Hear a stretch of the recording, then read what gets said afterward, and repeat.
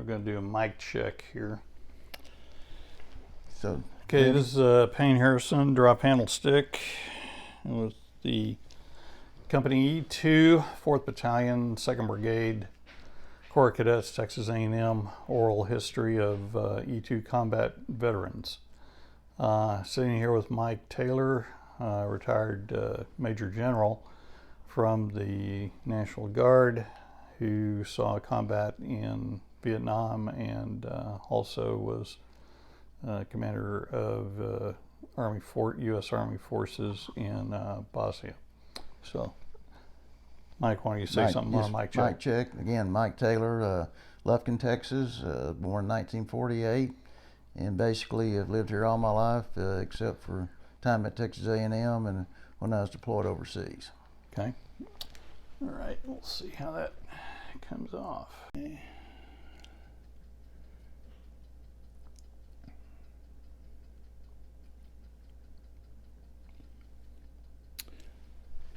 So, all right, let's wet my whistle here. Again, where I like to start is just getting a little personal background on you, and then we'll move into A&M, and then move to your pre-Vietnam training and all that. So, okay. Well, I guess the way I'll start is just a little bit about my family. My dad, he was actually born here in Lufkin, and he and his 3 brothers were in a business started by his dad here in Lufkin in 1928, Taylor Brothers Paint and Floor Covering. And the 4 brothers stayed in business for over 40 years, I guess, and they all retired on the same day, which was quite interesting. But a lot of my experiences growing up was because I always worked down at the Taylor Brothers during the summer, holidays, and whatever. So they were pretty influential on me growing up. It's the second oldest building or business in Lufkin, so it's quite a bit of history to it. My dad always said that he felt like the reason that the United States was successful in World War II is because they had survived the Depression. He said the nation was already toughened up quite a bit before the war started, and he attributed a lot of their success to what they had to go through during the Depression. When the war broke out, my dad enlisted and volunteered for airborne training, was assigned to the 101st Airborne Division. He made a combat jump in Normandy on D-Day, and also the jump in Holland in September '44. He always felt like that the war had an overall positive influence on him. He said it made him find out that he could do things he didn't think he could do, and I think that's where my interest in the military obviously originated from, because my dad was very influential in me. And I had the opportunity, Cindy, my wife, and I, my sister, Johnita, to attend quite a bit of the 101st Airborne reunions. He used to go every year until he was physically not able to go. So I had the good fortune to meet a lot of his old buddies that he served with during the war. My sister and her son, Todd, Cindy, my wife, we traveled to Europe in '95 and retraced all of his steps in World War II, starting in Normandy and all the way to Bastogne. So it was quite an interesting trip. He passed away in 2007. He was just short of 90 years of age. As far as me, I jotted down a few things growing up. As I mentioned, Johnny is my sister. She's 4 years younger than me. She married Buck Wada, who is also in Company E2 at Texas A&M. And they have 2 children, Sam and Ann, and currently live in San Antonio. Growing up in Lufkin it was a great time to be a kid. Lufkin was fairly small at that time, 15,000 or so population, and everything was neighborhood centered. So we had a lot of interaction with the kids that we grew up in the neighborhood. And at that time, nobody locked their doors, and everybody looked out for each other, and it was just a good time. I recall that two of the cheapest babysitters that my mom figured out was to go to the kiddie show downtown on Saturdays, and for 25 cents you could stay basically all day, and it was air conditioned because we didn't have air conditioning at that time. Or the city swimming pool. For 10 cents you could go stay at the swimming pool all day. So that's where a lot of kids hung out. Church, of course, our church, the First Methodist Church here in Lufkin, had a Boy Scout troop and stayed in Boy Scouts until I got up into high school age. And sports, baseball was the big sport in Lufkin at that time, and Little League and all the normal things that kids did back in those days. And everybody knew about the professional baseball athletes and the cards that everybody collected, so that was kind of the sport of the time. And we only had one TV station in those days, so our access to what was going on was limited to that one TV station on an antenna, no cable or anything. And my dad was influential in me deciding to go to Texas A&M, primarily from the military aspect of it. And so I started in the fall of 1966, and that's when Company E2, all the guys that, or I think a lot of them being interviewed here, got together.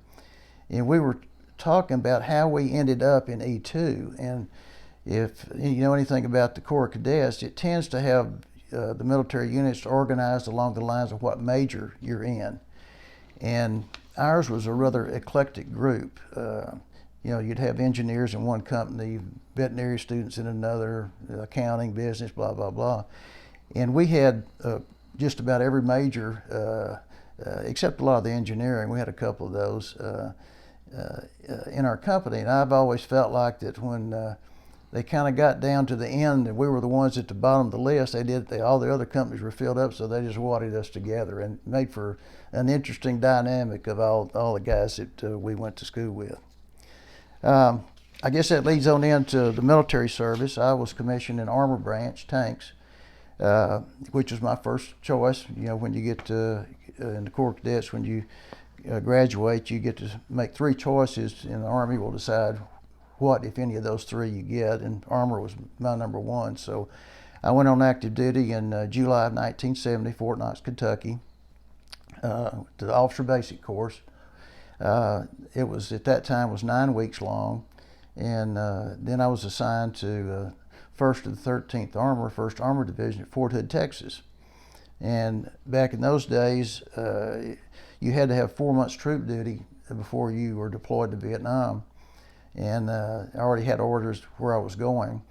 And so I spent 4 months and 1 day at Fort Hood, Texas, and then off to Vietnam. In delay en route, I went to jungle school in Panama, which was one of the better military schools I've ever gone to. It was really well put together, and it was very helpful when I got to Vietnam. But the jungle school down there was very good. I deployed to Vietnam in, I guess it was the latter part of March 1971. And my dad, as I mentioned, was in the 101st Airborne, and he was personal friends with the then Sergeant Major of the 101st Airborne Division, and they had talked back and forth, and the Sergeant Major said, well, I'm going to try to get your son assigned to the 101st so I could have father-son lineage there. And in an infantry division, there's only one, at that time, one armor slot, and it was the Aero Rifle Platoon Leader. So when I got to the replacement battalion in Benoit, the orders came down. We were there about 3 days, I guess, processing. And I was assigned to the 11th Armored Cavalry Regiment, which for being an army guy, it's about as good as it gets. But I went to the assignment officer and asked him, I said, my understanding is that I was going to be assigned to the 101st. And he said, yep, I got your orders right here, but you ain't going. He said, at that time, there was only one squadron, about 1,000 soldiers in an armored cavalry squadron, and they had lost 7 of their 9 maneuver lieutenants the previous week, and not all of them went home. So there was an emergency levy for armor officers. So yeah, that's how I ended up in 11th Armored Cav. We were operated in the 3rd Corps area around Saigon, primarily between Saigon and the Cambodian border. up in the Hobo Woods, Boloi Woods, and all along the Cambodian border, Fish Hook, and some of those places. If you're familiar with Vietnam, you'll recognize. I was fortunate enough to come across one of the S2 section gave me a 1/100,000 map of our area of operations, and I still have that map. And every week I would send my dad the coordinates of where we were operating, so I've kind of got a history of where we were all through there. It's quite a treasure. Our squadron rear headquarters was in Cu Chi, which had been the former headquarters of the 25th Infantry Division, and which is kind of northwest of Saigon.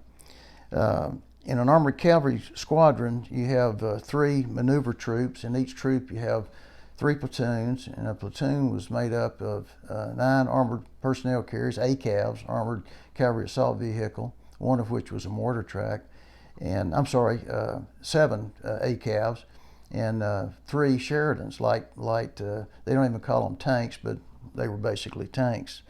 When I got to Vietnam, of course, didn't know a soul, and I was they had a little movie theater outside the replacement area there in the rear, and that night I was standing there drinking a beer, and the guy says, "Mike," and I turned around, and it was a guy that I was in Army Basic course at Fort Knox with. He was a pilot. He had been a warrant officer, taken a direct commission to into the Army, and was assigned to Armor Branch, and that's why he was at Army Basic course. And he said, "Where are you going?" I said, "Well, I'm supposed to go up to the fire base to meet the squadron commander tomorrow, ride a convoy out to Cu Chi, and then I don't know how to get there from there." He said, "Well, just meet me down on the pad in the morning about 6:30, and I'll fly you out there." So next morning we took off. He carried me on a aerial reconnaissance of the entire area of operations, and eventually dropped me off in at the squadron headquarters, and waited around there for a while. And finally the squadron commander, Colonel Ballantyne, who retired as a 3-star, introduced me and told me a little bit about what was going on, that I was assigned to a golf troop that was actually operating out and about at that time. He said, "Grab your stuff." Hopped on the chopper with the colonel, flew me out there, radioed the troop commander. Captain Courtney Turner was my troop commander, and they just pulled over, secured an area. We flew in, kicked me off the helicopter. I climbed on the ACAV with Captain Turner, and he said, "Just keep your mouth closed, watch what's going on, I'll get you situated tonight." So that's what happened. And when I got to that night to the night defensive position, I met the then platoon leader, and I rode around with him for about 3 days in a transition, just to kind of hopefully get the lay of the land.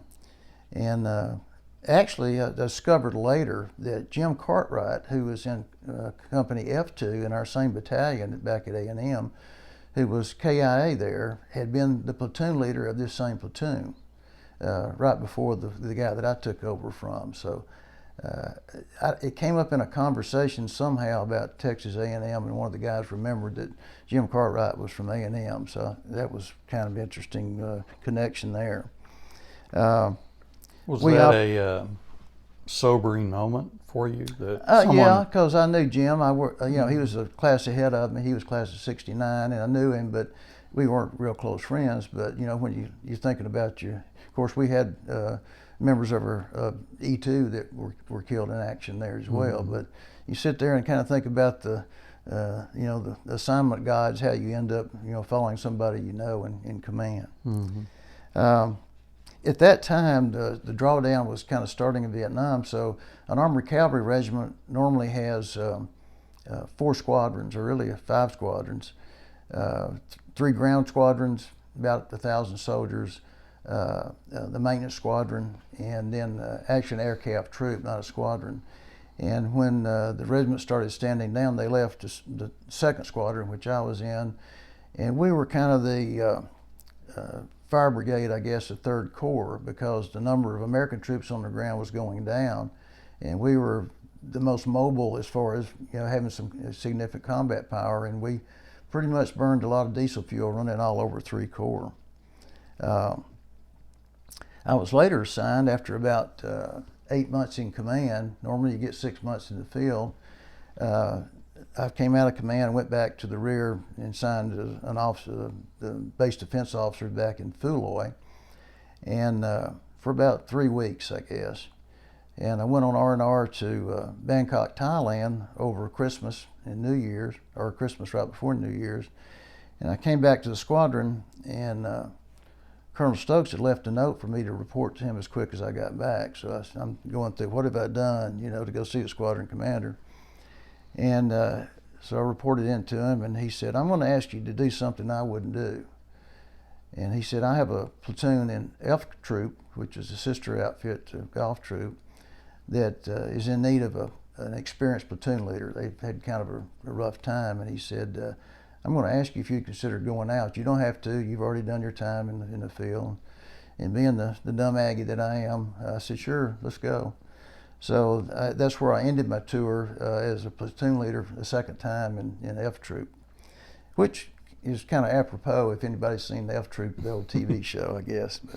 But Colonel Stokes was the squadron commander then. I still stay in touch with Colonel Stokes and most of the officers that I knew in 2nd Squadron. He's retired, lives up in Virginia. A really, really nice guy. When I got I got a 30-day drop, came home 30 days early, so I had no notice that I was coming home. And he flew out to see me when I was leaving to thank me for taking that platoon. And he said something I remembered all my military career especially, and basically, it applies to your life. He says, you've been at the bottom of the food chain, down where the point of the spear is. He says, don't ever forget that perspective. So as I went through my various assignments later on, I'd always try to go back to say, what's the impact of what you're telling your soldiers to do, and how do they see what's going on? So that was a statement that stayed with me my whole life. Kind of what we did, now that I've laid the groundwork I was there from end of March 71 until the end of January 72. And actually when I went out to F Troop on the second assignment, it was on New Year's Eve. So you can imagine what happened at midnight when you have all the fireworks that you can that you want to. The way we normally operated was go into a squadron fire base. We had an artillery battery that was with our squadron. And we was set up a fire base. All the support functions were there at the fire base. And I think the fire base moved 4 times in the time I was there. But we would have one armored cav troop would stay in on the fire base for a week and sort of be the palace guard, so to speak.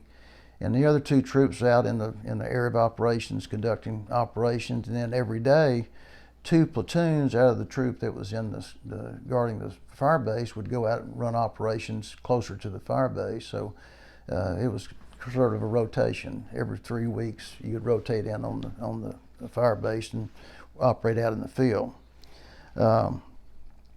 We operated pretty much independently. When I was in Vietnam, once I went to the field after about 3 days after I arrived, I think I came in for R&R and came in for a maintenance stand down 3 days one time at Cu Chi. So when we went out, we stayed out. We didn't go back and forth and back and forth. The fire base was out in an austere environment. So 2 of the things I always say I learned in Vietnam is everything is relative because everybody's in the same boat. And a human being is about the most adaptable critter in the world. You can just about adapt to anything. We also, being armored cavalry, we got to play the infantry as well. We would put out the dismount ambushes every night. We were out there and you'd rotate around to each platoon pulling an ambush about every once a week or so, which you can imagine how much fun that was. Can you walk us through an example of one of those ambush deployments and what occurred? The ambush, I would normally have 6 to 8 soldiers, just because you wanted enough to have enough firepower, or if somebody was injured, you could take care of them and move them. but not so many people that you make noise. That's the main thing. And we would either walk out to a site, usually within 1 to 2 kilometers of where our troop position was, or be inserted by air, which was not common with us. More commonly, we would put the ambush patrol in the back of the armored personnel carriers out of sight. And as we maneuvered through the jungle out there, we would just drop out. Soldiers would drop out because we always felt like they had eyes on us at the fire base or the troop NDP. And then we would pick an ambush site, pre-selected area for the ambush site, and we'd move in to a place within a couple hundred meters or so of where the ambush was, and we'd sit there until right at dark in case somebody was watching us, and then we'd move into the ambush site, set up. Normally you'd try to set up an L-shaped ambush, which is the school solution to the ambush site. Again, our armament, we had an M60 machine gun. The machine gunner would carry about 500 rounds on his person, and each of us in the patrol would have 100 rounds that we could use if we needed to. And everybody was armed with the M16, and one guy had what's called an M203, which is an M16 with a grenade launcher on the bottom. So most of the ambushes were one night. Sometimes we would do 2 nights on ambushes. But we also set out, automatic ambushes where you would take claymore mines, hook them to a battery, and have the circuit broken. Normally what we used was a field expedient, 2 C-ration spoons you'd take and tape together so they would stick together if something came out of it, out between the 2 spoons. And you attach the wires to each one to one spoon, and then another wire that was the trip wire that would pull out a little wedge-shaped piece of wood that you carved out, and that's what we use for automatic ambushes. And those, sometimes you'd get a human being, sometimes you'd find parts of human being, and sometimes you'd have animals. You never knew what was going to be there, or you get nothing quite often too. Yeah, for 10 ambush sites that you would set up, how many would result in fire being probably 1 or 2 out of 10 would be set off for some reason. It may be an animal coming through that trip it off, or a person. But the thing is, it restricted the maneuver of the enemy because they knew they were out there. They may not know where they were, but it was a way to influence enemy operations. In 10 ambushes that you physically were deployed on, out of 10, how many would result in an exchange of fire? I think we got into 2 fights. One of the most interesting ones is they sent us out. We had 155 artillery and 8-inch artillery in our fire base, and danger close for a 155 is about 600 meters. And we did not like to ambush outside an 81 millimeter mortar fan because you could call 81s in real close to you for protective fires. And several times we were sent out further than that, which the guys on the ambush patrol didn't like. Fortunately, we never got into the position where we had to rely on the 155s. But when you would come into your ambush site, one of the first things you'd do is plot where you wanted your supporting fires to come from. You'd always do north, do south, do east, do west, so that you could sort of adjust from a known point if you got the right coordinates for the first fire mission to come in. So if you're on an ambush, if you blew your claymores, you never fired around until you had to, because your muzzle flash would give away where you were. So rules of engagement is number 1 is the claymore clackers, set off the claymore mines, which is, if you're not familiar, is a little box about this big. It's concave or convex, whichever way it goes to the enemy. I guess it's convex towards the enemy. And it has 600 steel ball bearings in it, so it's a big shotgun shell basically. And we'd usually link 4 to 6 of those together to go off at the same time. And the next weapon would be hand grenades, because you couldn't tell where the hand grenade came from. And then the final, if you had to, was small arms, because you did want them to know exactly where you were. But we've also had one ambush where you'd always count how many people if you saw them, which was fairly rare, to be quite honest with you. But I didn't, my own personal opinion, I did not like to ambush any more number of people than the size of my patrol. And one night we had about 20 something walk by, so we just stayed quiet and didn't do anything. Let them go. Yeah, right. Yeah, discretion is a better part of valor. Right, than right. that one. Okay. You know, the enemy knew how we operated. We knew how they operated. In an armored unit, basically, it was brute force and ignorance. We would just, the theory was if we covered enough miles in the jungle, we were going to bump into them. And that's usually what happened. We would bump into them in a bunker complex, or unless they wanted to ambush us or hit us in the fire base, which we had, I guess, 3 instances where we were mortared and had a ground assault, but they never penetrated the perimeter because, you know, we had a lot of firepower in a cav troop. You had to be well prepared or really stupid to light infantry to attack an armored cavalry troop. But kind of back to the way we operated daily, we would leave one platoon back at the United Defensive Position, primarily doing maintenance on the vehicles and securing the headquarters, and 2 platoons would operate out. Sometimes 2 platoons together, sometimes just by myself. And when we were in the fire base doing the palace guard, we would sometimes operate 3 or 4 days together as just one platoon, just out by yourself, conducting operations. Okay, when you were deployed, in an ambush, and if you know, these were Viet Cong as opposed to North Vietnamese regulars that you were facing most of the time? No, down south there were more VC than NVA. Viet Cong, right? We okay. did have some NVA, but not as many as up north. And when you were deployed in an ambush, the contingent of Viet Cong would be coming through on a patrol. Were you the one who would decide to whether or not to engage at that point? Yeah, I was the only one. I had the Claymore clackers, which is the device that sets off the claymores, and we rehearsed before the patrols, to knew where everybody was, and you know, we'd always have at least 50% alert. Quite often, a lot of guys like me never slept.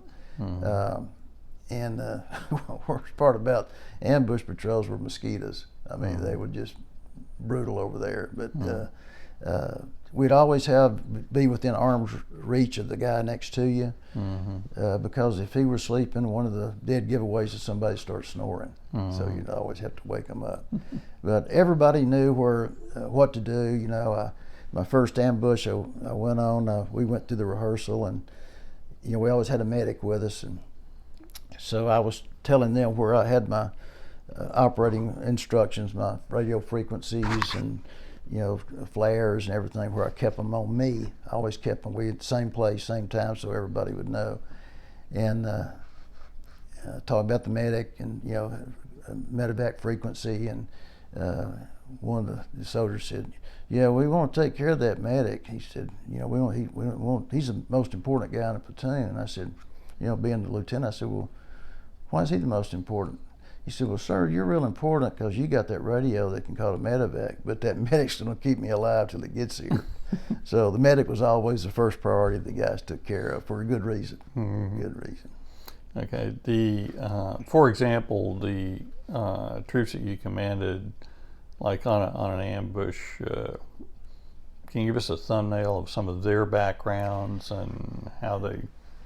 I guess most of my guys were draftees. I was the third oldest guy in my platoon. I was 21, 22.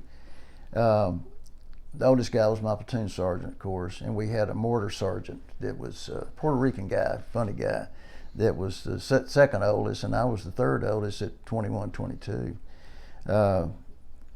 cross section of America. You know, we had guys from Chicago and California, Texas, and Indiana. You know, just a smattering of folks. And but they're really good soldiers. You know, there's a lot of things that people think they know about Vietnam, but if you're in the woods, the soldiers were squared away because they knew they had to rely on each other, and they took care of each other. Mm-hmm. And they were some characters though. They could come up with some interesting things to get into, and I'll try to remember to talk about that in a minute. But they knew each other, you know, knew how each other reacted, and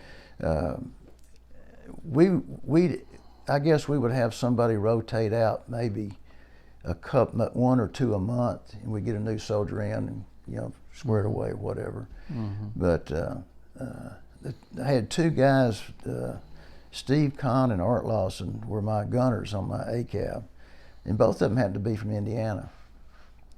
And so, you know, here I'm the new lieutenant. I'm so new, I still have jet fumes coming off of me, you know, and crawl up there to command the platoon. And I asked them, I said, anything y'all need to tell me? Because I'm new here. And they said, yes, sir. Yeah, they were E4s. They said, if you'll keep your mouth closed and your eyes open, we'll keep you alive. They said, don't do anything that you don't check with us first. And that's what I did until I got my feet on the ground. But you're really good guys. They're really, really good guys. Wow. Now, in terms of the members of your platoon, they were on the 12-month cycle in Vietnam. Right. So we were normally on a 12-month rotation. At that time, we would try, when somebody is called short, when you get close to the end of your tour, you kind of get overly cautious, and sometimes that's bad. And we would try to get soldiers reassigned to either the fire base or back in the rear for the last few weeks of their tour, just so they get scared. You know, am I going to make it? Am I going to make it?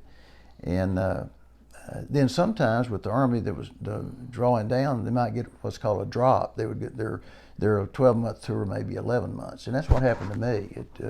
I got a drop at the end of my tour and came home about 30 days earlier. Yeah, I'll tell you an interesting story about that before we get through. Can you kind of set the stage for like the terrain that you operated in? You're in an armored unit, but how, like, were you in a pretty dense jungle situation? If so, how did the track vehicles operate in that? Kind of paint that picture for us a little bit. Well, 3 Corps is a combination of heavy jungle and rice paddies. Mm-hmm. So the terrain would vary. Basically, if you in an armored unit, one of the big things is getting mired down in mud because there's a lot of rain in the rainy season over there. And a water buffalo had about the same ground pressure as an armored personnel carrier. So if you saw buffalo roaming around in a rice paddy, you knew that you could probably go through there without getting stuck. But of course, not a lot of operations go on in rice paddies, just getting from one place to the other of the rice paddies. We broke jungle. That's what we did almost every day. We would have single canopy, dual canopy, sometimes when we got up close to camp border, inboard, or triple canopy. But we would put usually a Sheridan, which is a light tank, but it was a heavier vehicle, more power than an armored personnel carrier, and they would break brush, and we always tracked one behind the other unless we had, depending on the enemy situation, we'd break off into split the platoon into 2 columns to increase our firepower to the flanks and forward. Mm-hmm. And one of our biggest threats was landmines, and we lost more casualties and vehicles to landmines than anything else. Mm-hmm. The Viet Cong were really crafty about taking unexploded ordnance and turning them into landmines because they knew where we could operate and where we could not operate. And so we were kind of channelized to some extent based on the terrain where armor could go. But Armory ended up going a lot of places people didn't think it could. In one of our primary missions for about 2 months is they brought in land clearing companies. And these engineer land, and you talk about guys that were brave, those guys that drove those bulldozers. And they called them Rome plows because the plow itself came from Rome, Georgia, where it's manufactured. And these were D9 Caterpillar dozers. And they had this Rome plow, which was called a bull blade. It had a special sharp blade on it that could really cut down big trees up to about 1 foot in diameter or more easily. And so they would go in and get on echelon, dozer, and cut down the jungle, because that would open up the avenues of approach that the enemy was using to maneuver in our area. And so they didn't like that, so that's when we had most of our mines. And the engineers, they took the brunt of it, because we would set up, and they'd designate a cut area that may be 500 meters by 500 meters. And we would position platoon strong points at each corner. And if they got into a fight, then they would pull their blades up, back out, and we would go in. But most of the mines would not hurt the dozer, because it would detonate on the blade out in front of them or under their track. And they were much more robust than an ACAV or a Sheridan was, so even the ones under the track quite often didn't break the track. And there were, I don't know how many Purple Hearts those guys got, but they were sitting up just in a regular, they had a cage, for trees and stuff falling on them, but no armor. And they're sitting there cutting down the jungle. Wow. And of course the Viet Cong didn't like those guys. And at night, we would pull into a big, like a wagon train, circle, put all the dozers in the middle, and we would be the security around the outside. And that's when most of we got hit in the fire in the night defensive position working with the plows, because they were trying to, stop the plows from working. And one night, the first night I was in, when we got mortared, and they had a small ground attack. They never, like I said, didn't penetrate the perimeter. But the next morning, I looked out, and there were these fins of 82 millimeter mortars sticking in the mud.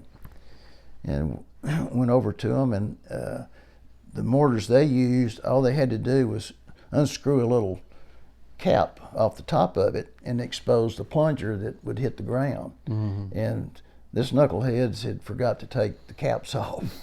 So, this guy, somebody carried that mortar around all the way from North Vietnam or Laos or wherever they got them, Cambodia, and brings it down and finally gets to shoot it, and he forgot to take the cap off of it. Not all of them. There was quite a few of them went off, but that was their primary means of attack against us, was indirect fire.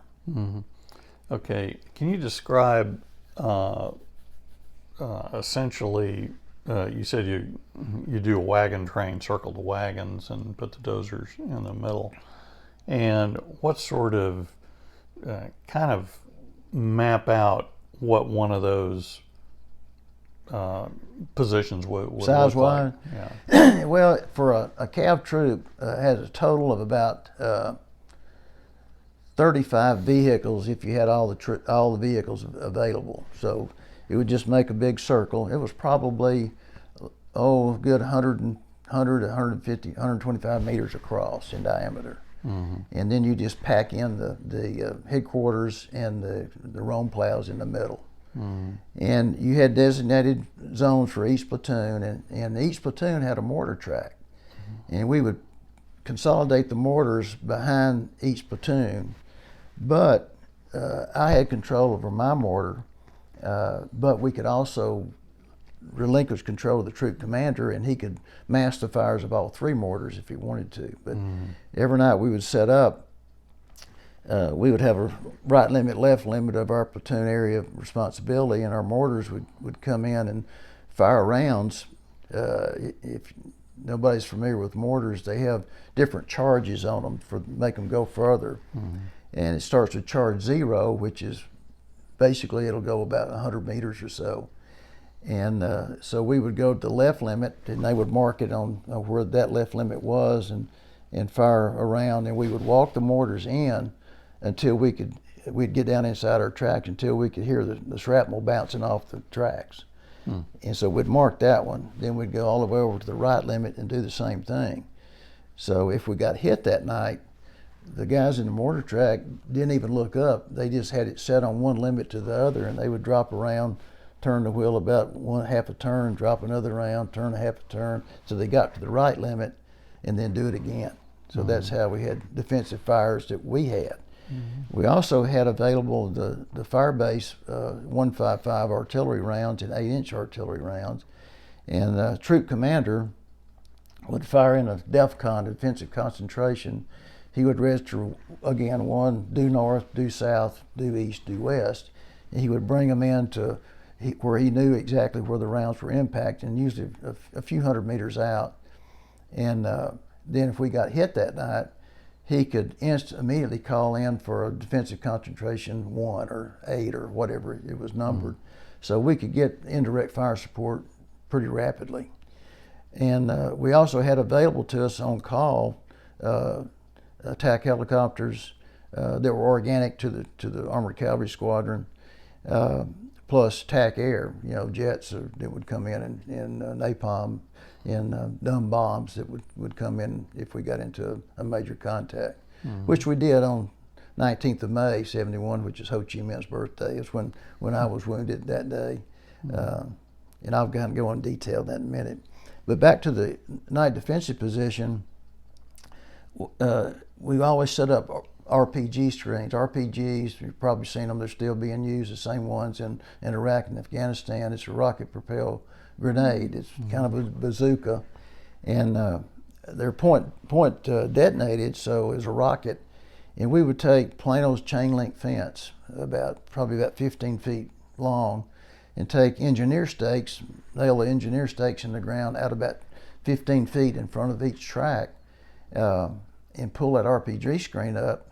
And that way, if an RPG hit that screen, it would either detonate, which was not likely but happened, or the head of the RPG would go into one of the squares on the fence, and that would short out the circuit, and it would just hang there or drop down. And we could shoot through those, if we had to. So, but they worked. They were quite protected. We would usually have a dirt berm if we were working with the roam plows that they'd push up for us each night to facilitate protection as well. Wow. Okay. So, and again, the area where you were doing this plowing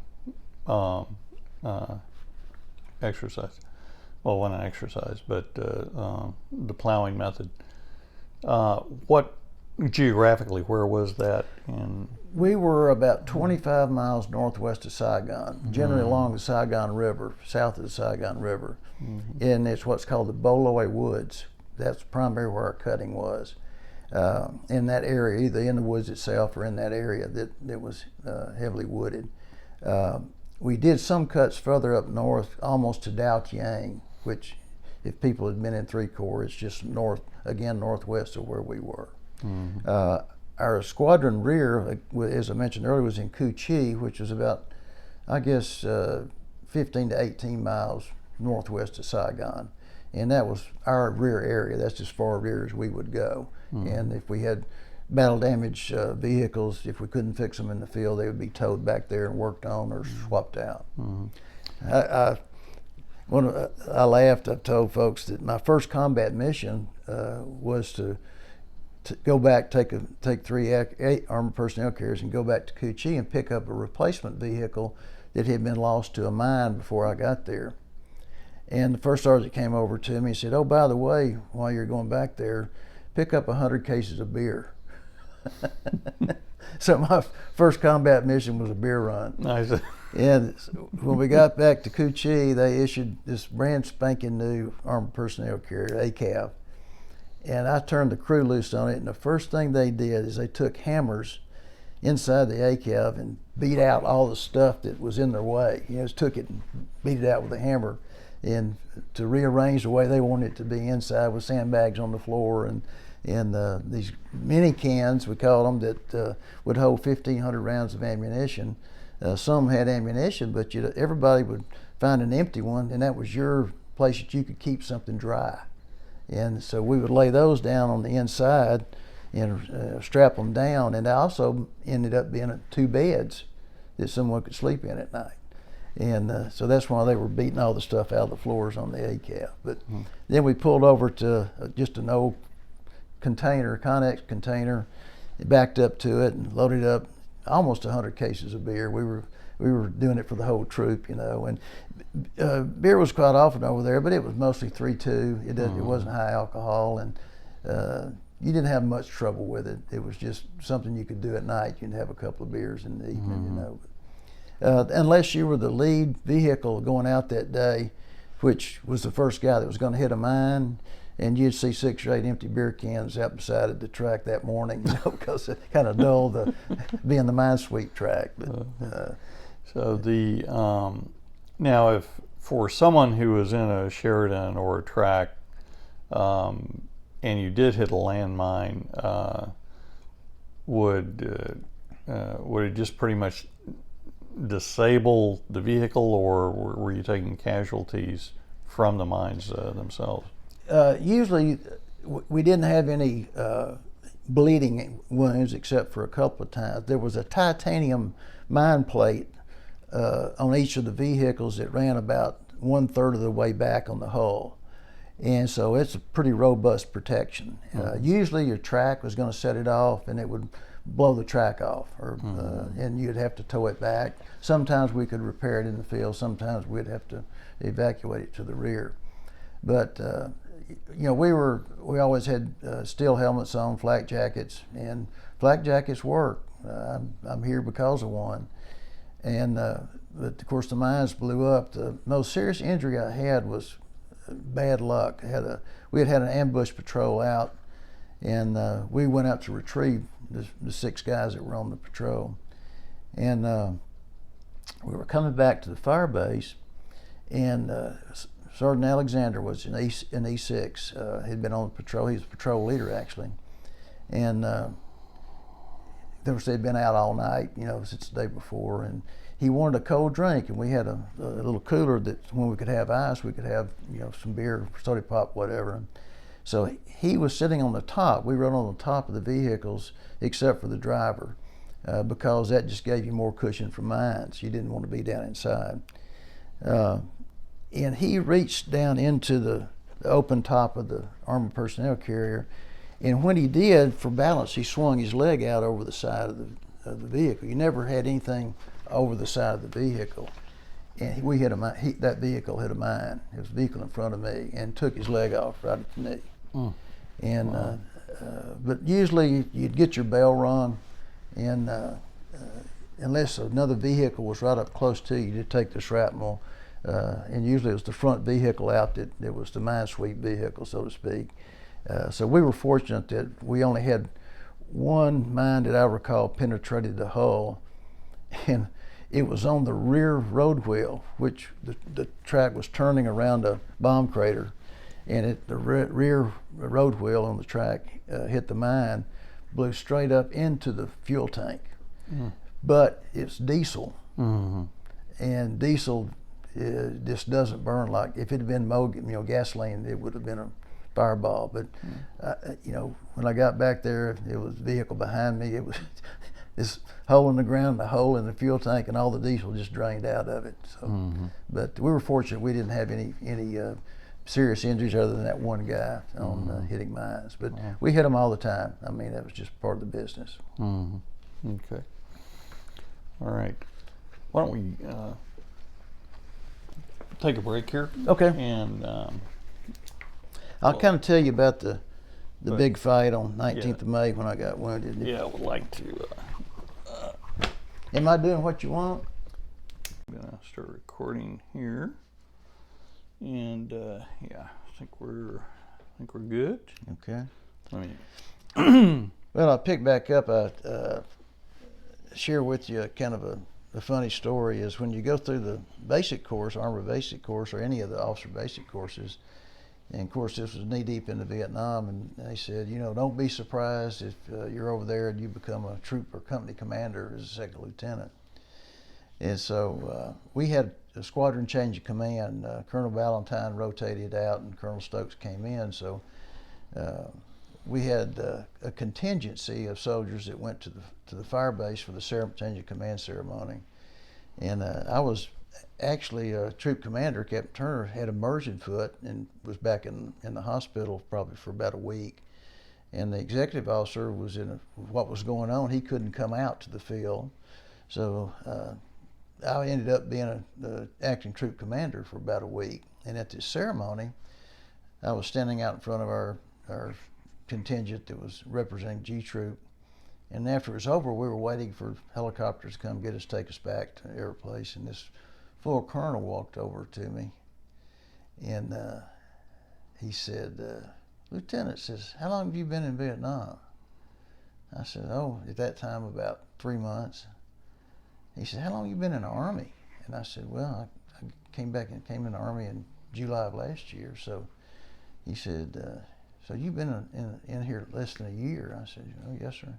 He said, and what is your job? I said, well, I'm acting troop commander for a short period of time because of what went on. And he called over this one star that had done the change of command. I don't remember his name. He said, hey, sir, come here. He said, they always tell you about don't be surprised if you're a second lieutenant, company commander, troop commander. He said, here's one right here. So it wasn't anything to it. We didn't get any big fights while it was Chico here in charge. But I guess the next thing is we got into several skirmishes and mines and mortars and stuff like that. But the biggest fight I was ever in was on 19th of May, 71, which happened to be Ho Chi Minh's birthday. And so the intelligence said, this is a day that something could happen. So, keep your antennas extra alert to what's going on. And we were actually sitting out in a blocking position with the roam plows working. Mm-hmm. And so troop commander came up on the radio and said, hey, we've got a sighting. We've got some South Vietnamese Army guys that have gotten in a firefight, and we're going to react to it. So we were then about 3 miles, I guess, northeast of Trang Bang, which is the largest little community close to where we were operating, known right in the Hobo Woods, Iron Triangle area. And so we made a road march down the main road, then went to a dirt road and pulled off back, headed towards a creek that was down there, and where these Arbans had got into a fight. And so we pulled up, and we had 2 platoons with us, and we had about three platoons, weren't full platoons of South Vietnamese infantry with us. And they were riding on our ACAVs. And so troop commander told me to go down the creek, just parallel the creek line, and then set up as a blocking force, and that he was going to take most of the infantry and come back with the other platoon and sweep down the creek. And that's where the enemy was supposed to be. So the squadron S3 was flying over in one of those light observation helicopters and came up on the troop frequency and told me, he said, I'm going to drop a smoke where I want you to go. So he swooped in there and dropped a yellow smoke grenade. And so we were in a column, and just before this, I had a Kit Carson scout who was an interpreter. He was a Chu Hoi, had been in Viet Cong and came over. Mm-hmm. His name was Ron. And there was a little post up there with a little almost 3x5 card with something on it. And so I said, he was on a different ACAV. I told him, go over and see what that says. And he said, well, sir, he says, mines. He said, this area's mined. So I called troop commander and told him. He said, so what? Their place is mined. So we were in a column. I think I had 8 vehicles with me that day. You never had a full contingency. I had 10 vehicles in a platoon, but maintenance and whatever, you never had all of them. And we just did a left flank and came online to go into the creek. And we got about 30 feet from the edge of where the jungle was, started down to the creek. And the vehicle just to my right, it was an explosion. And I thought they had hit a mine, but actually it was a rocket-propelled grenade that had been fired out of those woods. And it hit, the driver, of course, has his head sticking up, is the only thing that's exposed until you start, and then he drops down inside, looks to the vision blocks. And this, when the grenade exploded, it blinded this kid, and serious head injury. And so,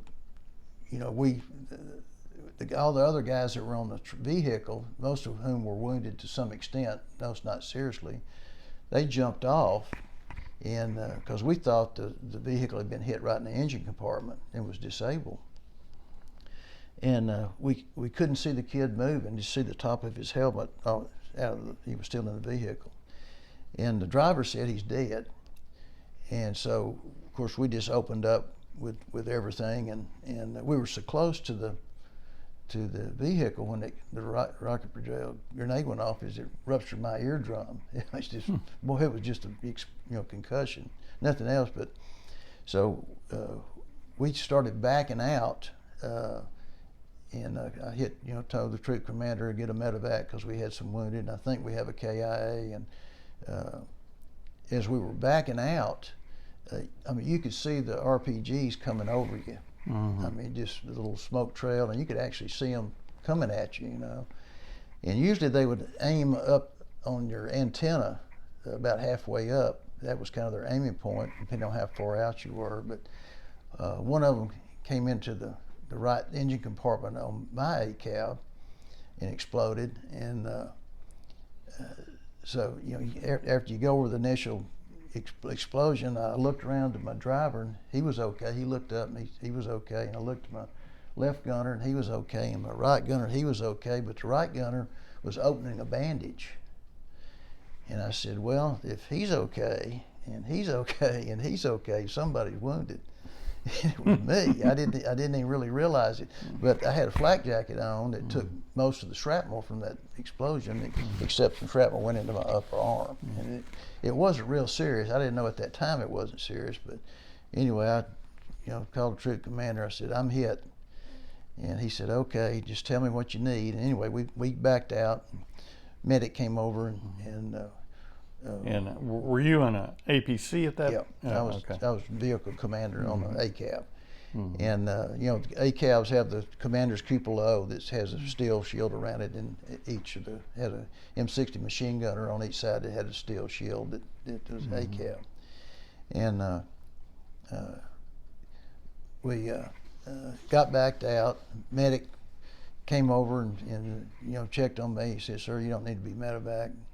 And so the troop commander came down there, and he started calling in artillery, requested attack air, which it took a while to get there. And he said, after we called in the 155s and 8 inchers for a while, then we made an attack because that vehicle was still sitting out there.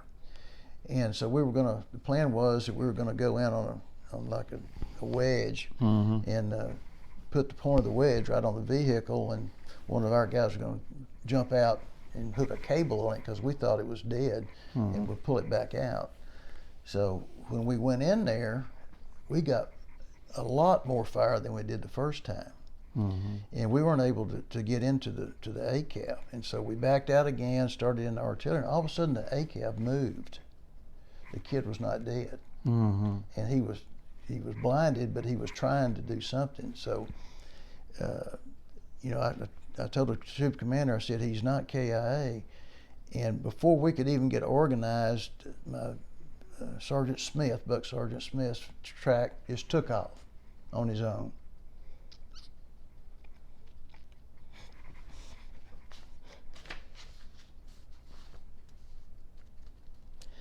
And they went out to the vehicle, and the 2 kids jumped off, pulled the kid out. left the vehicle sitting there, and put him on their ACAB, brought him back, and of course the medic was over there on him. He said, "Sir, he's critical," you know. And anyway, we got another medevac in and got him medevaced out. And my medic was a conscientious objector. His name was Gary Barnes. I never forget him. Good kid, really good kid. And when he came over to work on me, because when they jumped off to get that vehicle, he was burning up an M60 machine gun. I mean, he was absolutely putting out some lead. And he came back, and I said, "Doc, I thought you were a conscientious objector." He said, "I was till today." But anyway, yeah, I guess you got to have some humor somewhere. But, Right. Young man had only been in the platoon about 10 days. He'd just gotten there. And after this fight, we went in to see him in the hospital, and he was really critical. He survived, but he did lose his eyesight and had a lot of brain damage to him, so it was really hurt bad. That's the guy that I didn't have any KIs in my platoon, but he was the worst. It was hurt, and but we did get to go see him in the hospital. But anyway, the fight again, we had about armored an ACAB. You have about 5,000 rounds of 50 caliber machine gun ammunition and about 10,000 rounds of M60 ammunition, because we could carry it. And so we made 3 assaults in there, and we never penetrated into whatever was in there. We didn't get past very far in the woods. It was just an enormous amount of fire coming out. Plus, it was starting to get dark, and we were the troop that was on the fire base. We had 2 platoons that operated out, and we had to get back to the fire base to secure it for the night. So we had to break contact. We did get the vehicle out on the third try, so we got it back. It was running. It didn't really damage it that much. The rocket had hit just on the top and just cut a trough. It's a shaped charge round. It just cut a trough down through the engine grill and out the back, and cut a 50 caliber extra barrel that was laying there, cut it almost in half. So shrapnel spray is what wounded all the guys. But other than that young man that was seriously wounded, everybody else was not bad. They returned to duty in a few days. And so when we got out, troop commander said, "We got to get back to the fire base." So we lined up in column, had to break contact. We started getting in before the 3rd assault. We got TAC air, and I'll never forget. It was a Australian forward air controller flying one of the little, push-pull Cessnas, and he came up on my frequency, and I was adjusting in where they were putting in the napalm and the dumb bombs, and I kept bringing them in closer, because they were too far out, and we would just drop down, inside our vehicle, and they could bring it in pretty close. And so he made about the 3rd time he came through, and I said, drop 100, and he said, "Well, bloody Yank, if you'll bend over, I'll put it in your back pocket." I never forget that guy. So anyway, they kept up artillery on the place all night, and we had to go back to the fire base. And on the way back, our guys, talk about some discipline. We went through a little hamlet, and somebody fired an RPG or an anti-tank rocket at the last vehicle in column, missed, but nobody opened up, because of civilians. And that was a real credit.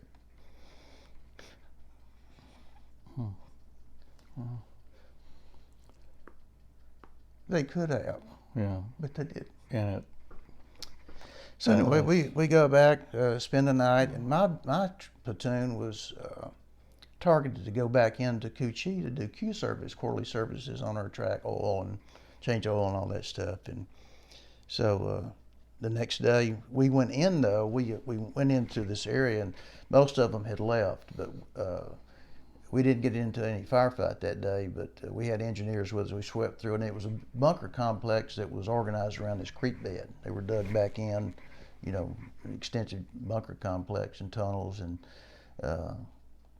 I think we ended up with 13, 13 KIA we found. No, I'm sure they wounded and others they may have carried off. We just don't know. But it was a pretty extensive bunker complex. And as we were sitting there, the troop commander was next to me in his A-cab, and I was sitting on the back hatch of our A-cab, and off to the side of the troop commander, a booby trap went off when somebody rolled up on it with another A-cab.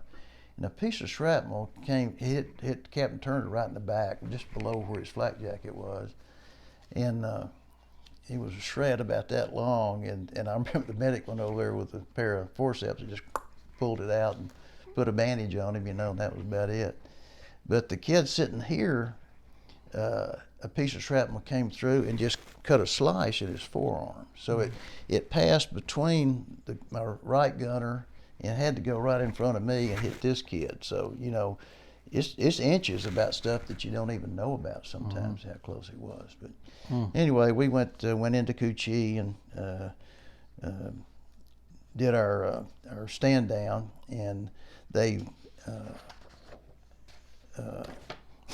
a funny thing that happens, you got to have some humor, is when we got into the motor pool in Cu Chi, I said, guys, get to work. We got 3 days to get all this done. And it was a lot of hard work doing the quarterly services. And coming into the Cu Chi, we had a vehicle that had broken down maintenance-wise, and we were pulling it with 2 tow cables.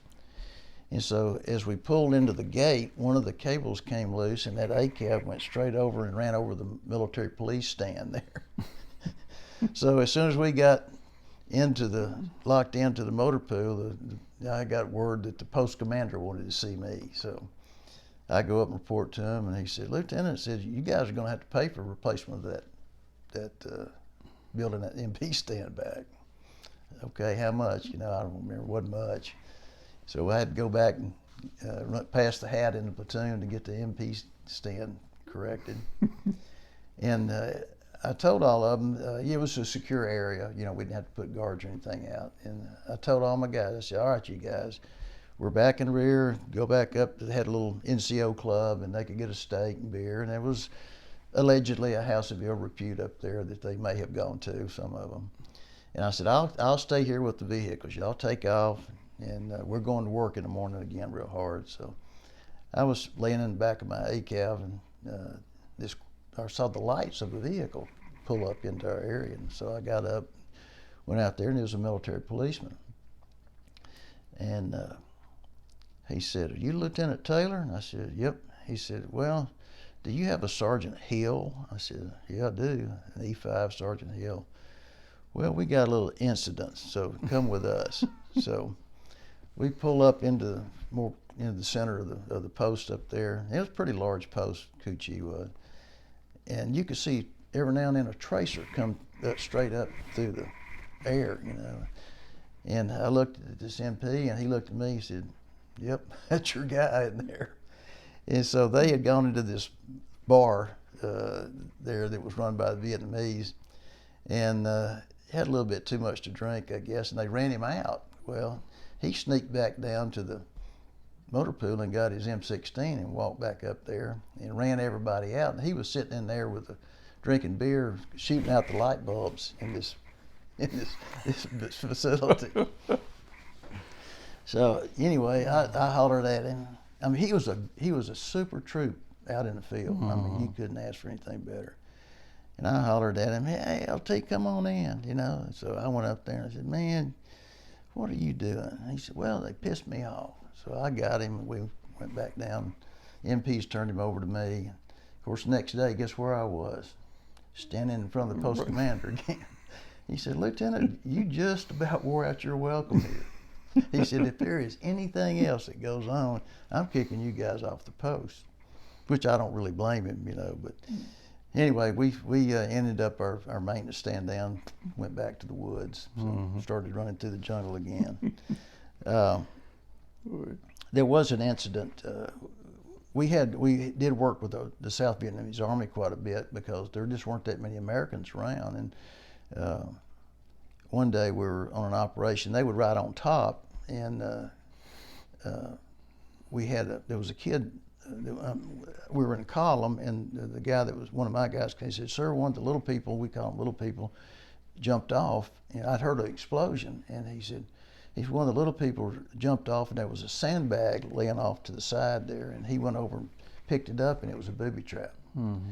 And so I called. I said, "You gonna need a medevac?" He said, "Oh yes, sir. His kid's hurt bad." So we called a medevac, and it was a rice paddy out, probably 20 yards out from the woods out into it was open. So that's where we called in the medevac.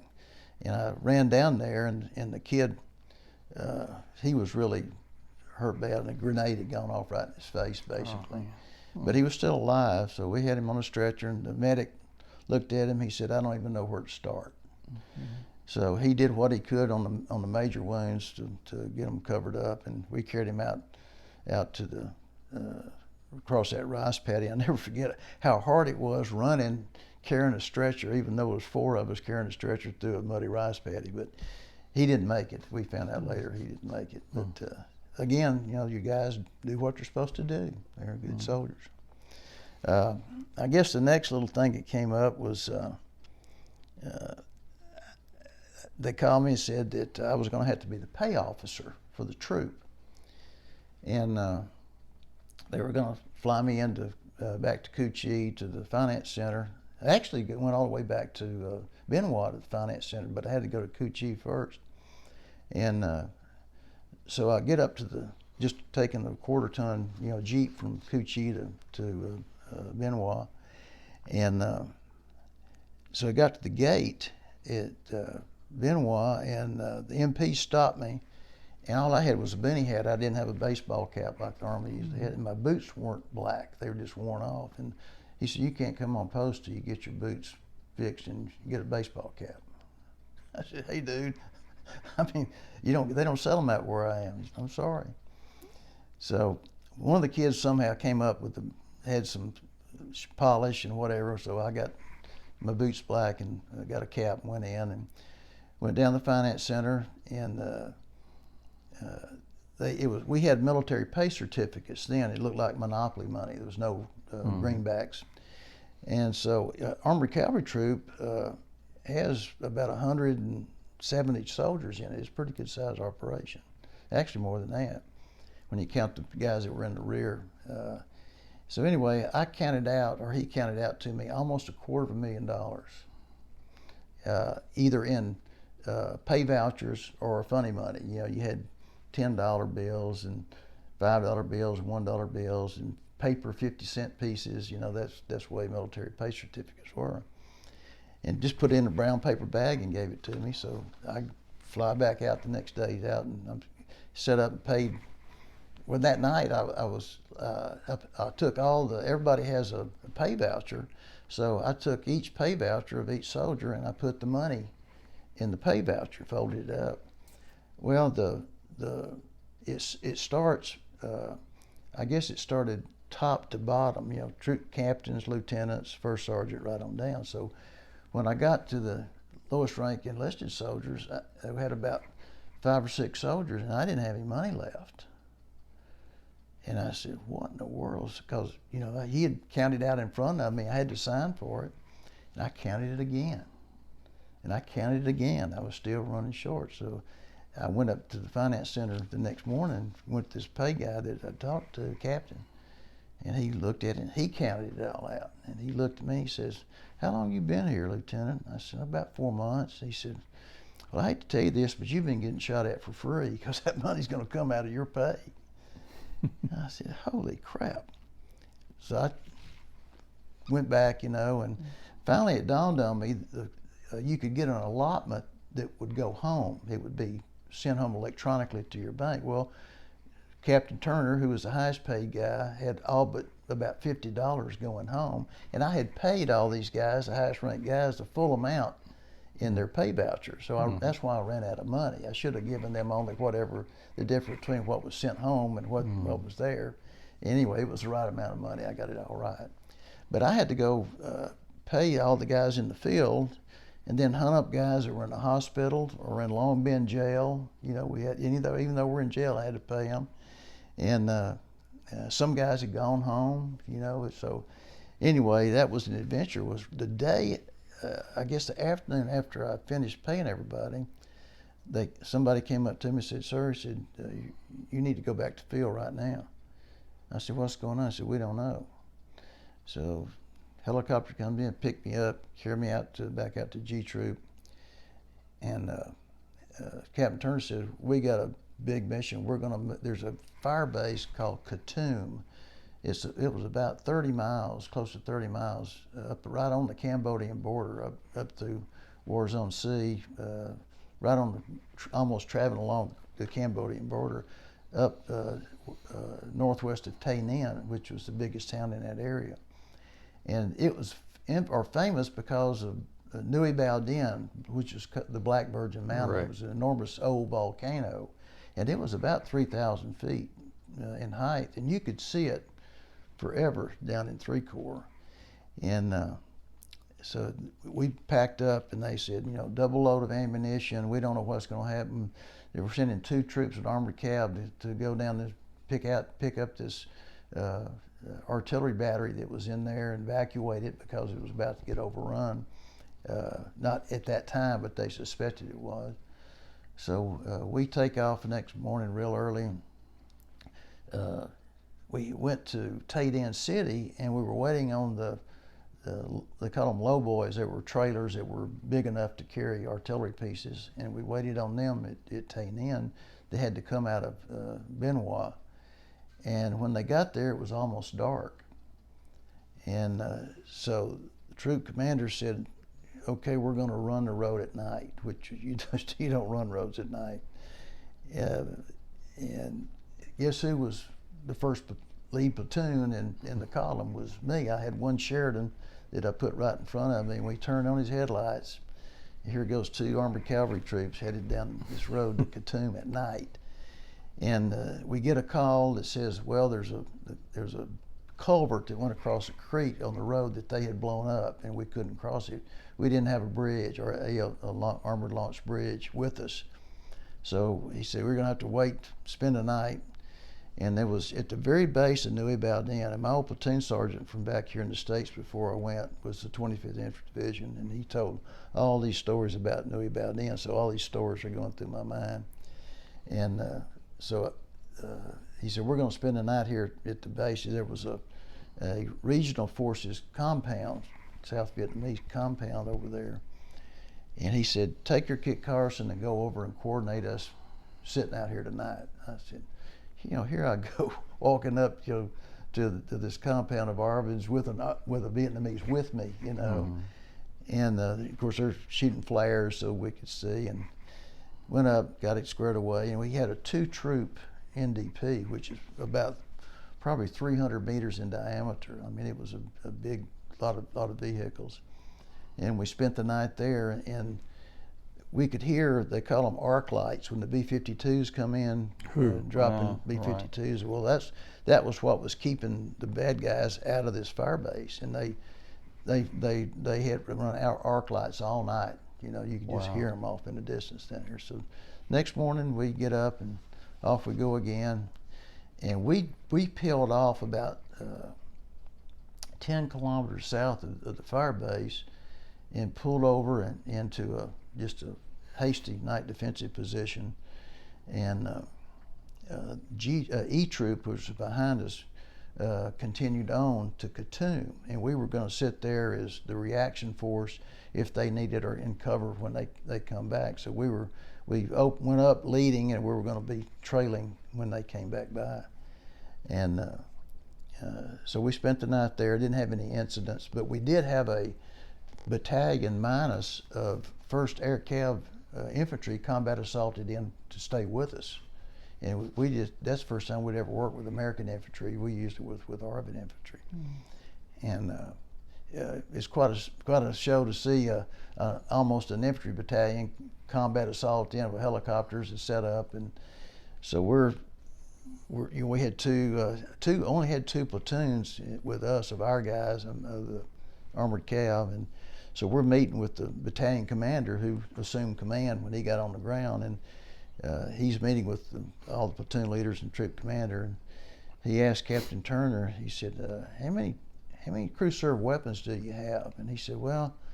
I've only got 2/3 of my force, but I've got about 45 crew serve weapons. And the infantry battalion commander says, what do you need us for? Because, M60 machine guns was the heaviest thing that they had. Mm-hmm. But we really felt secure with having American infantry dug in between our vehicles. But bottom line, there was, other than hitting a couple of mines that each troop hit when they went up, we went up the next day, they pulled them out, came back by us, and we peeled in and went back to Fire Base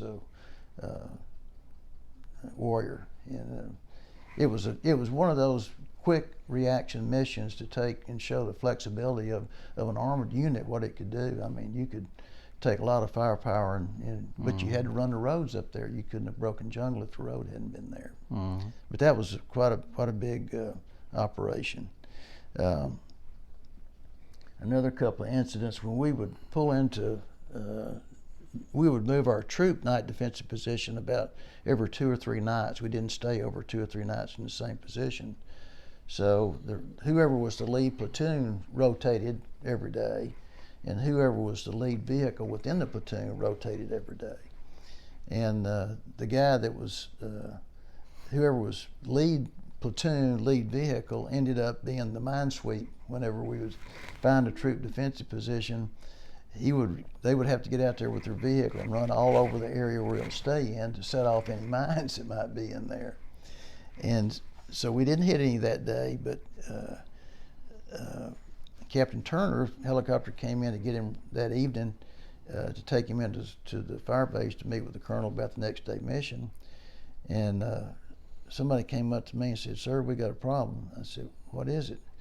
And right there, almost in the middle of our night defensive position we're set up, was a 155 millimeter artillery dud sitting there. And so we couldn't move the troop, and so I said, I guess it's my responsibility. So, like a dumb Aggie, I passed word to everybody to get in their vehicles, and I went over there and picked that thing up and carried it out to a bomb crater that was outside the perimeter, walked down and set it down. I said, if it goes off, it's not going to hurt long, but you couldn't let it stay there, because if you got mortared that night, it might have a sympathetic explosion and set it off. So I guess that's the privilege of rank, when you get to do the rankiest thing that's going on that day. Like in London, the bomb disposal people, only officers could disarm bombs. Right. Yeah. So, but it kind of turns into Groundhog Day. Everybody that's in combat has these periods where it's just the same thing every day. And it was, of course, very hot. And you go from the dry season, where it was dusty, hot, to the rainy season, which is wet and hot. And I guess the thing that I despised the most was the mud and the mosquitoes, and just being wet all the time. And my wife will tell you that when it's raining hard here, I'll just sit here and watch it rain, because I'm in here nice and dry nowadays. And sometimes, I remember one time I had, usually I would have 7 or 8 vehicles operational any given day. Every other platoon did. But one day, the S3 of the squadron was telling us to go into this area, and the vehicles kept getting stuck. And I was telling Captain Turner, "Sir, we're not going to be able to get through here." He said, "Plow on. That's what the S3 is saying." We got all of them stuck. I mean, all 7 of them or 8 of them, I forget that day, were stuck. And so finally they called an M88 tank retriever to come out, which, if you could find a place to hook it onto the world, it could turn it over. I mean, it's a very powerful machine. And it got out there. They have a long, about, I guess, 200 feet of cable that they can put out from their winch. And they put a blade down in front to firm it up. And we tow cabled all the vehicles together, and that thing pulled us all out, all those vehicles at one time. But S3 didn't send us back in there again after all of us got stuck. We did move to a new. One question. Sure. In the rainy seasons, did that have a dampening effect on the enemy actions, or would they operate pretty much the Well, same? actually, Actually, in some cases it enhanced the enemy action because the weather could cover them. It didn't make much difference, rain or dry. We ourselves operated easier when it was dry than it was wet because of the mud, obviously. But I don't think it really affected them that much. They were good. I mean, I respected those little people. They were pretty good warriors. I tell you. When we went on the maintenance stand down, at the end of it, they did take my whole platoon to Vung Tau, which was down on the coast south of Saigon, for a in-country R&R. And I never forget, some of the guys came, they're always broke. They get paid, they get in a crap game and they're broke. And I had about 5 or 6 guys came up and said, "Sir, can I borrow $50 from you?" And so we were back where I could cash a check, and so I lent them some money. One of the guys told me, said, "Sir, you shouldn't have done that. You'll never get that back." And when we next month, when payday came, I got every penny back. They paid it back. But that was quite interesting. It was just a beach, and they had Vung Tau had not been touched by the war. Very colonial French architecture and design. And when we got there, this captain from First Cav was running the center. He was recovering from being wounded, and they just had him there till he recovered. And he was from Texas, as a matter of fact. And so we had to get the whole platoon in. He gave us all the rules, and he said, "Well, all of you have to be back here by 10 o'clock at night." And everybody, all of them are looking at each other, and so we broke up, and I told that captain, I said, "Sir," the only way I'm going to get those guys back is tie a rope on them and drag them back at 10 o'clock. He said, "I know, but I got to tell you what the rules are." Nobody came back. Everybody was on the town having a big time. I guess the next thing is at Christmas time, I got my R&R, rest and recuperation, 1 week. You put in your request, and Terry Woodworth, which was one of my roommates at A&M, was in Vietnam at the same time. As was David Conzi, which leads me into what happened here. But Woodworth and I had been swapping letters, trying to coordinate an R&R time to go to Australia. That's where we wanted to go. Well, when the allotments came back to go, I got the time I wanted to go, but there was a sergeant, E5, in my platoon that had about 2 days in country longer than me. So he got his first choice instead of me, and he went to Australia, and I went to Bangkok. And so in processing in Australia, he was at the R&R center looking for me to see if I came in on the flight that was coming from Saigon, because I knew when I was supposed to come. And so he just happened to ask, Sergeant Pocius was this guy's name, if he had by chance seen a Lieutenant Taylor on the flight. And he looked at him and says, "No, but he's my platoon leader." And so Woodworth and this guy kind of paired up and stayed, did a lot of things on R&R together, which would have been me if I'd have been on that flight. But one of my guys ran into him. But at the R&R center, before we left, there were 4 lieutenants at R&R at the same time to Bangkok. So you can imagine what our plans were. And we went into Tan Son Nhut Air Base, and we left a day early. We said, "Well, we're going to go to Saigon and have a big time." Well, as dumb as we were, when we checked in on Tan Son Nhut, you had to have a special order to get back off of Tan Son Nhut. They wouldn't let you go to town. So we went down. They had a very nice officers club. You had to buy some civilian clothes. You didn't have any civilian clothes at that time. And I never forget, I think there were like some black slacks you could get at the PX, and pink bandline shirts. That's all they had was pink bandline shirts. So you could tell everybody, what was going on because they were wearing a pink bandline shirt. Well, the next morning I was in the shower, not feeling too good because we did have a pretty good time that night because we had all day to waste. So we'd go down to the Air Force Officers Club and had a few brewskis down there. And so I'm in the shower and I hear this, Taylor. I look around, it's David Conzi, who was in the E2 in Vietnam going on R&R, but he was going to Hawaii to see his wife. And you could combine a 7 and 7 days R&R and 7 days leave to get 2 weeks to go back to Hawaii. And so, he said, hey, can you help me out? He said, right before I left to come in on R&R, we got hit by some mortars and it destroyed all my personal gear. He said, I don't have any clothes to wear. So I gave him my pants and a couple of pink bandline shirts I had, gave them to him because he was leaving that afternoon. And of course I went back to PX and bought me some pink bandline shirts.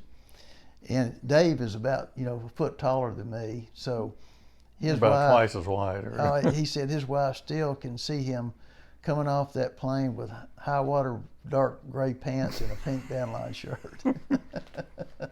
But to run into somebody from your outfit in the shower at Thompson Nut was quite a coincidence. I guess after I'd spent about, as I mentioned earlier, about 8 months in the field, I was pulled back into Fuloy, which was the Cu Chi rear had moved to Fuloy, which was closer to Saigon, and they designated me as the base defense officer. So my job back then was all the guard mount. It was for our portion of the perimeter, guard towers and bunkers and everything. So that was my job, was the perimeter security for about 3 weeks. And then I went on R&R, and then when I returned for an R&R, that's when the squadron commander called me in about going out to take another platoon. So I went out to F Troop, pretty much Groundhog Day when I was in F Troop. I went out on New Year's Eve, as I mentioned earlier, and I was there for about a month, I guess. And one of the things that happened is the platoon had several guys minor wounded, so I was short people for several days when I went out there. They hit a booby trap that was hanging in a tree, so shrapnel had hurt a few guys. And they had one vehicle that had hit a mine, and they said, well, we got a new vehicle for you. You need to come back they were building a new fire base called Fiddler's Green. And we've got the vehicle up there, but you're going to have to come pick it up. So I took myself and 2 other ACAVs, and we started to leave. I didn't have any side gunners. It was just me and my driver. And so I hear this guy yell out, said, hey, LT, you need a spare gunner? I looked at him, I said, sure. And this older guy, he climbed up on the ACAV, and it was a chaplain, Catholic chaplain. And I said, well, having a sky pilot with you is not a bad idea. So I thought it was something. He was really a neat guy. He was my gunner, when we went in and picked up this ACAV and came back. But again, I operated with F Troop for about another month, and we came in one evening from an operation there at Fiddler's Green, the fire base that they were completing. And the first sergeant came out to me and said, hey, LT, gather up your stuff. You're going home. I said, when? He said, right now. He said, you got a 30-day drop. So it didn't take me long to gather up my stuff. You gave all your stuff away, whatever you had that was worth anything to your platoon. And I'm sitting there waiting on a logistics helicopter to come in to ride back, and some guy fell off a water trailer, hurt his back. So he took my place on the helicopter to go back in. I said, I'm going to get killed tonight, sure as hell, last night in Vietnam, And of course, it was okay, nothing happened. The next morning, I went in and started the out process and went back to the replacement center. And you didn't have any ways of communication, even telephones were very few and far between with the Mars station. So I was moving faster than I could tell anybody I was coming home. So flew from Saigon to Long Binh, where the airport was, and at Tan Son Nhut, and to Hawaii, not to Hawaii, to Japan, and into San Francisco. And I said, well, I'll wait till I get back and call my parents. Well, it was about 2:30 in the morning. And we got on the bus and went from the Air Force Base that we landed to San Francisco International. And I went up and bought a ticket to Houston. And I said, well, I'll just call them when I get to Houston. And I got into Houston that morning at about 9 o'clock, I think, in the morning. It pouring down rain. So I said, well, I'm not going to call them. I rented a car. I had enough money to rent a car. And I drove home, and I just walked in the back door at the house. And my mother had a fairly serious surgery and was recovering back there. So I walked back in their bedroom back there, and my dad was there, and he looked at me and said, where'd you come from? I said, where do you think? So anyway, it was great to get back. And funny thing, I went to sleep for about a day and a half, and so first thing you do is call my old Lufkin buddies who were as dumb as I was. I had already graduated from college and gone to Vietnam and come back, and they were still in school at SFA. The draft was gone, so they weren't called up. It was the lottery system back then, Okay, well, Taylor's alive. Let's have a party. It's a good excuse. So I take off, go to Nacogdoches, and they were living in this house out on the south side of Nacogdoches, and a bunch of them got together, had a big time. So I said, I'm not driving home. I'm just going to stay here. And so the next morning, about 10 o'clock, I come in to the back home, and my mother was just mad as hell at me. Where have you been? Why didn't you call? We didn't know where you were. I said, Mom, I'm sorry. I've been in the war for a year, and I'm not used to checking in, But that's what the change was, back from fighting a war in 3 days, you're back home, and your mother's chewing your butt because you didn't call home, But I went to Fort Hood a few days later and started out processing. And Dave Conzi, his dad was a dentist in the Army and was stationed at Fort Hood. So I went in to say hello to them and tell them about meeting Dave and everything. And they said, well, just stay with us.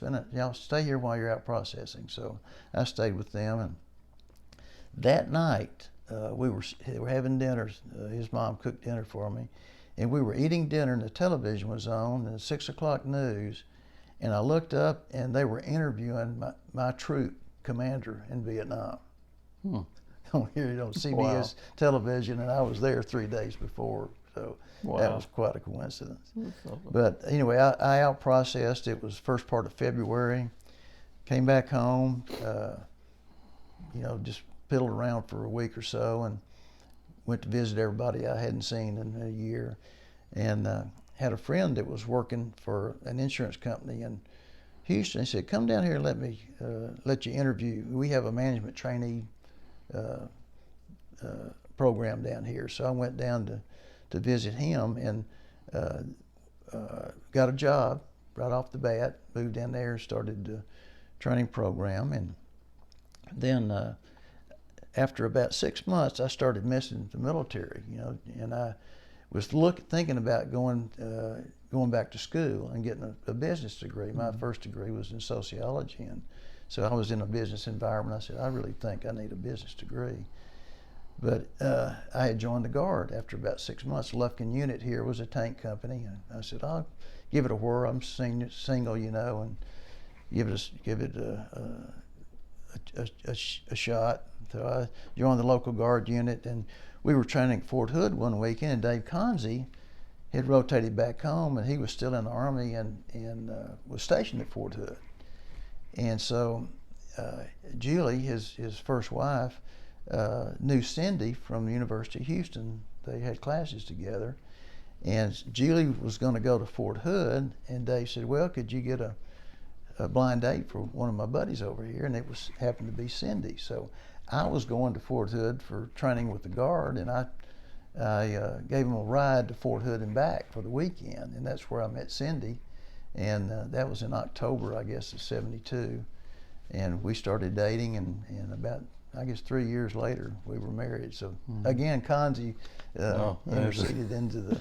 He's responsible. Yeah. But then it started my career in the Guard, and I started as a first lieutenant here in the Lufkin unit, and eventually became a company commander over in Crockett, Texas, and became an operations officer for battalion in Marshall. Then went to the division staff for about 18 months. Then went back as the battalion 3 for that battalion in East Texas in Marshall, the major.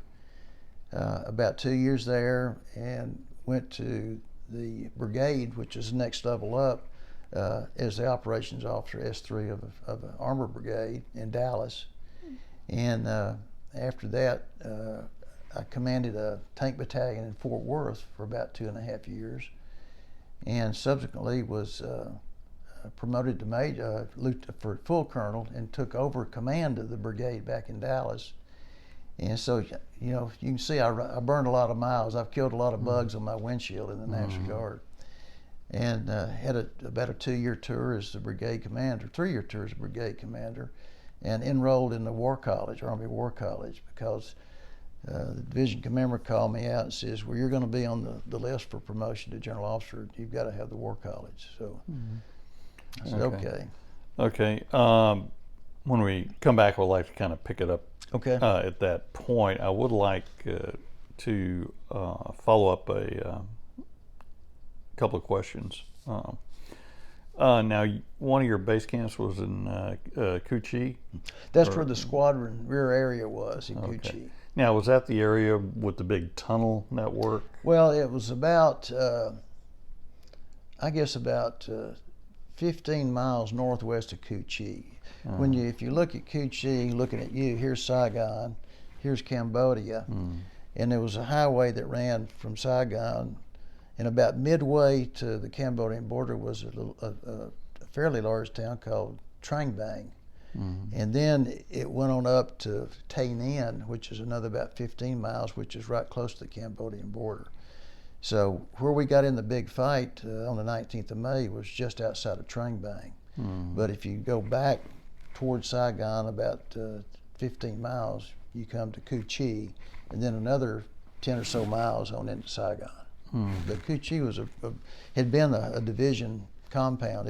They had its own airstrip, big place. And that is that where that big Viet Cong tunnel network was? It was outside of Trang Bang. Right. Yeah. Good. Did you ever, an area that was secure? Did you ever see? Oh yeah, I was dumb enough to get down in one time, and what were those like? Well, it was, it's obviously made for shorter people, but I mean, it was really pretty amazing.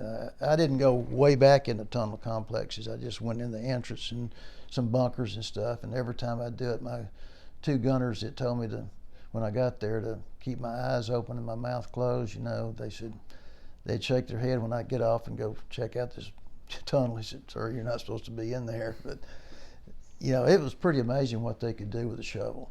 I mean, and you couldn't see any evidence of where the dirt was.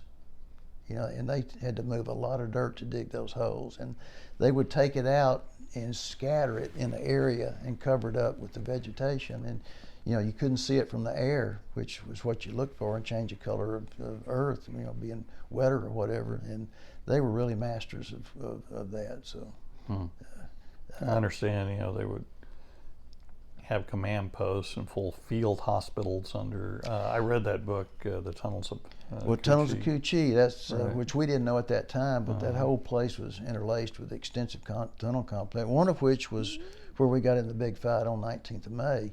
I didn't see it, but when they finally cleared the area in there, they said there was a small hospital dug back in the bank of that creek, back up under somewhere in there. But wow. I mean, they were engineers, I tell you, to do what they did.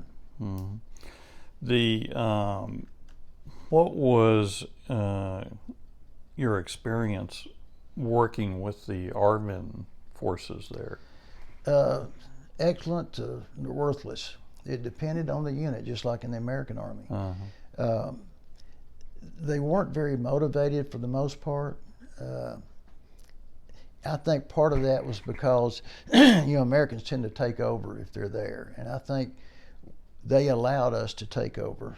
So if they got into a big fight, they kind of deferred to the Americans to come in. But we worked with them quite a bit, primarily with the Rome plows. But we had some operations of a unit that they were excellent. And it's because leadership. They had some good leaders. If they were well led, they would be good. If they weren't well led, they wouldn't be any good. It's the same thing as the American Army. If you had good leadership, it'd be a good unit. If you didn't, you wouldn't be a good unit. I always kind of felt for them because they always didn't have all the support that we had, the medical support, the aviation support, and that's why they liked to work with American units, because they could tap into the firepower the Americans could bring to bear in the medical facilities that they would be allowed to be treated in, and medevac helicopters. Okay. All right. What I would like to do now is break here and get out the map so we can put the camera on it, and you can walk us through your various locations where you're stationed. So. I need to sneak upstairs and pull it out. Okay, Mike, we have the maps of the area where you operated here. Can you kind of give us a orientation of what we're looking at? Okay.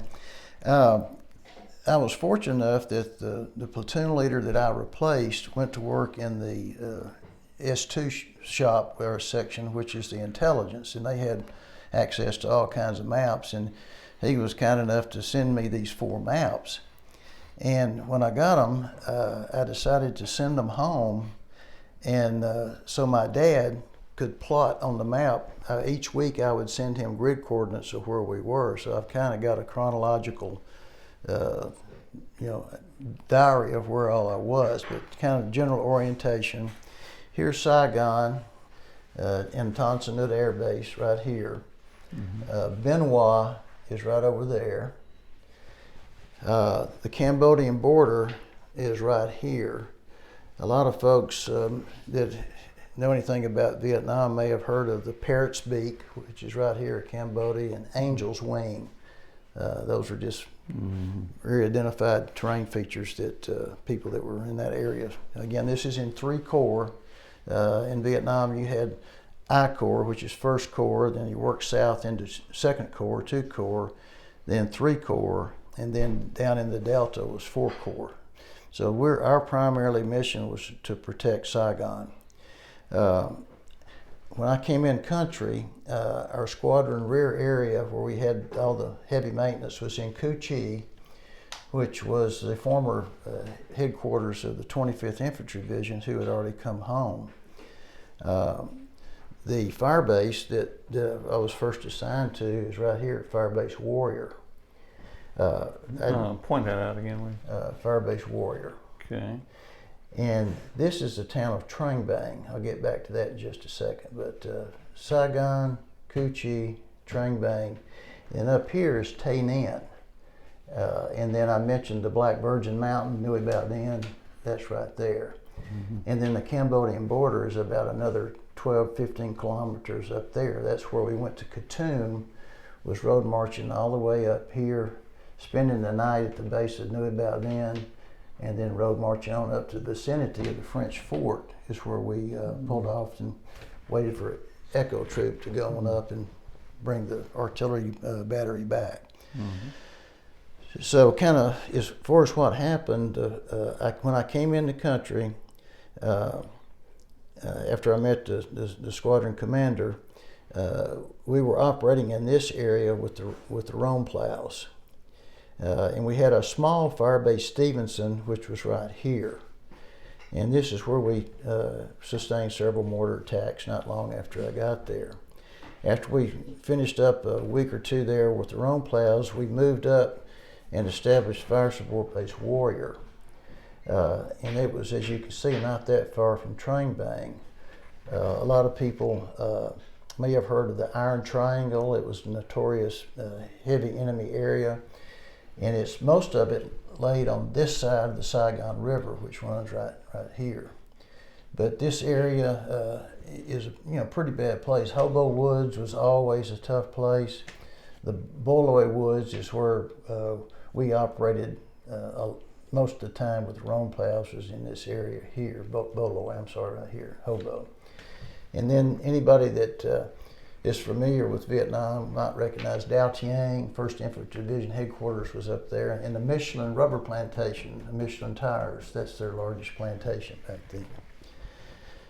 So we conducted reconnaissance and force missions all in the area, worked with Rome plows, and we were actually sitting down here where we had one vehicle hit a mine, and we were overwatching Rome plows that were working in this area here.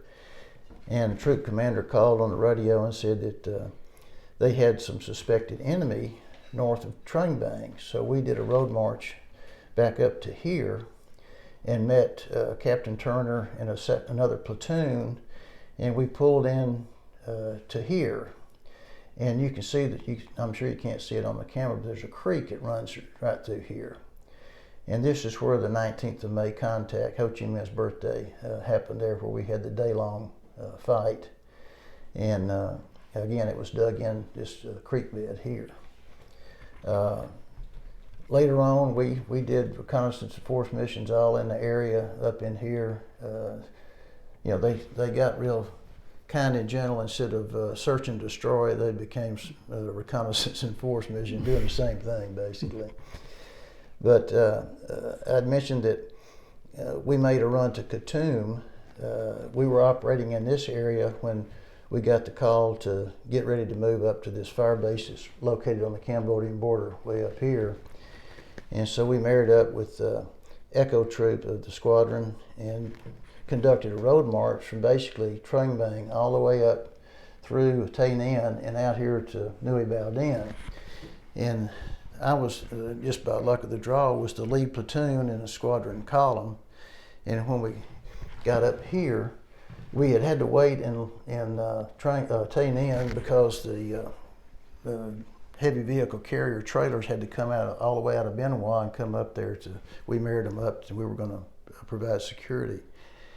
So we ended up spending the night right here. And I mentioned earlier, we had the arc lights going in. They were all right up around that fire base at Khartoum. And they had blown a bridge across a creek right in here, and we could not move up there that night. So we spent the night here, just at the base of Nui Bao Dinh. And the next day, they brought up one of the armored vehicle launched bridges, one of those scissor bridges, and put it over across that creek where it had been blown up, and the rest of the squadron proceeded up that route. And we dropped off right here to provide a quick reaction force if needed, and Echo Troop went the rest of the way on up to Khartoum, pulled out the artillery, tracked artillery pieces, came back, really except for hitting a few mines, not that much to it.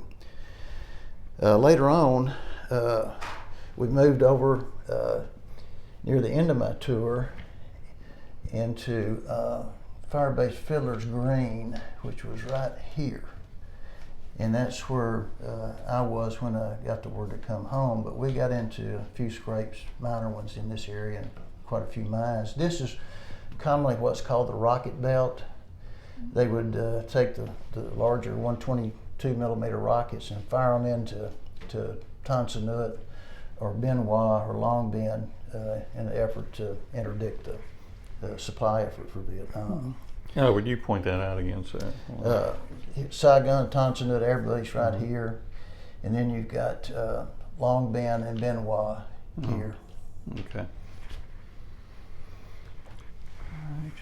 And so what percentage of your time was spent more up in this area, and what percentage of your time was only the last month of my tour was over here. There? So actually they had conducted the move from here over to Fiddler's Green while I was the face defense officer in Phu Loy, which I saw Phu Loy a while ago.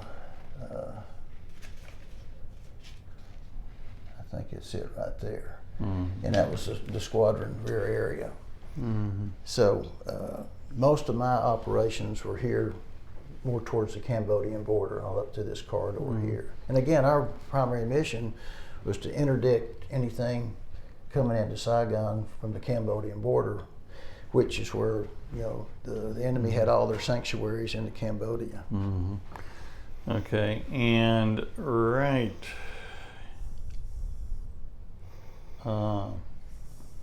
Here you have Purple Heart #1. Yeah, that's right after I got there.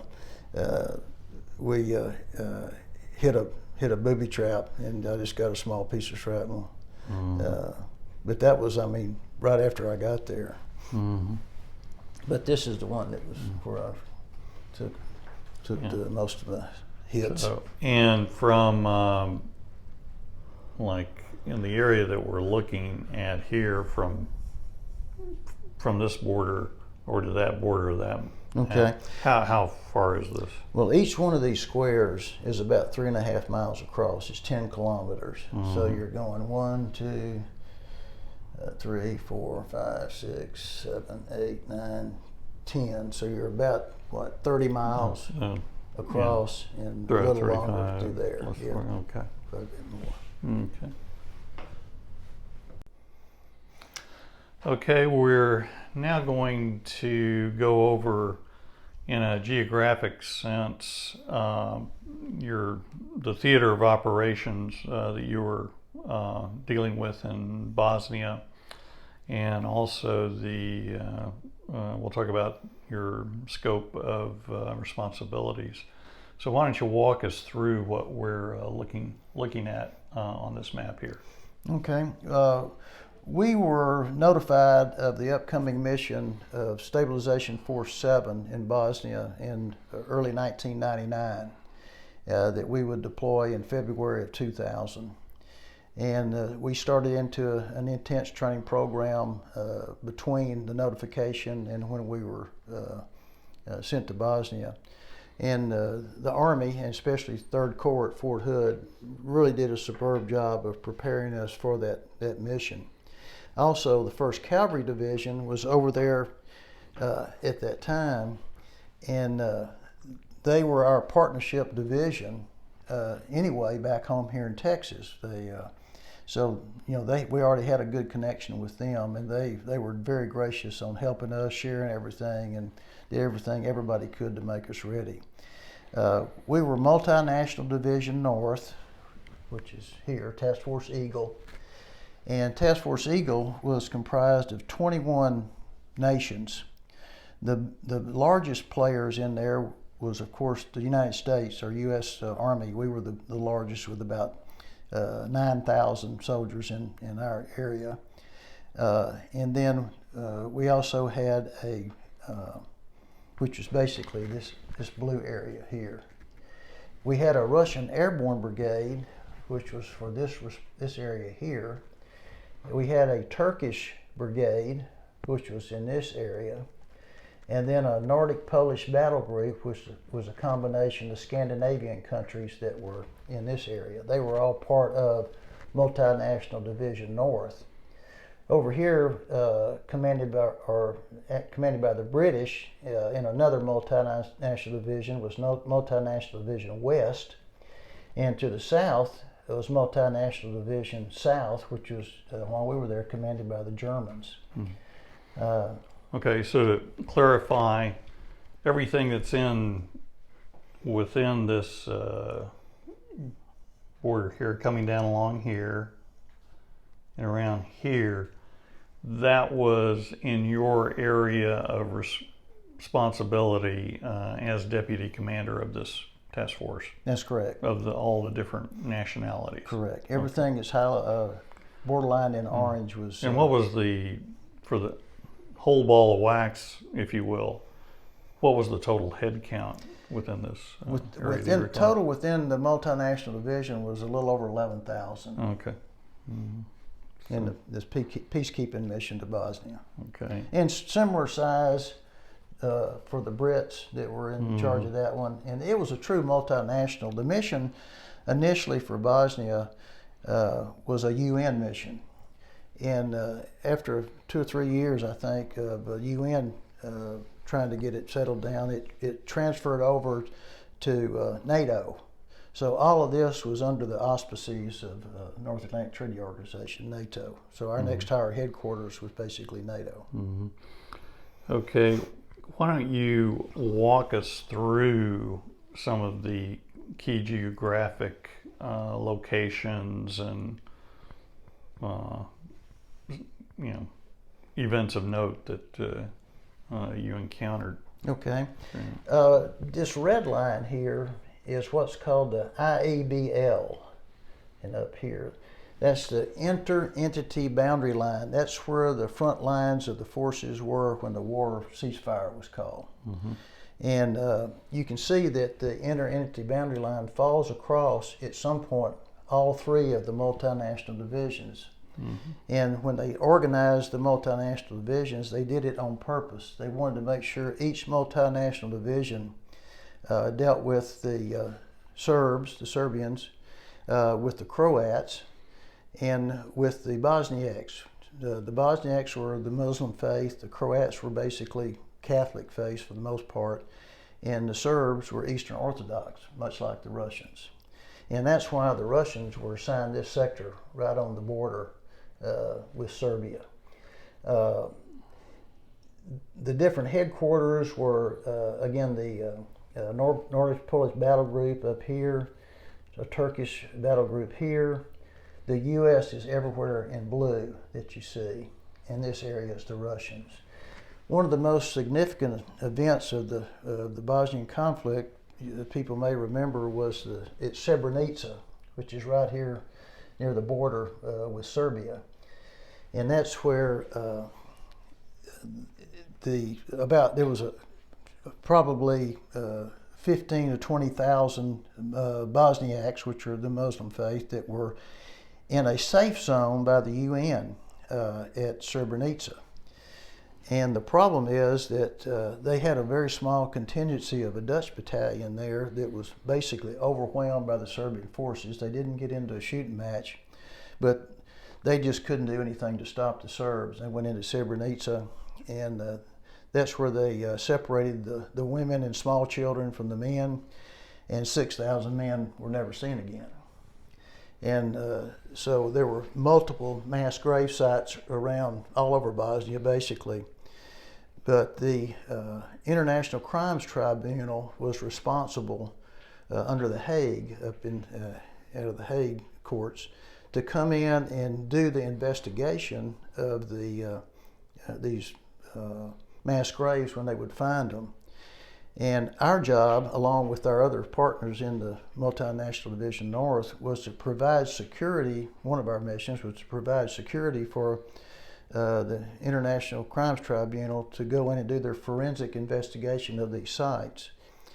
And one of the most stark things I saw over there was at Srebrenica, just outside Srebrenica. There was a large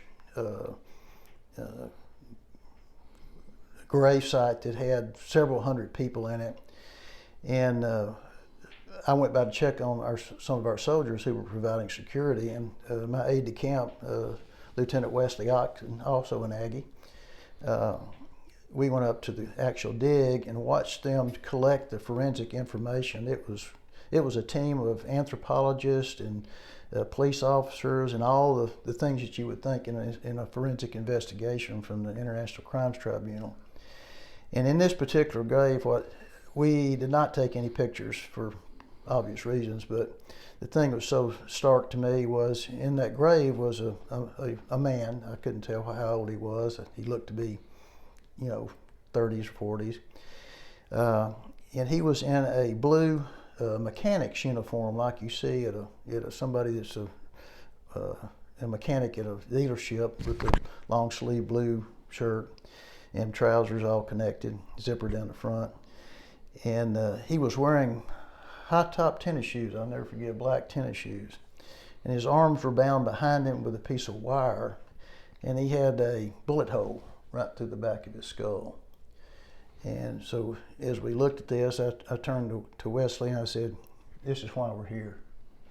I mean, there was really some terrible things that went in over there. Also in Tuzla, outside of Tuzla, the International Crimes Tribunal had set up a morgue in a salt mine not far outside of Tuzla. And the reason they picked the salt mine is because the low moisture and it was kind of cool, and they had the remains of 4,000 people in there that they were trying to identify. They had built a new forensic lab right there that they were trying to collect items that the bodies may have with them. They took all the identification papers from these people before they were killed, so they had no way to really identify them or their families, and that was the reason they did it was they didn't want the families to be able to prove that what happened. But as most of us have, we wear a ring or earrings or a necklace or something on your body that might identify you to your loved one. And the Red Cross had a very large book that they took pictures of all of these artifacts that they recovered from these bodies and published this book so that people could go through this book and maybe identify something that might have belonged to their loved one. And if they could get a DNA match from the family to that particular, whoever the corpse was with that particular jewelry or artifact, and have a DNA match to prove that whether it was or was not one of their loved ones. So there was a tremendous amount of work that was going on, very slow as you can imagine, because there were tens of thousands of people missing in Bosnia. That's terrible. Okay, continuing, would like to pick up when you were a colonel, brigade commander, and then you were promoted to brigadier general, and then the Bosnia mission came up. So if you can kind of take your chronology. I was kind of going through my assignments. After my brigade command, I was the deputy commander for maneuver for the 49th Armored Division, and that's when we came down on the Bosnia mission. And then when we came back from Bosnia, I assumed command of the 49th Armored Division, which also was subsequently reflagged to the 36th Infantry Division. So I had the privilege of getting to command 2 flags here in Texas. I would be remiss not to talk about my wife, my family, and friends, and the families of our soldiers wherever they are, and have, especially since all this started, overseas for years now. The Guard has become an integral part of the force and called upon all the time to go all of these missions, and I'll kind of go over some other places that my soldiers have been deployed to. But Cindy and I, as I mentioned earlier, we met through Dave Conzi's ex-wife back in when I just got out of the Army back in 72, I'm sorry. And so I decided to go back to school and went to Stephen F. Austin to get my second degree. And Cindy and I had kind of a long-distance relationship for a while. And we were married on Valentine's Day, 1976, the bicentennial year. So we've been married now. We celebrate our 45th anniversary this year. So, but the unsung heroes and all this stuff has to do with the military or the families. A lot of folks don't think about them. There's a lot of publicity now of people doing more for families, but don't ever forget that there's a family attached to every one of those servicemen or women that answers the call. And now they're all volunteers. They didn't have to do it. They signed up. So again, after I was promoted to brigadier general, surprisingly to us, we came down on before I forget that, and the employers. All of us civilian guys, or part-time guys, reservists and National Guard, have a day job. And my career has been in human resources management. And at the time we came down on the mission to Bosnia, I was the vice president of human resources at Memorial Health System here in Lufkin. We had 4 hospitals, and so that was my background in the civilian world. And if you don't have a family and an employer that's willing to work with you, it's very difficult to have a career in the reserve components. So I couldn't go without saying, thank you to those. We came down on notice in early 1999 that the Texas National Guard headquarters, our division headquarters, had been selected to deploy and command the Stabilization Force 7 of Operation Joint Forge in Bosnia. This was the first Guard Division headquarters that had been mobilized since the Korean War. So it's a proud moment for Texas to be selected. Then you got to go do it. Our training was overseen primarily by 5th United States Army out of San Antonio and 3 Corps out of Fort Hood.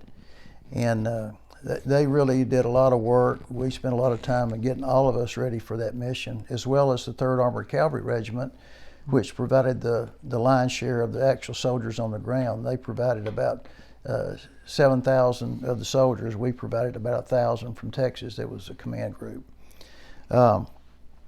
It was a peacekeeping operation, and our mission was to enforce the Dayton Accords that basically stopped the war in Bosnia, or came to a ceasefire then. And a lot of folks, I think, in America are somewhat feel like that the roots of the war were primarily religious. You had the 3 different groups. You had the Bosniaks, which were the Muslims. You had the Croats, which are primarily Roman Catholic, and you had the Serbs, who are Eastern Orthodox. And basically, the old former Yugoslavia, Tito was pretty well able to keep his country crammed together, and everybody got along for decades. But Yugoslavia was a communist country, but it was not part of the Soviet Union. And Tito was astute enough to play both the East and the West against each other, primarily economically, because of where Bosnia or Yugoslavia at that time sat. And when the Berlin Wall came down, everybody on both sides kind of forgot about Yugoslavia. Well, they had gotten a lot of, especially international loans, that good rates for their economy in Yugoslavia. And when East and West didn't really care about Yugoslavia anymore, it started a downward slide. And as quite often happens, as people go into problems, they kind of withdraw into their probably their religion, their families, and so it devolved into an ethnic conflict. And a lot of people just think it started off ethnic was the reason, and it sort of devolved into ethnic reasons. But my job in Bosnia was the deputy commander. My boss was General Halverson. He was the 2-star division commander, and I was the deputy commander. The mission for Joint Forge was divided up into 3 multinational divisions. One was the U.S. Headed Multinational Division North, which was our responsibility. Multinational Division West, which was primarily, at the time we were there, the British were the headquarters, and then Multinational Division South, which was German headquarters at that time. So each one of those multinational divisions are made up of multiple countries under the headquarters and leadership of somebody, the U.S., the Brits, and the Germans that coordinated everything.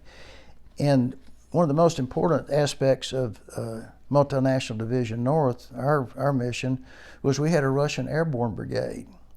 And the Serbs and the Russians are very close people. They often call Serbia Little Russia. So it was important that the relationship between the S4 missions, or Noble Eagle, and the Russians was successful. And our headquarters was at Eagle Base in Tuzla, out outside of Tuzla. And that's where our headquarters was, outside of Tuzla. Again, we had about 11,000 total soldiers in our multinational division, a similar number that may not have been quite as big in the other 2 multinational divisions. So the peacekeeping efforts in Bosnia was significant. It originally started as a UN effort, and after the massacre at Srebrenica that I'll get into in a minute, it sort of triggered the mission transitioning from United Nations to NATO.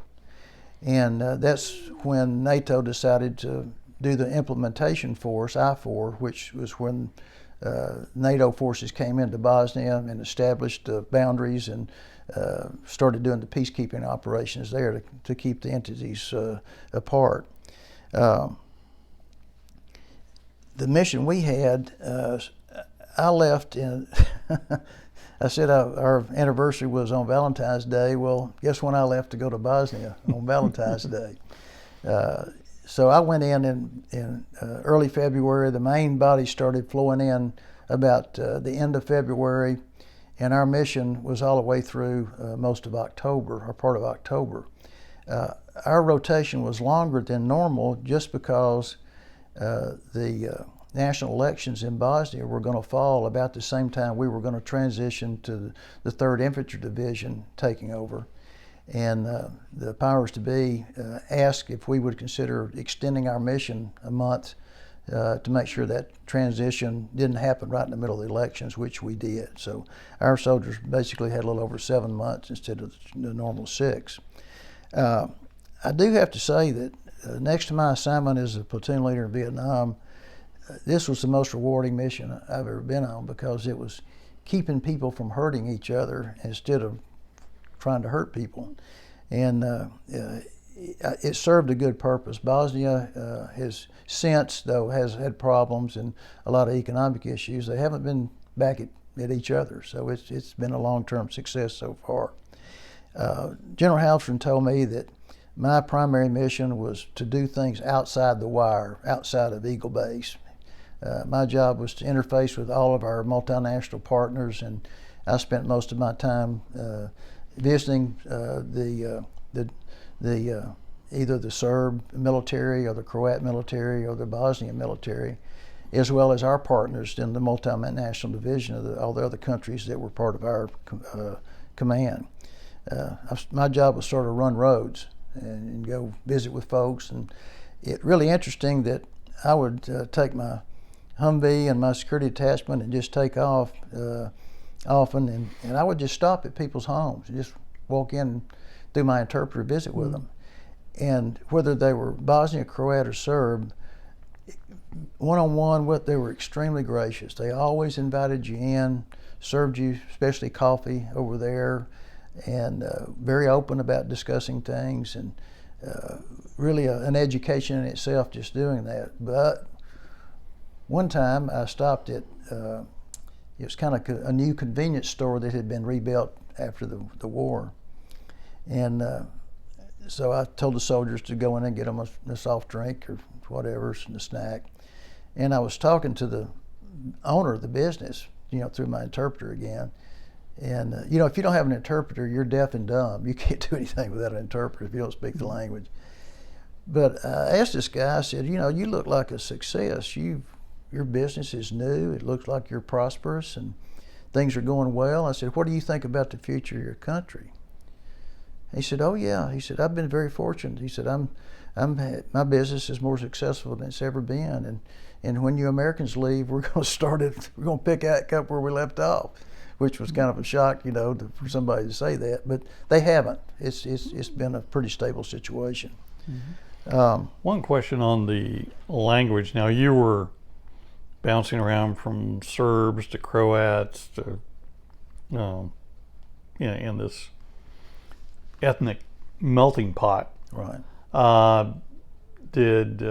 What were the different languages that you had to navigate with? It was originally, all of it was Serbo-Croatian, so it was basically the same language. Remember back that Yugoslavia was really one country, right? Though it had many pieces, just like I guess you say America does, but it was a common language, Serbo-Croatian, except dealing with the Russians. They had, of course, had a different language. Mm-hmm. But most of the militaries we dealt with spoke English. English is the international language now because it's the international language of business, basically. So the only problem with an interpreter is you lose about 30% fidelity on what you're trying to say and what they're trying to tell you, just because of the differences in the language, with the terms you use, the terms they use. So you have to be very careful and listen to your interpreter and let them tell you how you need to speak, which is in short sentences and simple things and simple examples and things like that. So it's an acquired skill. Sure. Again, I mentioned my assigned priority was with the Russians, and I really kind of liked the guys. They were good soldiers. They were a tough group. They didn't have a lot of equipment compared to us. Our other partners had no helicopters, so it was up to us to kind of furnish, if it was a mission essential, to provide the helicopter support primarily for the headquarters. But if you're in Bosnia, if you have to drive somewhere, it may be 15 minutes by helicopter and it may be 3 hours on the ground just because of the terrain. So helicopters over there were essential for us. One of my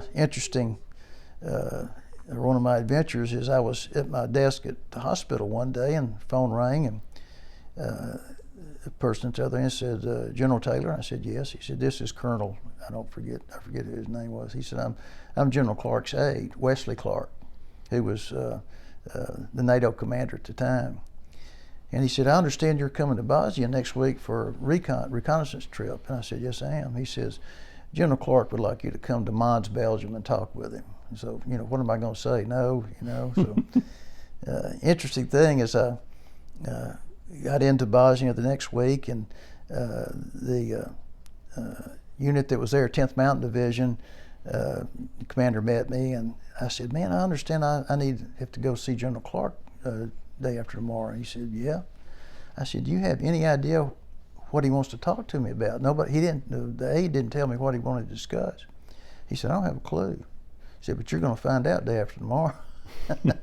So 2 mornings later, this executive jet pulls up and lands at Eagle Base, and I took my G3, Lieutenant Colonel Rutherford, and Wesley Otkin, my aide, and off we go to Mons, Belgium. And we had every briefing that we had during the train up, just trying to figure out what he wanted to talk about. So we land in Mons, and the protocol folks come out and meet us, and I said, I understand I'm going to see General Clark tomorrow. And they said, yeah, 9 o'clock in the morning. I said, do you have any idea what he wants to specifically talk with me about? He said, we don't have a clue. Here I am trying to prepare for everything. We stayed up all night going over stuff. So 9 o'clock the next morning, I'm sitting out in the waiting room outside his office, and door opens and the aide sends me in, and I meet General Clark. And he looked at me and said, Mike, he said, sit down over here. There was a leather sofa and a leather easy chair. So I sat down, and when General Clark sat down, he threw his leg over the chair arm. And what went through my little East Texas Aggie brain was, I said, this is just a grip and grin. He wants to see if these guys can walk and chew gum at the same time, And had a good conversation about the mission, how important it was, and how important the relationship was with the multinational partners.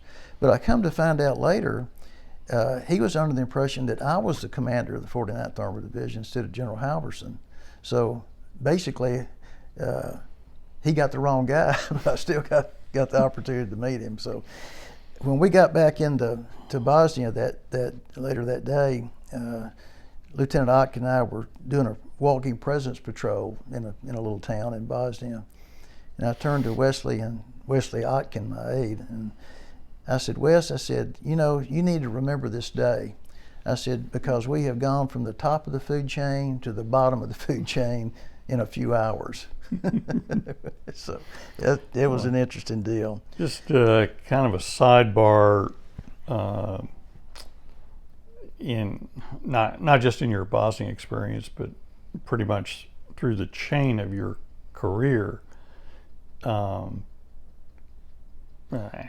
big was the Aggie footprint that you encountered? I mean, particularly in Texas, I would say. Well, particularly in Texas, it's pretty large, because of the officers who came out of the Corps, and a lot of prior active duty guys, once they do their stint, they come off, and a lot of them go direct commission into the reserve components, a lot in the Texas Guard. So pretty significant. At the time we went to Bosnia, of course, I was an Aggie, the chief of staff was an Aggie, his twin brother, who was the division engineer, was an Aggie, our G3 was an Aggie, so we were insidious throughout our command. And you came across them in other places. You can see the ring wherever you go. When you have that encounter out in the field or on your staff, I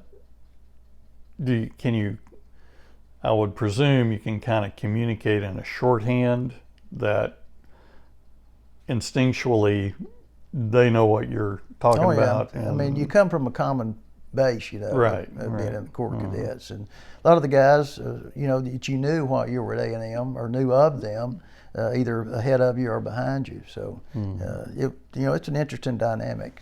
It usually served a pretty good purpose. You had a relationship that was pretty good to start off with. So it was interesting. Okay. One of the most stark things I ever saw in my life was my first visit to Bosnia in Sarajevo, and I was astonished at what 2 years of pounding a city, modern city, with high explosives can do. I mean, it was just unbelievable, the damage that had been done to Sarajevo. And when I think of Sarajevo, I thought of the Olympics. It was really a culturally diverse, open city before the war. And one of the things I got to do on the first visit was go out to the Olympic Stadium. And I've got one of the most stark pictures that I have ever had in my life. It shows the field that was grass before the war, and with all the Olympic rings in the background. And the only place they had to bury people at the siege of Sarajevo was on the Olympic grounds. And all you see is headstones as far as you can see. And here's the Olympics, and then you see all the graves that were come from the war in Bosnia. It's a dystopian image. Yeah. Okay, it's horrible. It was stark. I mean, it was one of those aha moments you have in your life. So you have your meeting with Clark, and then you basically get in the saddle, not just with your own unit, boots on the ground, but then you have to deal with other nationalities within your sphere of responsibility. And these, I believe you said, included the Nordic countries, the Turks, and the Russians. Kind of give us a thumbnail of what it was like dealing with those different cultures, military cultures. Well, one thing the train-up did was to prepare us for some of that, so that we didn't come in there blindsided about the people we were going to work with. And they all operate differently, but the reason the military is somewhat successful in these missions is the common thread, whether you're dealing with the Russians, your other partners, or the military from the countries in conflict, is you're all soldiers. So the common place is you usually introduce talking about military stuff. You have a common thread that runs through that can be developed from that point on. So that was what I learned, is where can you find a common thing to talk about to start off with, and that was always a good thing, training or equipment or your soldiers or whatever. And we did a pretty good job of trying to be prepared when we went to meet with especially the military from the Bosniaks and the Serbs and the Croats, that a lot of their families were lost in the war. And so we were fortunate that there was a biography usually on all the people that we went to meet. So you didn't want to touch too much on some things because they could really strike a nerve. So I thought we were well prepared to be able to do that. And, they ain't a whole lot different than people in East Texas. They just speak a different language. They just want to make a living and raise their family, and that was kind of the common ground as well. So it ain't rocket science, If an old Aggie from East Texas can do it, I mean, how hard can it be, Okay, so pick us up and walk us through.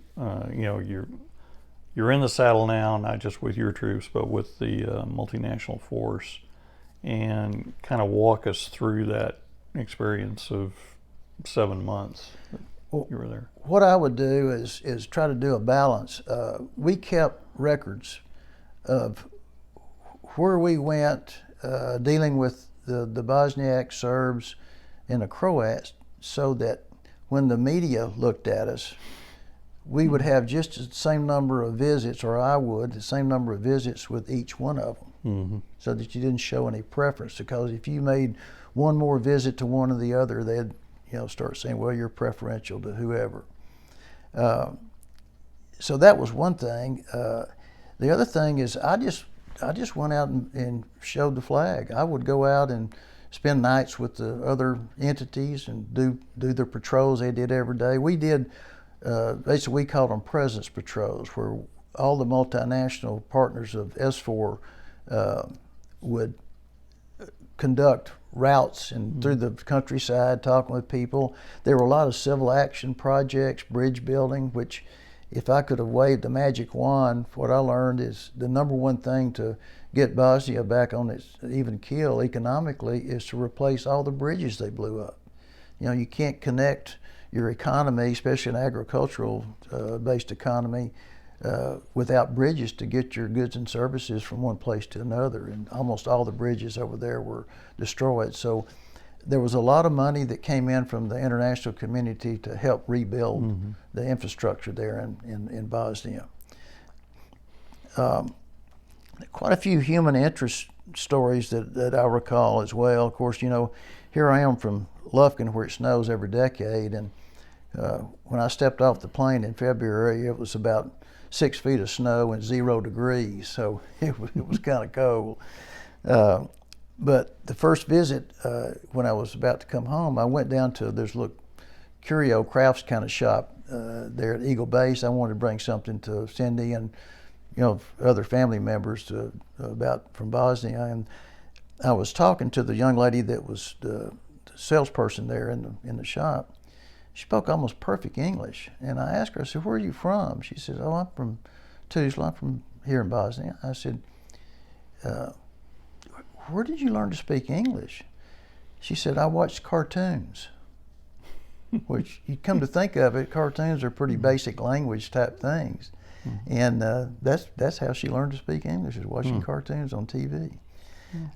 Another one was not long after we got there, the soldiers had built a playground for the kids, this orphanage where these kids were, and they were about to dedicate it to the school there, and so the civil action folks that were in charge said, well, would General Taylor come out and dedicate it for us? And they said, well, sure. So I go out there, and a few minutes after they got there, my aide, Wesley Otkin, came up to me and said, sir, he said, they want to know if you know how to nail a nail.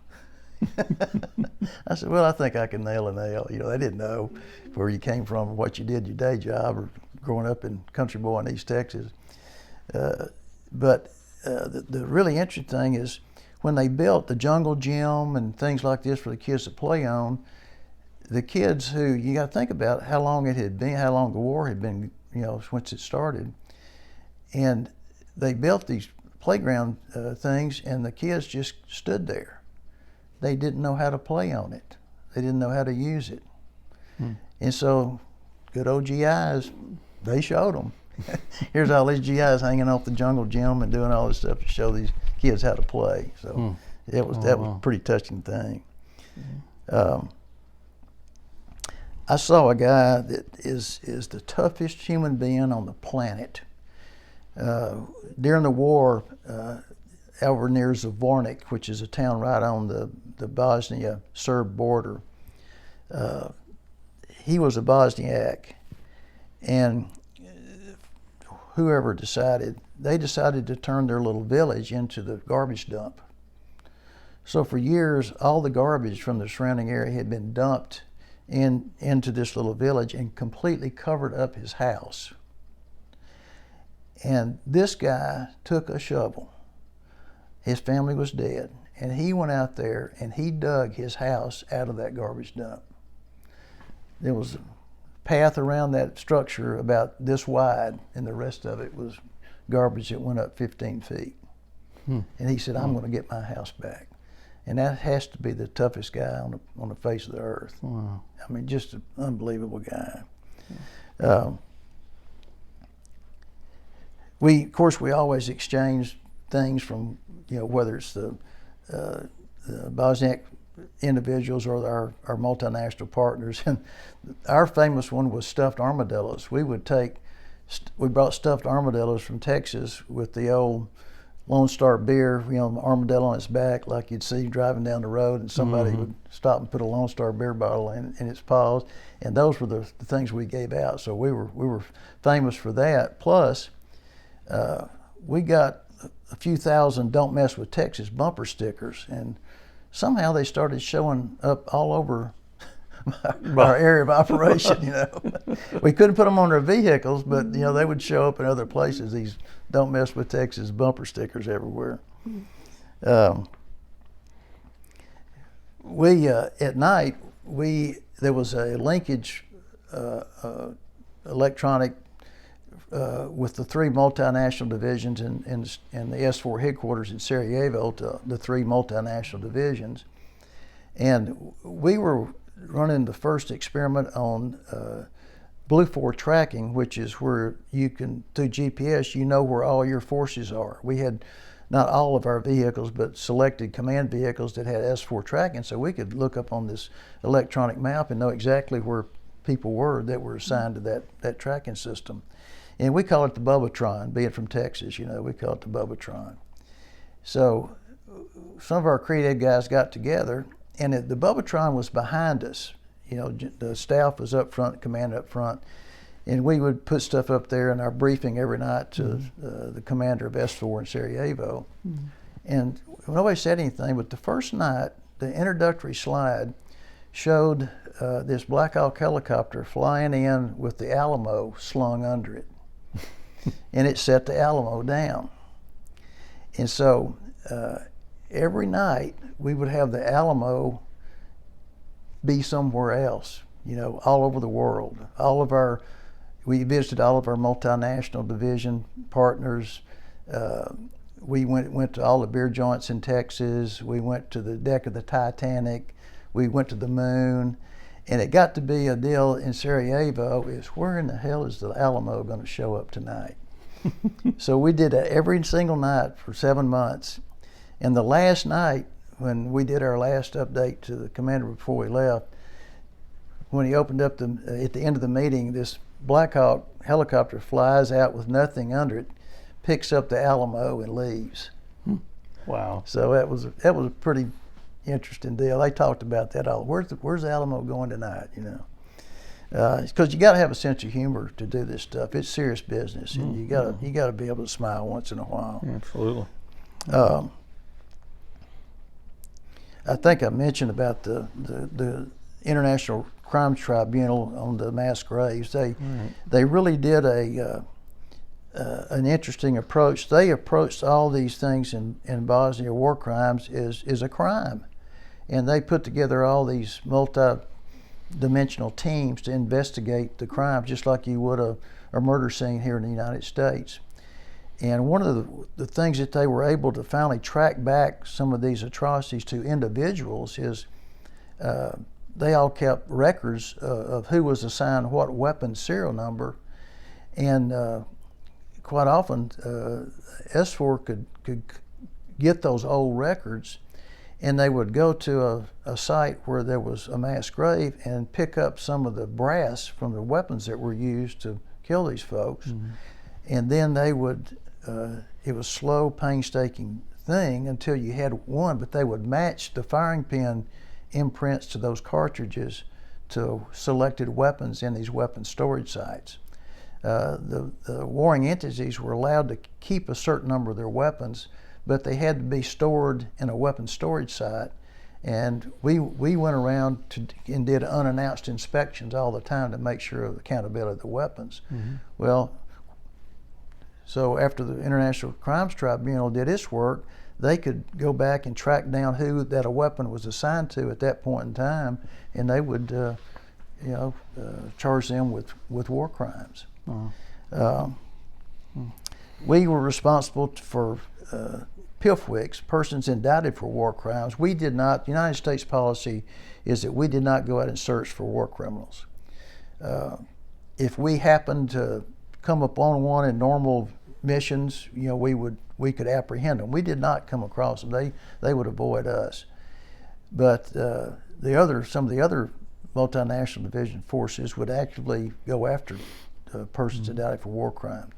And Eagle Base was the point where we would facilitate when they were captured, their owner would move it back to The Hague to be ready to stand trial for war crimes. So that was some interesting things sometimes.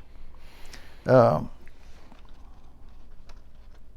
of the things that was always a big concern in Bosnia was the number of landmines. It was the most heavily mined place on earth. And fortunately, there were pretty good records kept on all sides of where the minefields were. But the problem was the majority of these mines were little toe popper mines that looks a lot like a snuff can. They're just circular, about this big and about that tall. And they're made out of plastic and glass. They were set off by stepping on it and breaking a glass vial that would combine and set off the explosives. The problem with them is that when they had the heavy rains over the years, they would move. The mud or flow from a hillside or whatever, it would come in an area, and so there would be landmines where you didn't know. And we never had any of our guys step on mines, but there were a lot of three-legged dogs and other livestock that had stepped on mines. And every spring, the custom over there was to burn the straw in the fields, to put the nitrogen back in the soil and get ready to plant their crops. And there was a sort of a wives' tale that if you burned your field, it would set off all the landmines. Well, sometimes it might, but it was definitely not foolproof. And they set up teams to go in and demine, paid the local folks to go in and demine, which is not a job that's easy to recruit for, to pick up landmines. And the only way you could find them is to probe for them, one person at a time, with a kind of a long ice pick to probe for mines. So it's very hazardous work. And we did have some people that lost their lives, not our guys, but from the people that were doing the demining. One interesting thing, our laundry was operated by the widows of Srebrenica. I'd mentioned earlier about the mass graves at Srebrenica. There was an organization of the widows of Srebrenica, and I've got a rug that was knitted by them that I purchased from them. But they also did the contract laundry service for Eagle Base. And they had an old rickety place down in Tuzla where they were doing the laundry, and we built or not we, but NATO built a laundry facility there on Eagle Base. And it was, brand new washers and dryers and things. And these ladies that worked in there, I remember one time I went to, first of all, we had a dedication, and I went down to dedicate the new laundry facility for the ladies that were in there.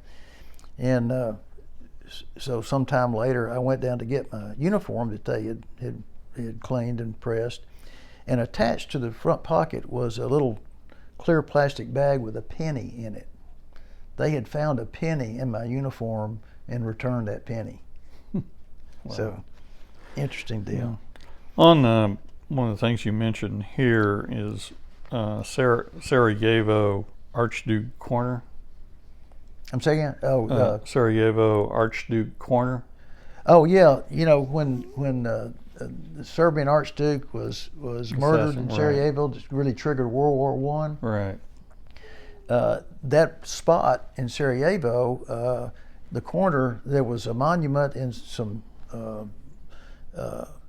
marble, not a statue, but a thing depicting that was the corner where the Archduke was assassinated. And of course, during the war, they had taken and blew it apart. You know, they blew up a lot of the monuments and things on all sides. Mm-hmm. Sarajevo was a tough place to live during the siege. The only water point in all of Sarajevo was the old brewery. It had a spring. So everybody had to come to almost the only place except for the river. But the problem was snipers. You couldn't get someplace out in the open because of the snipers that would target you. So the people would come through. They knocked holes in the buildings to come through, so they couldn't be observed to get water. Mm-hmm. In Sarajevo. Mm-hmm. Now, on one thing, to point of clarification, what was the date approximately that you arrived in Bosnia to take your position as deputy commander, and the date that you left? I left early, about almost 3 weeks ahead of everybody else. What the Army calls the torch team. It's the early advanced detachment that goes in. So I was there to start coordinating the handoff from the 10th Mountain Division to us, and to kind of get the lay of the land and see mm-hmm. what issues, because we shipped tons of equipment. We had ships that brought stuff over that we docked in Croatia that had to be trained down to Eagle Base, and so there was a lot of coordination that went on, and that was my job, to go in early and do that. So again, I left on Valentine's Day, my anniversary, and arrived in Bosnia the next day. And then coming home, we came home on the 4th of October. That's when we arrived back at Fort Hood, went through about 4 or 5 days of demobilization, and then we all went back, the Texas guys, to Austin, where our families met us there in Austin, which was quite an event. And this was in 2000. 2000. Right. Yes. Okay. All right. And so, in your time in Bosnia, what were one of the two, I guess you'd say, really most dicey situations that you kind of found? Well, the elections. Mm-hmm. When the elections came up, that was where a lot of the concern was, because the polling places, whether there could be a terrorist type event there. Fortunately, there was no significant problems. The other one that was the most dicey is, we mentioned Srebrenica, where the massacre of the 6,000 men was. On the 5th anniversary of the massacre, the women of Srebrenica wanted to go back to Srebrenica. They had not been there since they were taken out of Srebrenica, before their spouses and kids were killed. And we were sitting around talking about it, and I said, nobody goes to your first year reunion at high school, but they go to your 5th. And so we said there'll be a lot of people show up, and these were Bosniaks, Muslim women, that were going back to the Serbian side of the inter-entity boundary line. They had never been across it before. So when the issue happened in Srebrenica, there was a large battery factory out on the outskirts of Srebrenica, and it was thousands and thousands of refugees ended up there in the battery factory. And so that was the point where they were going to have this 5th anniversary. And there were probably 10 Continental Trailways style buses load of widows that came back. Mm-hmm. And it was right in the middle of, the Serb area, and we just knew something was going to happen. So our political advisor, Dr. Sweeney, great guy, he said, "Don't worry about it. There's nothing going to happen." I made a bet with him. I said, "Somebody's going to die today." And so we had the Bosnia was under a tripartite presidency, one from each side, and all of them were going to meet there. It was one of the few times that all three of them got together. And we did a ton of planning that went into it, and we had soldiers from all of our multinational partners deployed up in the hillsides and around so that nobody could hopefully be a sniper, get up there and start something.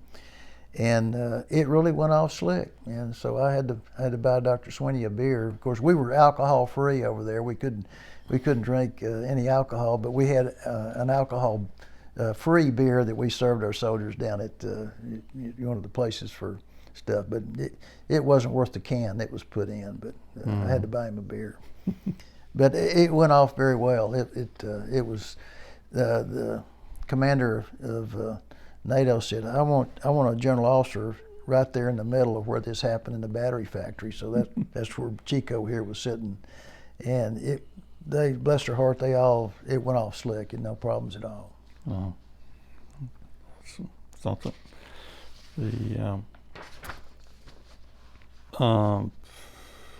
Let's see. You have in here Catholic Church visit as one of your.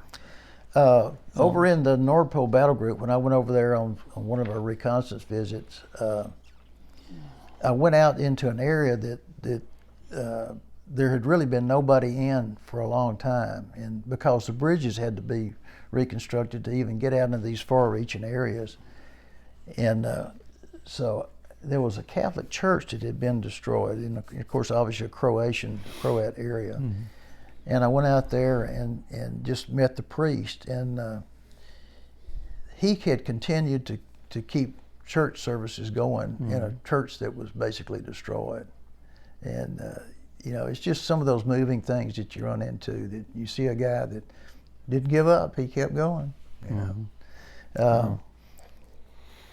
There was one of the things about that happened when all three sides were basically pretty brutal to each other, but one of the things that they did is they destroyed all the property records. And so after the agreement, the peace accords was signed, people were squatting in other people's houses. They decided to just stay there.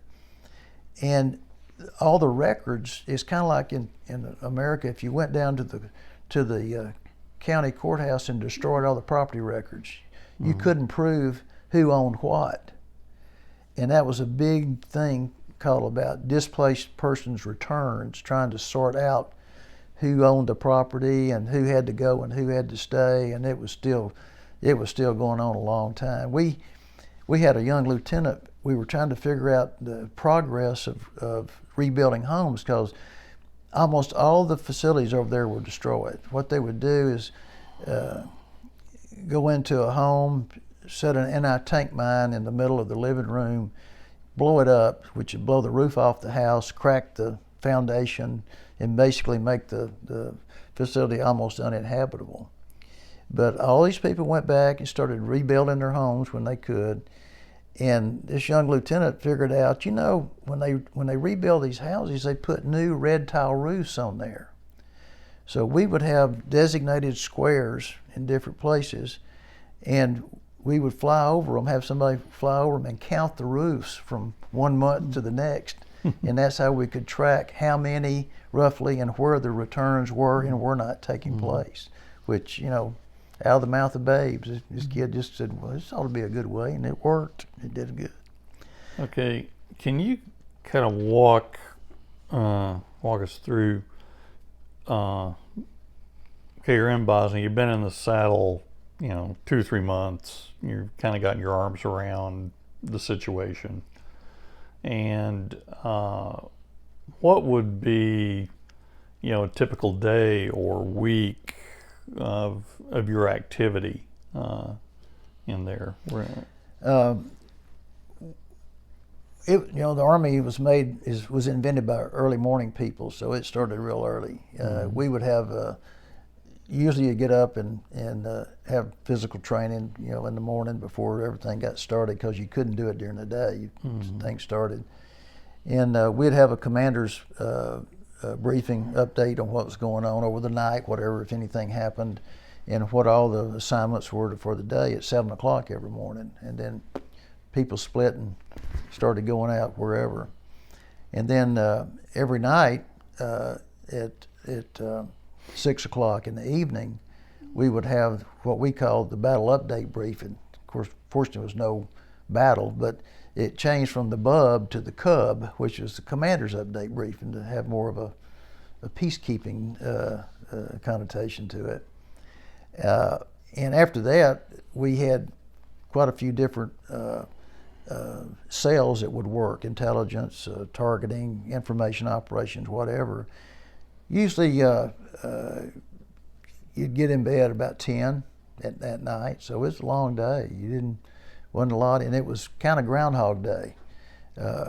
We did try to give our soldiers off on Sunday afternoon, but we basically ran 24/7. You couldn't stop.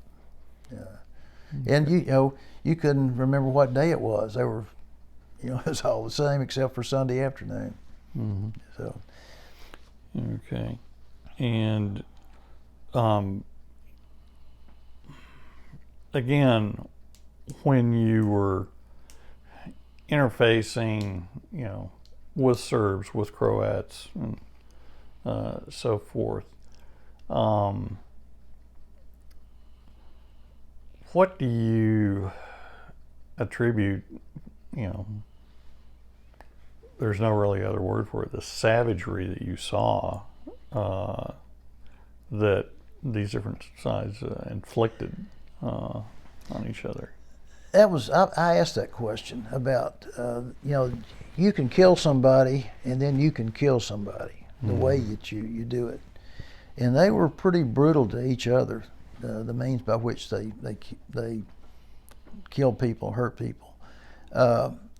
They did a lot of, and I don't remember the source of this, but did a lot of studies, and they equated it back to, it's primarily an agrarian economy, and they're used to butchering animals and things like that. I mean, there was no rhyme or reason to the way that they could come up with and how they could brutalize each other. It was pretty astonishing. We couldn't think up some of the things that they did to each other. It was pretty brutal.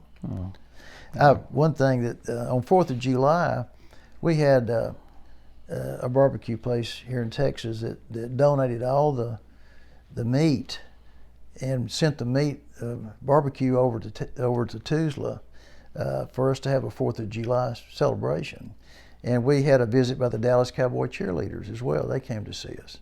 Wow. And so that day, you still had kids that couldn't do anything. They couldn't come to the barbecue they were out, manning the perimeter. So I told Wes, I said, I want you to go get with it was the mayoral cells, what we call it, to get the colonel that was in charge of Eagle Base. I said, I want you to have them go out and find out, the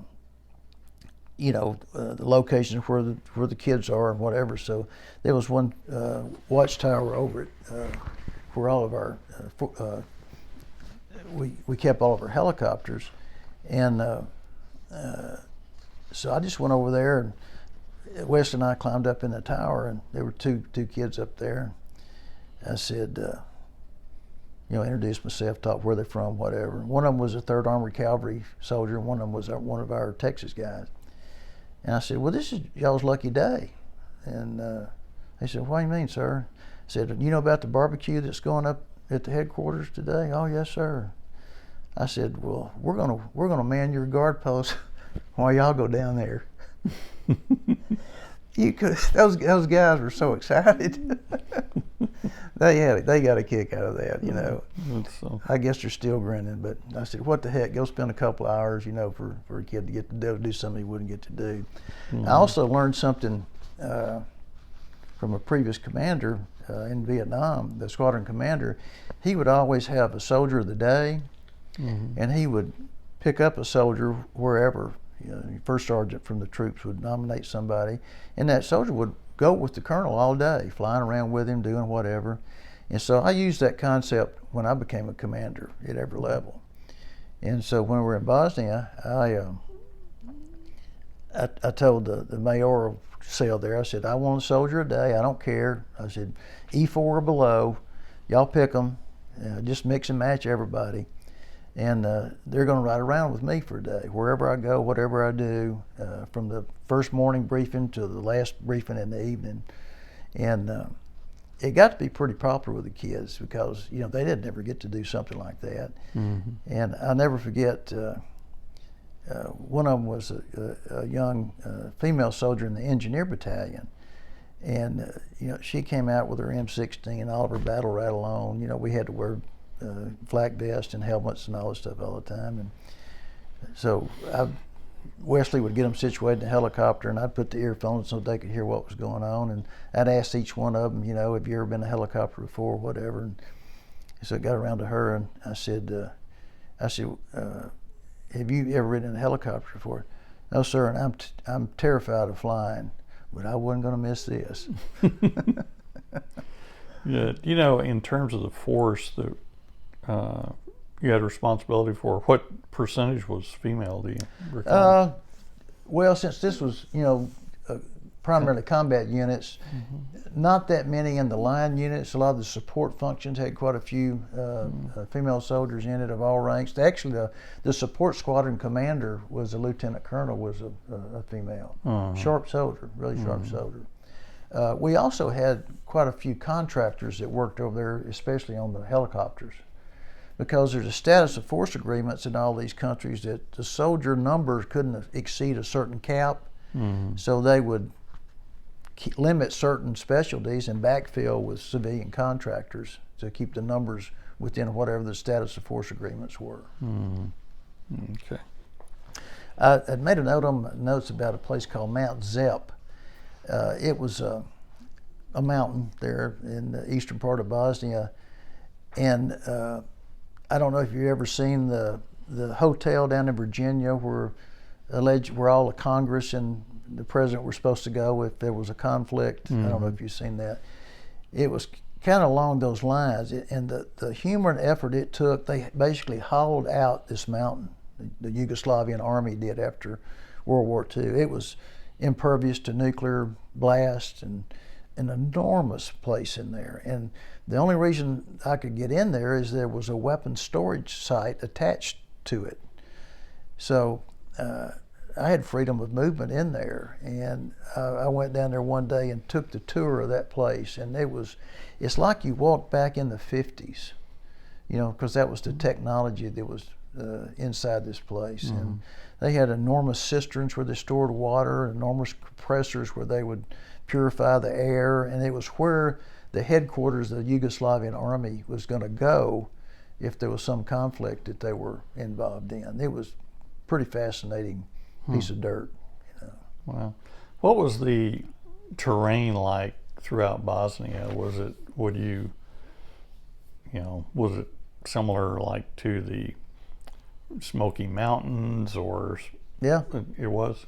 Most of it, especially over on the eastern side and southern side, was very rugged. There were places where it would flatten out, kind of like the German plain, you know, in agricultural areas. But there was some really rough terrain, and the road network was not in good shape. So, like I mentioned earlier, if you were going to drive from one place to another, you had to start early and come back late. It was the only way you could really get around in a time-efficient manner was by helicopter. So, was there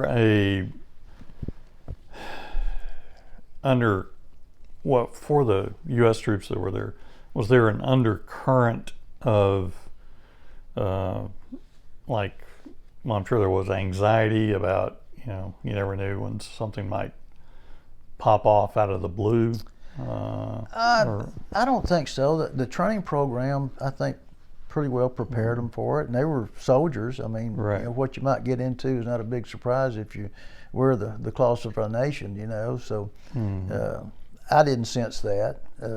Separation from their families was the biggest thing, just like you would expect. But we initiated, fortunate enough that we actually had some video teleconferences from selected sites in Texas, Austin. They actually had one at the National Guard Armory here in Lufkin, and you know, there were a few soldiers from the surrounding area, and it wasn't like Zoom is now, but you could at least talk to somebody, and you could go down to the communications center and schedule a time for somebody to come to one of the few facilities spread around Texas, and you could talk to your family by video conference. We didn't have the computer set up to where you could, do instantly like we do nowadays, but at least it was an effort. Right. Because you look at our guys, we had soldiers from El Paso and Texarkana, and from Amarillo to Brownsville. So the span of Texas is just big.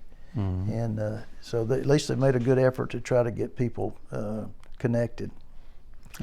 I made a note down here when we started to leave. There was one star he was the kind of my counterpart at the S4 level in Sarajevo, named Eldon Bargewell. Interesting guy. He was an E6, had like 3 tours in Vietnam, 6 Purple Hearts, just Sergeant Rock. I mean, this was Sergeant Rock. Straightforward, just he said it like he felt it. And he called me when we were having our transfer of authority, when we were, given transferring authority over to the 3rd Infantry Division. He called me one afternoon. He said, hell, Mike, says, I can't come down there. Everybody in the world's coming down there to see you guys, and I got to stay here and mind the store. He said, but I want to tell you, you guys are all right.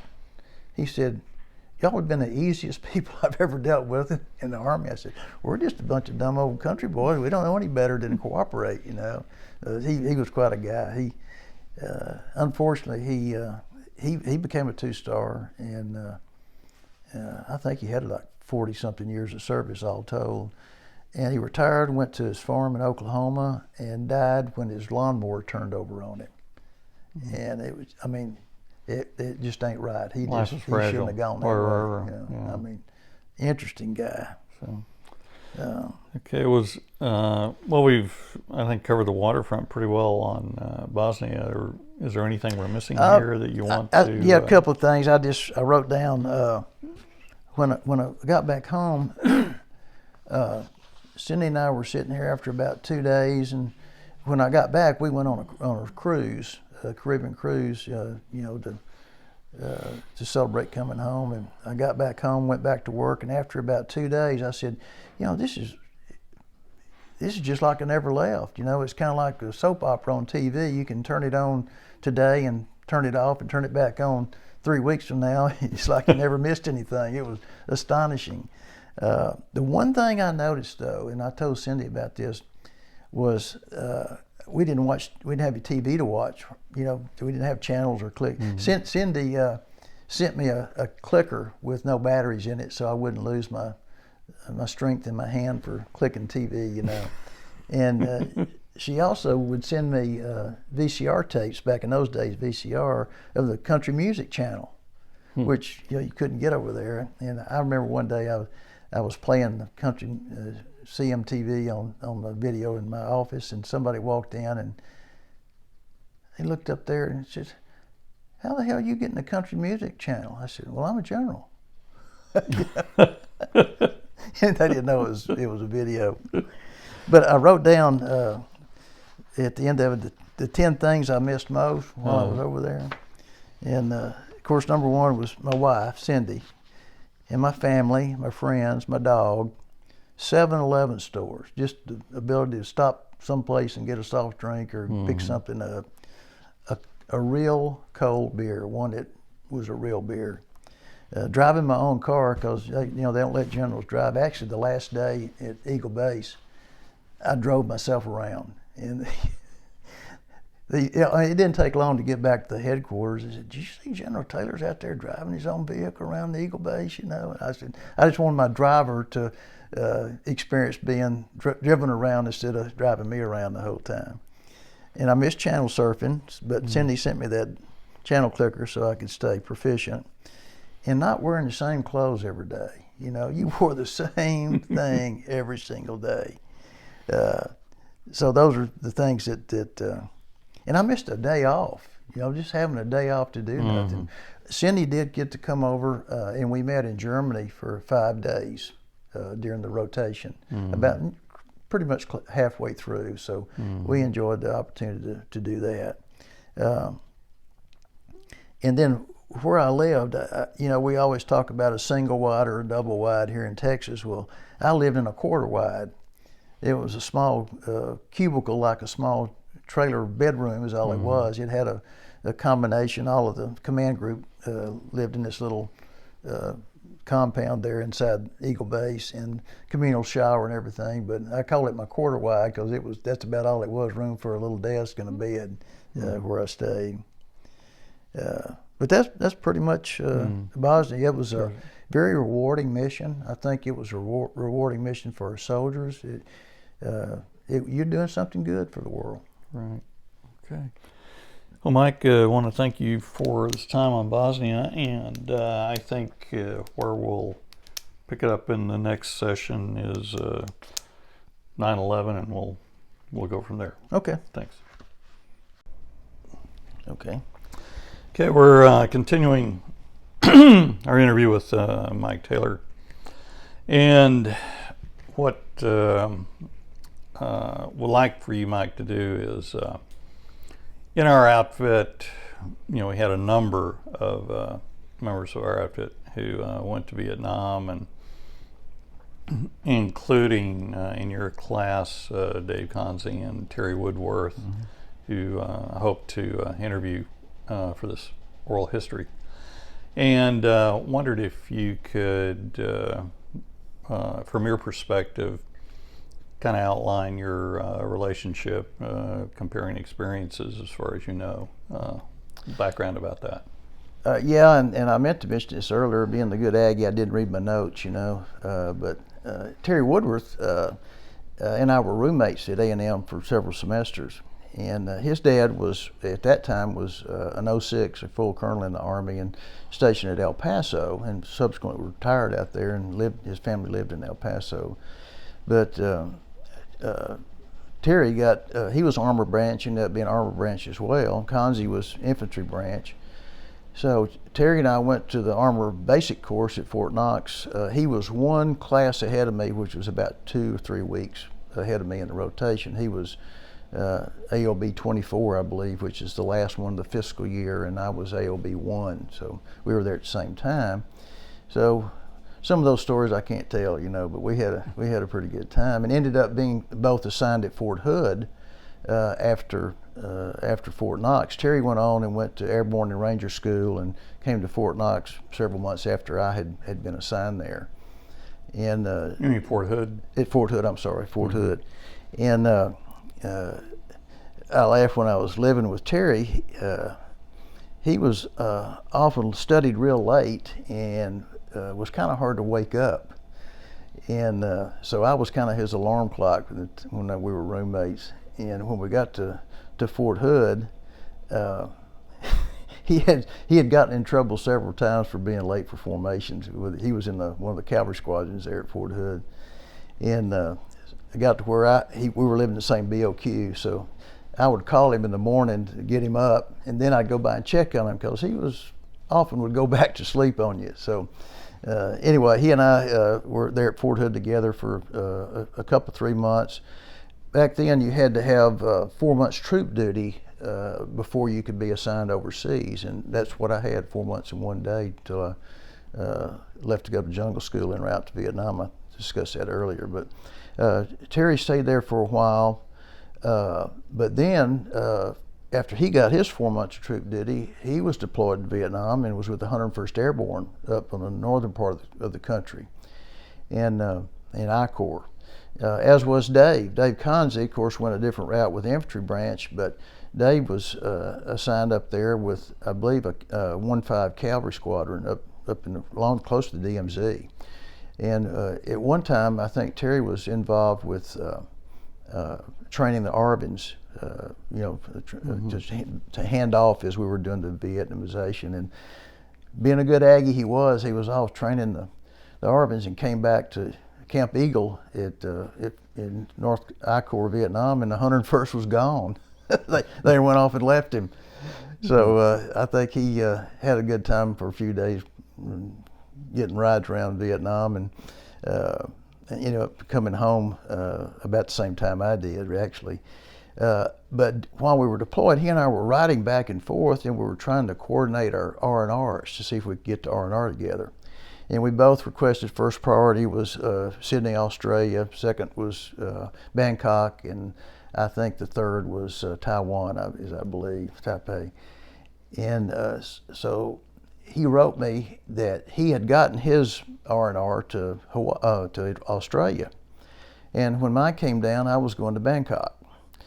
And come to find out, they went by how long you had in country. It didn't matter what your rank was. Whoever had the most days in country when they got slots come available for the unit, that's who got to go. And there was one of my tank commanders in my platoon actually was the one that ended up going to Australia. And he and Terry crossed paths at the reception center in Australia because he didn't know for sure that I was not going to be there. And he was waiting there to see if I got off the plane coming in from Tan Son Nhut.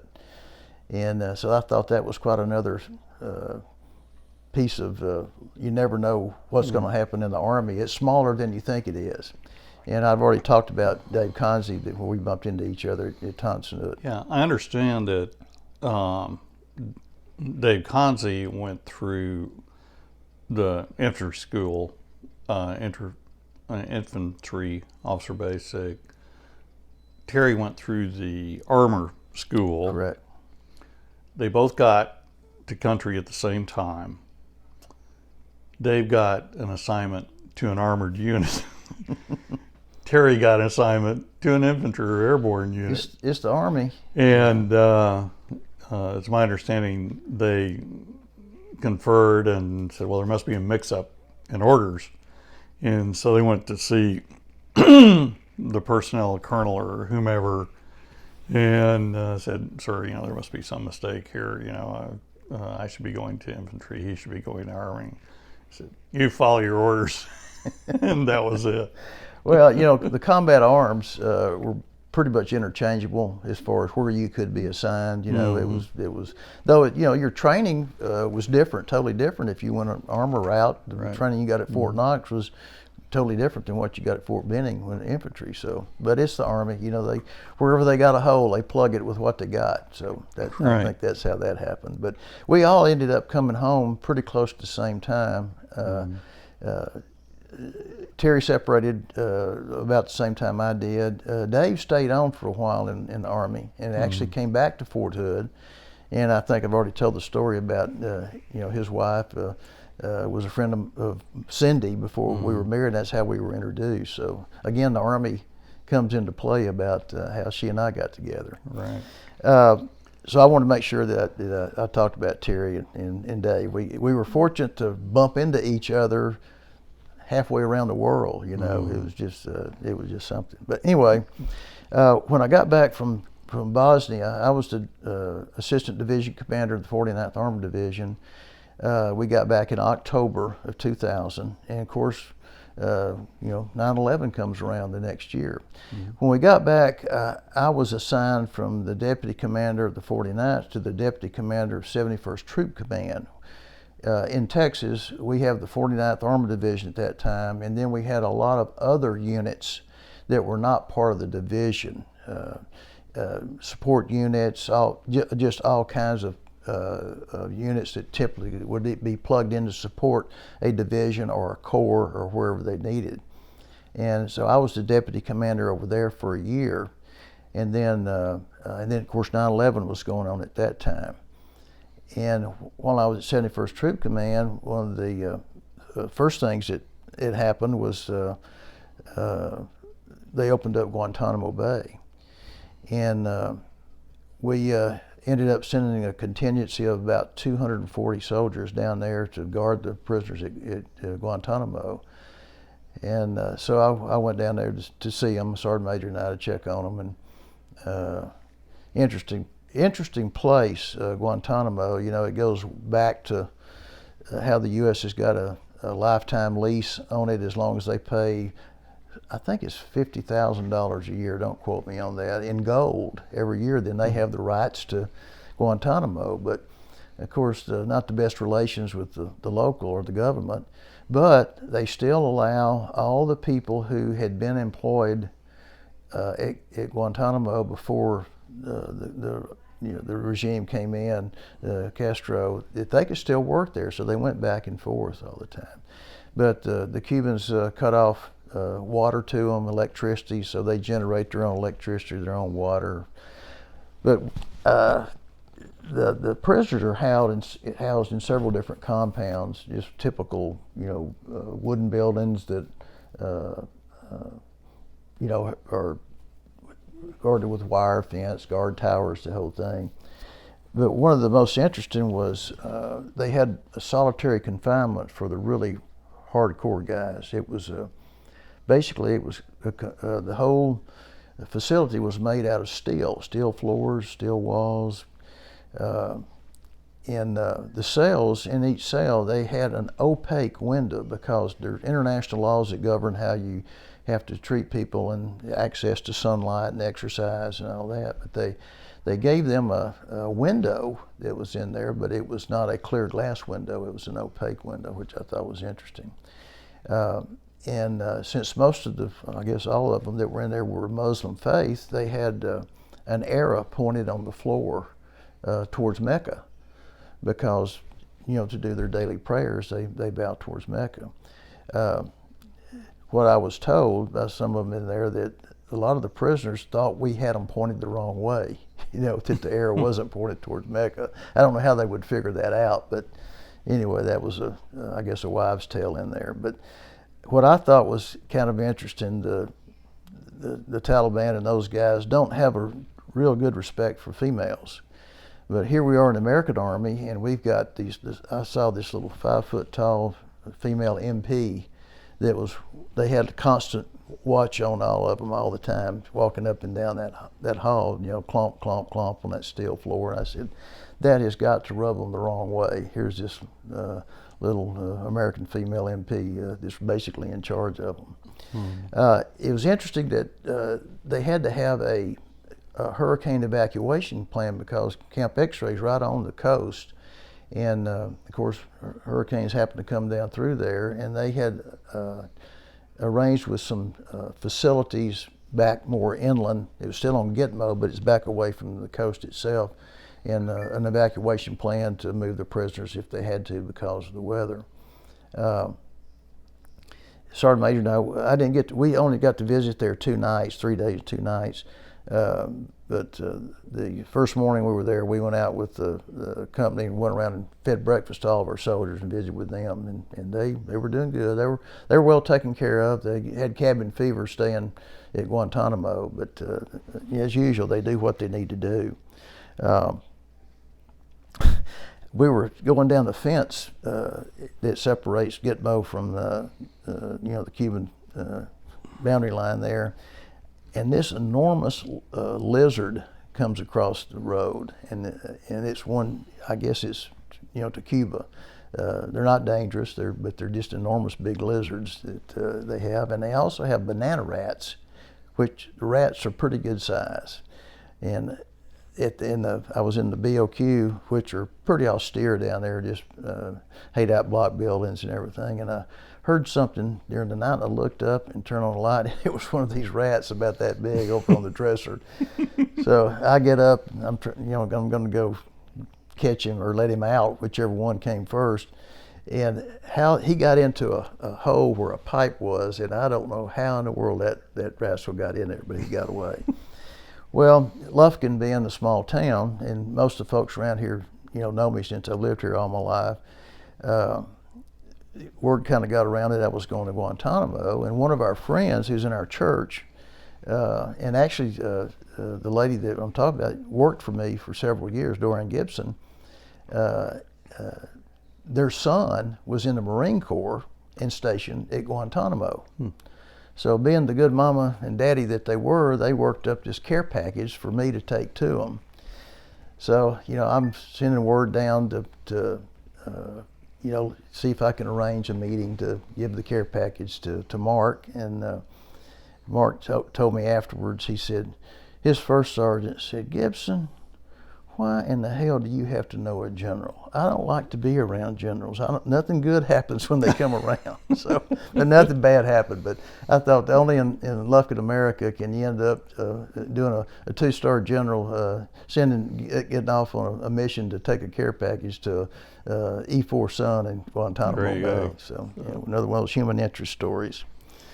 Of course, when the 9/11 happened, the first thing that happened was Operation Noble Eagle, where we mobilized soldiers to put security on the airports. And we had, as you can imagine, a lot of soldiers that were involved in that. We also had soldiers that were deployed to sites, several different sites all over America that were considered critical infrastructure with the military. One was up in Arkansas, a chemical plant up there, munitions plant. And then out in Umatilla, Oregon, which was a storage facility for all the nerve agents that had been developed back down the years before all the agreements to do away with them. And that's where they were actually destroying the nerve agents out there at Umatilla. But they were afraid that somebody might break in and get some of the agents and use them against us. So we had soldiers that were deployed there and several other sites around the United States for Noble Eagle, which lasted for a good long time. I was over in 71st Troop Command for about a year, and then General Halverson, who was my boss in Bosnia, retired, and I had the good fortune to take command of the 49th Armored Division. And of course, after 9/11, we started getting multiple missions. We had soldiers that were going, obviously, to Iraq, Afghanistan, in Africa, Egypt, a lot of different missions. The Army was getting stretched. And that's our mission in the reserve component, to supplement the active component as necessary. But we did mobilize a complete brigade combat team, 36th Brigade Combat Team, to go to Iraq. And their mobilization ceremony was on January the 1st of 2004, I guess, 2005. And Baylor University offered to use the football stadium. Because they had, my commander, Colonel Red Brown at that time, had coordinated with Fort Hood about the ceremony, and they asked, well, how many people do you think will show up for the deployment ceremony? And he said, well, probably about 20,000. And he said, there's not going to be 20,000 people come to a ceremony like that on New Year's Day. And he said, well, I think it'll be bigger than you think it is. So Baylor was just so gracious to open up everything for us. And Force Com commander came down, and a lot of governor, a lot of people to see them all, and there were nearly 30,000 folks showed up. Wow. The side of Baylor Stadium that has the press box on it was almost entirely full on New Year's Day. And who's the guy on NBC that does the game of the play of the day or whatever? What is his name? You'd know it if I can come up with it. But anyway, he's always talking about the best play of the day in sports, all over. And he said, most of you missed the best play of the day today, and it was, he showed the deployment ceremony of the 36. Wow. So they deployed. Of course, they had a long train up at Fort Hood for about 4 months before they deployed. And their main mission was to run convoy security from Kuwait to Baghdad and back. And they established these relay points, several of them along that route. It's about 300 miles. And they would escort the convoys and come into one of these kind of a rest stop, so to speak. Of course, it was protected area with all these trucks, and refuel and maintenance on the trucks and stuff, and spend a night. And then our guys would pick them up and take them on to the next one, going up to Baghdad. And when they got to Baghdad, they would turn around and bring an empty convoy back the same route to go back to Kuwait and fill up again. Continue. That was the main lifeline to Iraq, was up Route Tampa, what it was named. And our guys did well. They encountered over 270 IEDs in the time they were over there. And from various reasons, I lost 6 soldiers that were killed in Iraq. Not all of them from IEDs, but of course I went to the funeral of all of them and presented our nation's colors to the next of kin, which is probably the most humbling thing I've ever done. One thing that really surprised me when I did this, I would always go ask my chaplain to call the clergy of the family to see if they even wanted anybody there, because you have to respect whatever they do. And every one of them said absolutely yes. And one was a kid was from Pennsylvania originally and went up there, and Amarillo, Terrell, I mean, several places down South Texas. And after about the third family that I encountered, I was surprised how welcoming they were, and cordial and nice. And I remember when I was at Fort Hood before I deployed to Vietnam, I went through notification training if we had to go notify somebody if they had lost somebody in Vietnam. I never had to do it, when I was on active duty, but I remember from the training that they said, don't be surprised if the family gets abusive verbally and even physically, might attack you. He said, just be aware. So this is all I knew, but I came across all these families, and they were just the kindest people in the world, for the loss that they'd had. And it dawned on me about the third one. I said, what's the difference between now and then? And my opinion, the difference is the draft. All of these young people that were lost, in Iraq were volunteers. And the families knew they were volunteers, and they were proud of their service. So I think there's a lesson learned in that. But they were just the most gracious people I've ever encountered. But one question, you said your units encountered 270 IEDs. Could you kind of define what an encounter is? One is where they go off. The other is, are they detected? What sort of measures did you have at your disposal to try and detect them? Many of them, both. They were either directly encountered or found on the route and disarmed or bypassed somehow. But there were several ways to detect the IEDs. The number one is your M1 eyeball. It's just watching for, they know where they're likely to be established, though they're not always where you think they are. If you had a good relationship with the people in that area, they would even inform sometimes that there's an IED out there. We had soldiers that Colonel Brown would station at night in these overpasses with night vision devices to look at the roads. We had Apache helicopters that we could tap into and ask predators that would run the roads at night looking for people that might be putting something down. But primarily it's just being aware and using all your resources you could to try to not lose somebody. And often the mines that were encountered didn't detonate on our vehicles, but detonated on one of the trucks that was in the convoy. When I was running the road to Baghdad, there was a young man that was a gunner up on the 50 caliber up on the Humvee where I was in, and I was running with Jeff Breor, who was my infantry battalion commander over there. And I asked him, I said, son, how is it sticking your head up out of that turret all the time? He said, well, sir, these mosquitoes aren't too bad to hit. He said, beetles are okay, but you get some of these big bugs that hit you in the face right down this road. It's pretty tough. And one of their biggest things they had to watch out for is free roaming camels. The land's pretty flat, but there's some rises that you go over, and when you come over a rise at 40 miles an hour in a Humvee, and you encounter a camel, the camel's going to lose. But I was surprised that there were herds of camels they were owned by somebody, but they just roam freely in the desert out there. And at night, that was a concern that they had. When I got to Baghdad, another human interest deal is one of our jobs was to run the visitors bureau at the headquarters in Baghdad, and there was one of Saddam Hussein's palaces that was converted into sort of a hotel for visitors that came, distinguished visitors, Congress, whoever it was. And so we had to find somebody to run the hotel.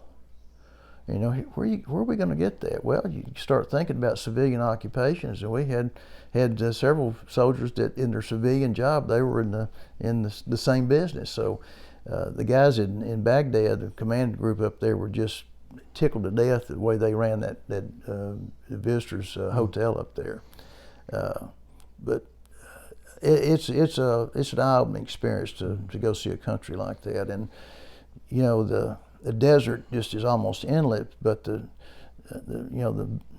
where mankind allegedly started is the Tigris-Euphrates Valley there, and everything between the Tigris and Euphrates Valley is just the greenest green you've ever seen. There's just, as long as you get water, it'll grow in the desert. But that's the main issue there. And if it was run right, Iraq could have a tourist industry.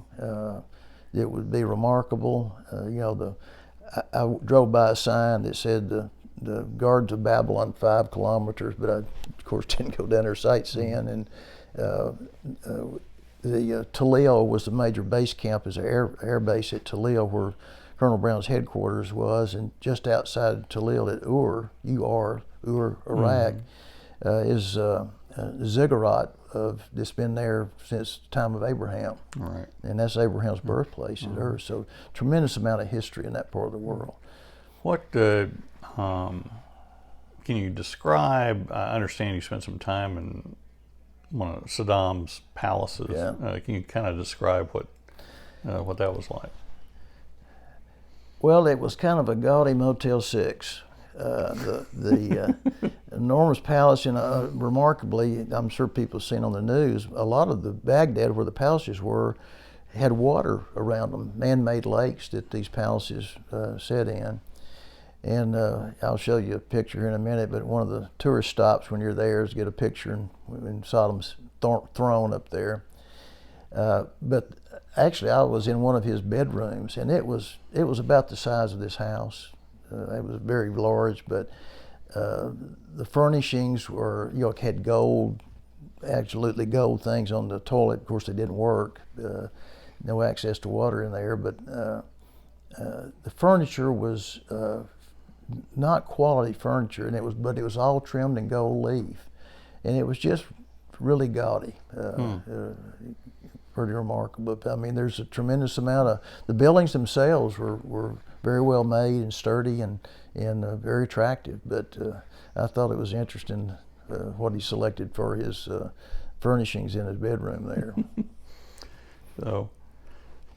So how long were your units deployed on this security mission? They were boots on the ground for 6 months.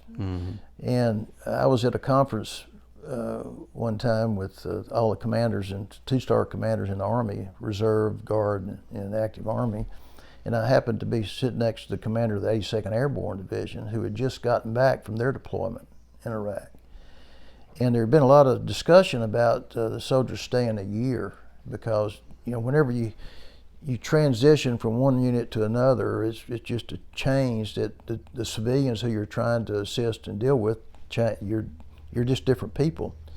And of course, he spoke up and he said, I hope you understand that the environment the soldiers have to stay in over there is just hard. It's just hard to stay a year and do what they have to do. For example, all of our soldiers have to mount up with all their body armor, and the temperature is just brutally hot, though, as everybody says, well, the humidity's low, which it is, but as far as, except for being hot, you have to wear gloves to touch the door handle on a Humvee. It's just sitting in the sun, it gets so hot. And as far as, it's more uncomfortable at Fort Polk in the summer than it is in Iraq. It's hotter in Iraq, but it's more uncomfortable in Fort Polk. And basically the guidelines is for every soldier to drink a liter of water per hour when they're on mission, because that's how much it takes to operate in that environment. You got your body armor, all the stuff on. And it's just hard work for soldiers over there. It's just hard. There's no way around it. Right. Okay, from the end of that deployment in Iraq,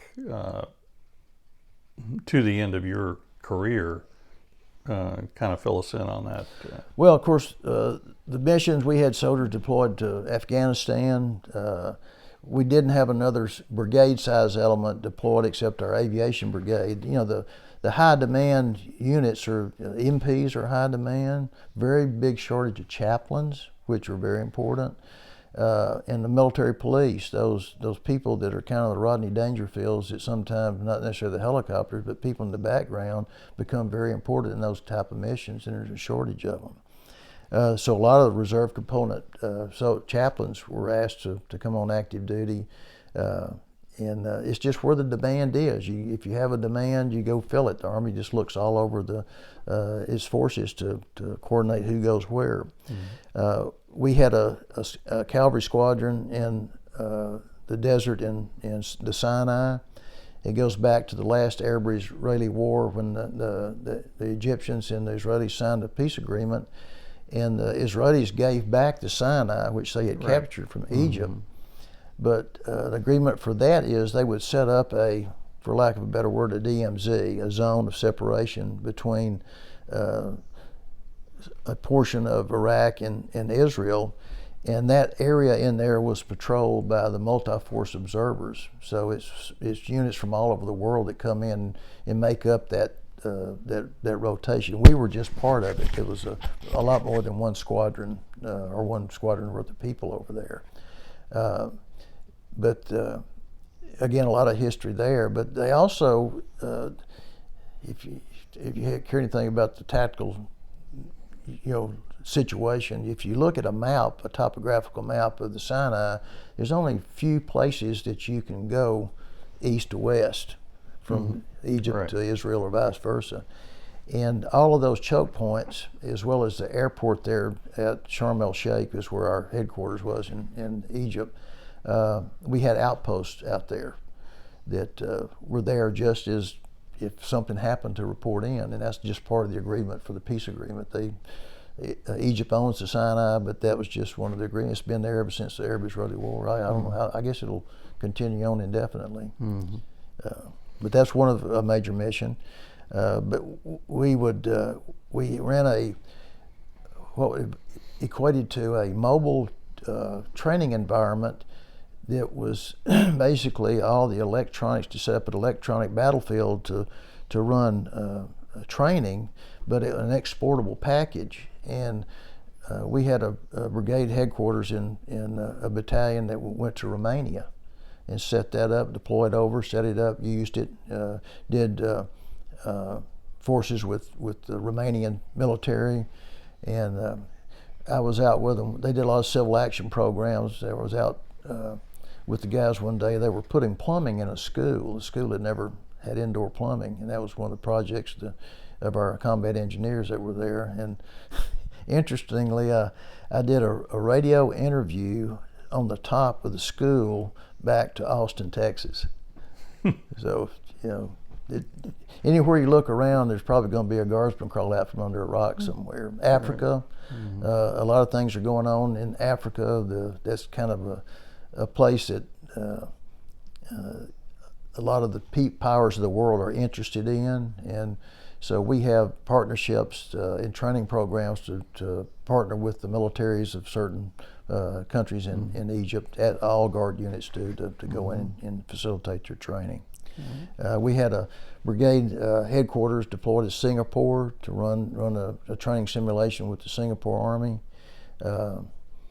You name it. So essentially you were literally, now your headquarters was based in Austin? Right. Is that right? Okay. So literally you are running a global organization out of Austin, Texas. Well, as most of the true deployments like to Iraq and Afghanistan, once they go on federal active duty, we lose them. They're not part of us anymore. But coordinating all these other events, we had reach pretty much everywhere, as all the other guard units in the United States do too. It's not just us. It's very throughout the National Guard. And there's a concern. Since 9/11, the Guard and Reserve have been very active and you know they have a day job. They have an employer that has got to factor into this, and their families, and they really didn't sign on to be deployed all the time. I mean, they do what they need to do. They go do their job, but it's of course Iraq and Afghanistan are winding down, but there's just been a tremendous amount of utilization of the reserve and forces, which is what that's why they're there. Right. But there's a risk at overutilizing them. You know, but Okay. good.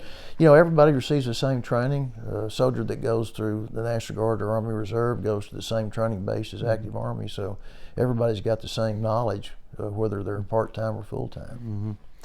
Now, you've, in your Guard career or military career, I believe you said you've been deployed to 43 different countries. Well, not necessarily deployed. Between Cindy and my travels and the Guard, I counted up one day and been to 43 different countries, which is an education in and of itself to get to see that many places around the world. Right.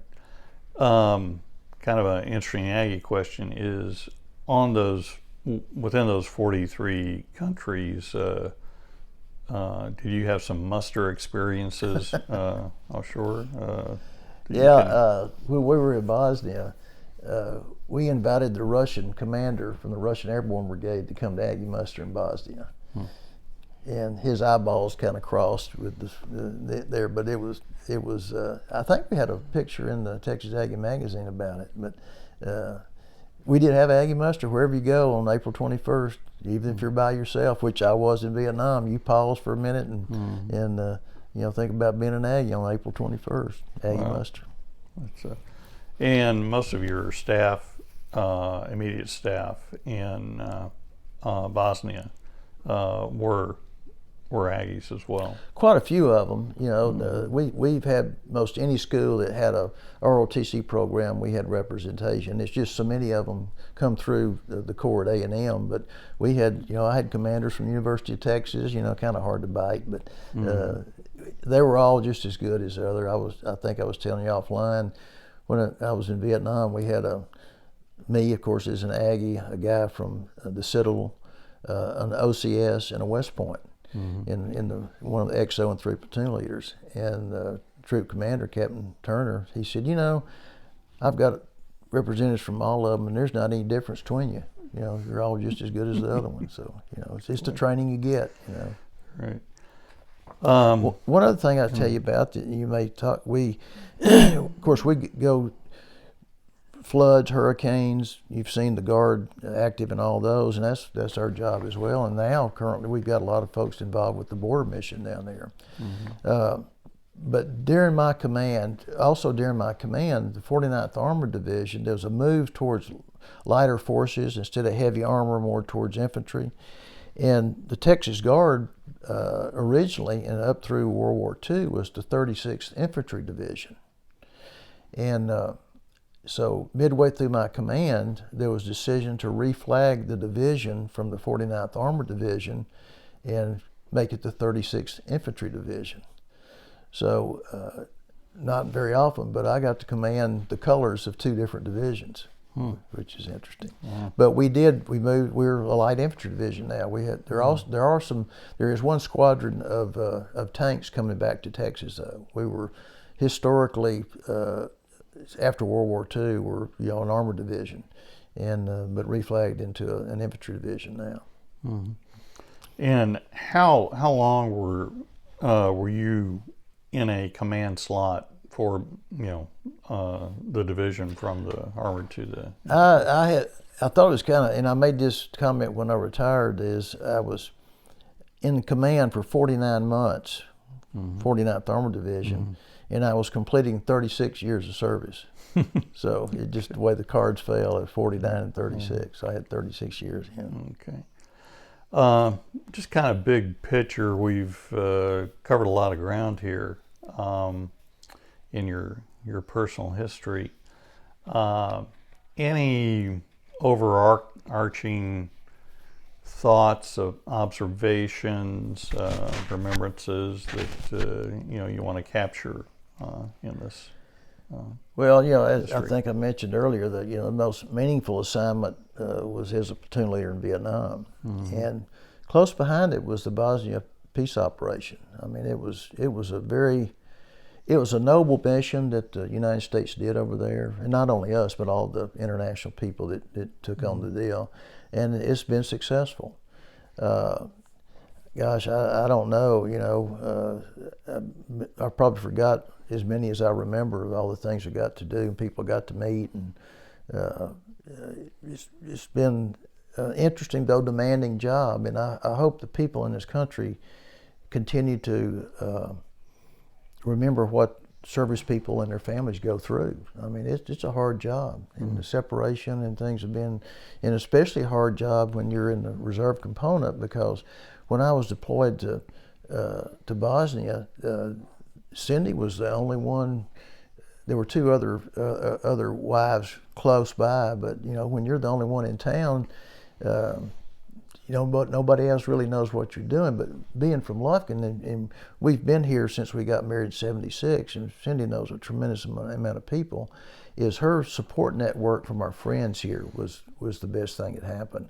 And I told her when I came back, I said, your social calendar is going to go down when I come back home. So we cannot thank our friends enough and family for what they did. When I retired from my day job as Vice President of Human Resources at the hospital system in August of 2005, and then the next year I retired from the Guard. And of course our plan was to do some more traveling. We assumed the responsibility of our family elders, Cindy's mom and dad, my mom and dad, and Cindy's aunt that we moved here to take care of her, that came from Houston. So we've kind of been in the elder care business up until last year. My mom passed away. She was the last of the five at that time. So that's a full-time job, taking care of your family if you have to. Yeah. Now your father, of course, was in the 101st Airborne Division in World War II, which we'll talk a little bit about separately. But Cindy's father was a Marine in the Pacific. 3rd Marine Division. He was at Guadalcanal and Saipan. Wow. So they went both ways, east and west. Well, Mike, appreciate the time you've afforded me to record this, for your family, for their A&M, and there, as you know, there are other members of our outfit who also have compelling personal histories, which we hope to capture. The members of E2 that we lost. Right. Those are the guys you remember forever. Right. Okay. Well, thank you so much, and best. Hope you and Cindy enjoy your retirement. Thanks. Okay, Mike, you have a interesting collection of personal memorabilia, including awards and decorations, not only of you, but also of your father. Can you walk us through what we're looking at here?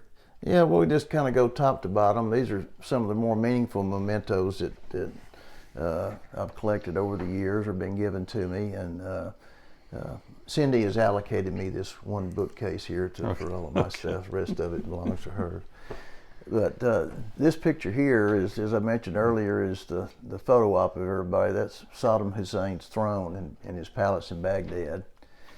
And then when I went to see my soldiers in the Sinai, the 124 Cow Squadron, this is when we did a one-day tourist opportunity at the pyramids. And Cindy and I went back a couple of years later and visited Egypt in the pyramids. And a lot of these books are things that folks have given to me. Tim Leftwich, of course, his dad did this one. The Keepers of the Spirit, a lot of the Aggies are familiar with that. That was presented to me 2 different times that I had the opportunity to be the reviewing officer at the Corps March-In football game. And then this is a commemorative stamp that was in honor of all the Vietnam veterans. Books here are Rendezvous with Destiny. That's the history of the 101st Airborne that my dad was in. So I started reading that, I guess, as soon as I was able to read. And it's questionable how well I read right now. But these are my dad's awards from World War II. He was in the 2nd Battalion, 506, 101st Airborne, and F Company. And a lot of people are familiar with E Company, Band of Brothers. Band of Brothers, right. Well, they were side by side. So they're in the same battalion, E, F, and G Company. So if you saw Band of Brothers, you saw what my dad went through. And there's been a book written by a gentleman. It's called Fighting Fox, which is a book about Fox Company, F Company, and all those guys in there. A lot of them I had met at reunions. I went to 101st reunions with my dad, and at the end of the book, the guy that wrote it went around and he personally interviewed all the living guys from F Company. He went all over the United States interviewing them. And at the end of every interview, he would ask them, who was the best soldier in your company? And every one of them said your dad. That's amazing. That's incredible. But he, can you walk us through that? Yeah, he earned the Silver Star in Holland and also the Bronze Star. And back in World War II, the Bronze Star was only a Valor Award.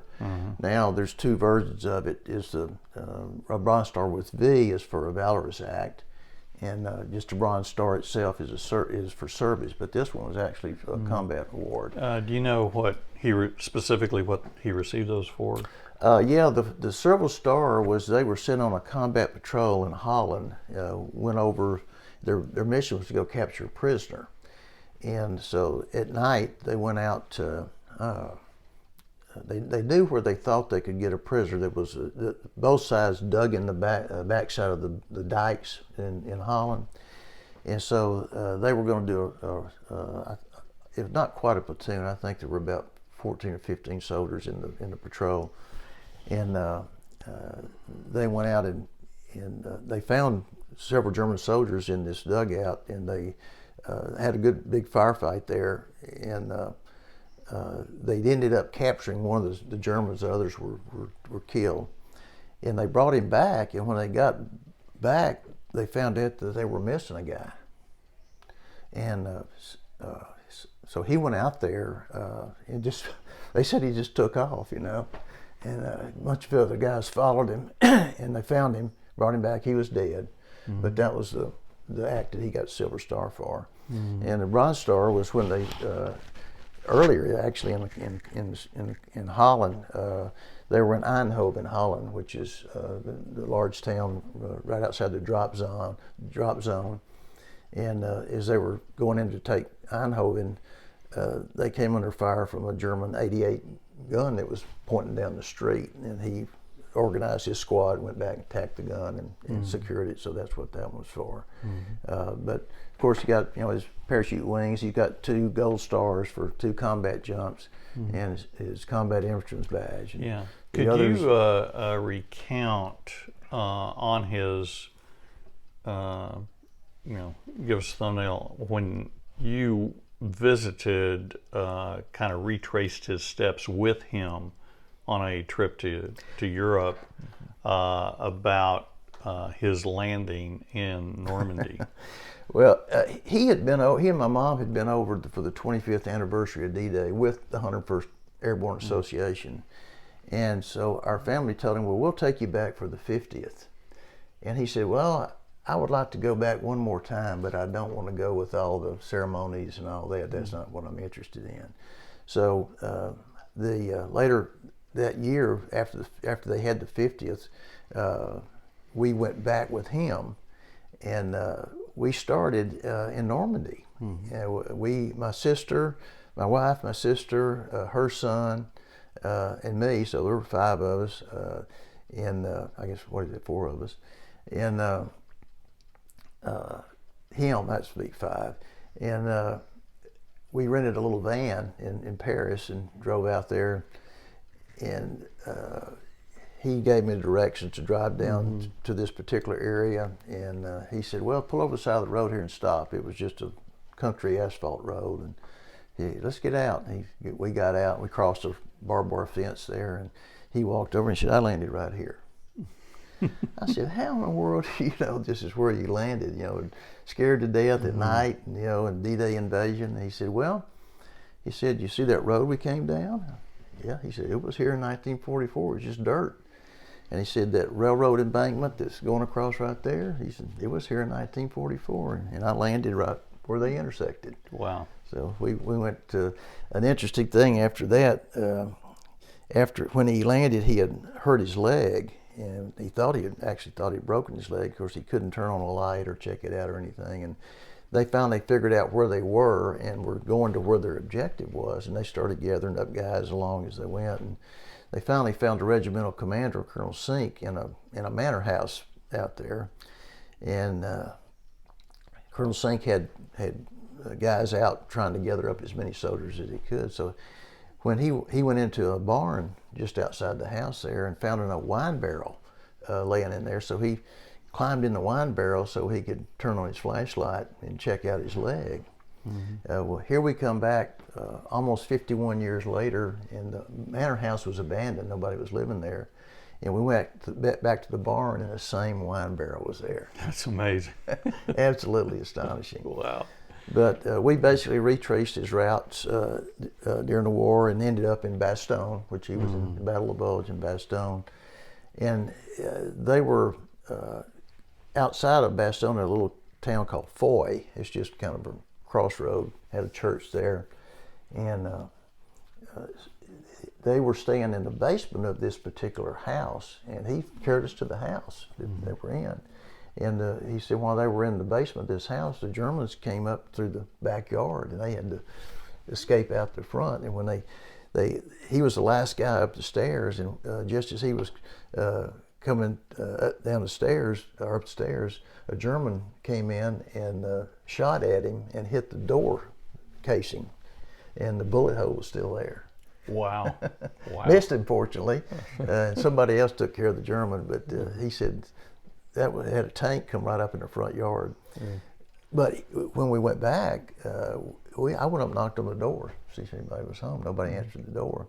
And I saw what I thought was an elderly lady at one of the windows, but she probably didn't want to mess with us. And so we went out and toured, went around to some of the places, found some of the old foxholes, from where they were back in the winter, and came back to the house, and a young man answered the door.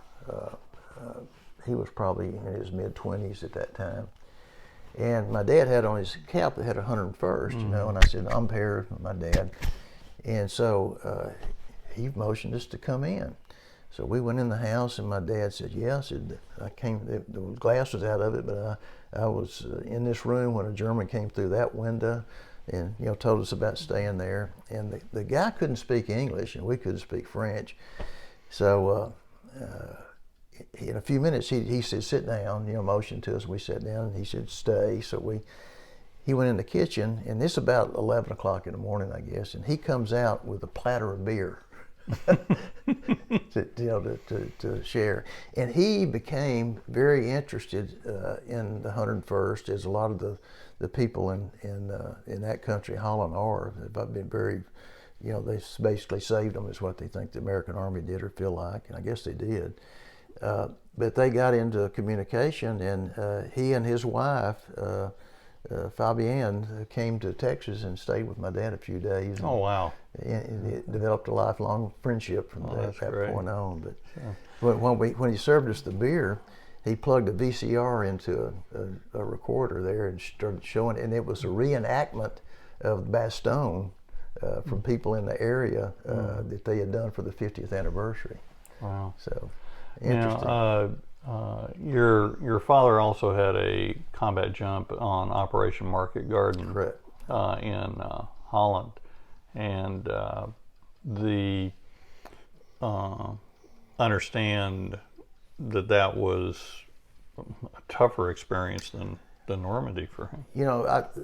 Everybody thinks about D-Day first, but my dad said the fighting that they got into, it's different from where your unit is, but he said they took more casualties and had a tougher time in Holland than they did at D-Day in Normandy. Mm-hmm. So it was a tough place. Okay. So your dad went through Normandy, Market Garden, Bastogne, Battle of the Bulge, and then was among the very first, or actually took the surrender of a German officer in Berchtesgaden. Correct. He 101st went in there, and he was going through a searching. All the guys were searching to secure the buildings in there, and he was walking down the hall in his house and bumped into a German major. My dad said he was about 6'6", 240, just an enormous guy. And he said, of course, I went for my pistol, and the guy spoke perfect English. He said, "I'm not armed. My job is here to turn over everything to the Americans." So, yeah, quite an experience. But, being the good airborne soldiers that they were, they did pilfer a little bit. They found Hermann Göring's wine cellar, and he said that was some pretty good stuff. And he actually brought home a souvenir of some silverware that they took out of Hermann Göring's train, his personal train. Wow. So, being the good Army American, they're gonna pilfer something. War trophies. War trophies, yeah. But that's my dad's awards from World War II. Those are my awards from Vietnam. Mm-hmm. That's when I was a Butterbar second lieutenant in Vietnam. Mm-hmm. And this is when I was a 2-star general commander of the 36th Division when I visited Iraq. My commander got me, he wanted to get a picture on the camel, so that's my George the camel. Mm-hmm. And this is at Ur, where the birthplace of Abraham. Mm-hmm. And the Russian brigade, airborne brigade, when we were in Bosnia, somewhere I told that my dad was a paratrooper in World War II. Well, they're very big on the Great Patriotic War, and they sent my dad an award recognizing him for his service in World War II. Yeah. Could we go back to your awards and decorations, and could you, we've kind of covered this before, but on the Bronze Stars and Purple Hearts, could you walk us through what you received each of those? Well, the Bronze Star with Valor was the 19th of May, the big fight that I talked about earlier, and the Purple Heart was from that fight. The other Bronze Star is for service that most everybody gets that. And the other Purple Heart was just a minor wound. It wasn't compared to the one on 19th of May. And this is a AK-47 round, and it was the round in the magazine of the first guy that I ever captured, Viet Cong, that we ever captured. Mm-hmm. This is, of course, even in the civilian world now, people give coins. In this one, in the Army, the tradition is that if you have a coin, all of you are sitting around drinking a beer, and everybody pulls their coin out of their pocket, and they slam them on the table without showing what it is, and he who has the highest ranking coin, everybody buys him or her a beer. Mm-hmm. Well, it's kind of hard to beat this one. This is from the chairman of Joint Chief of Staff.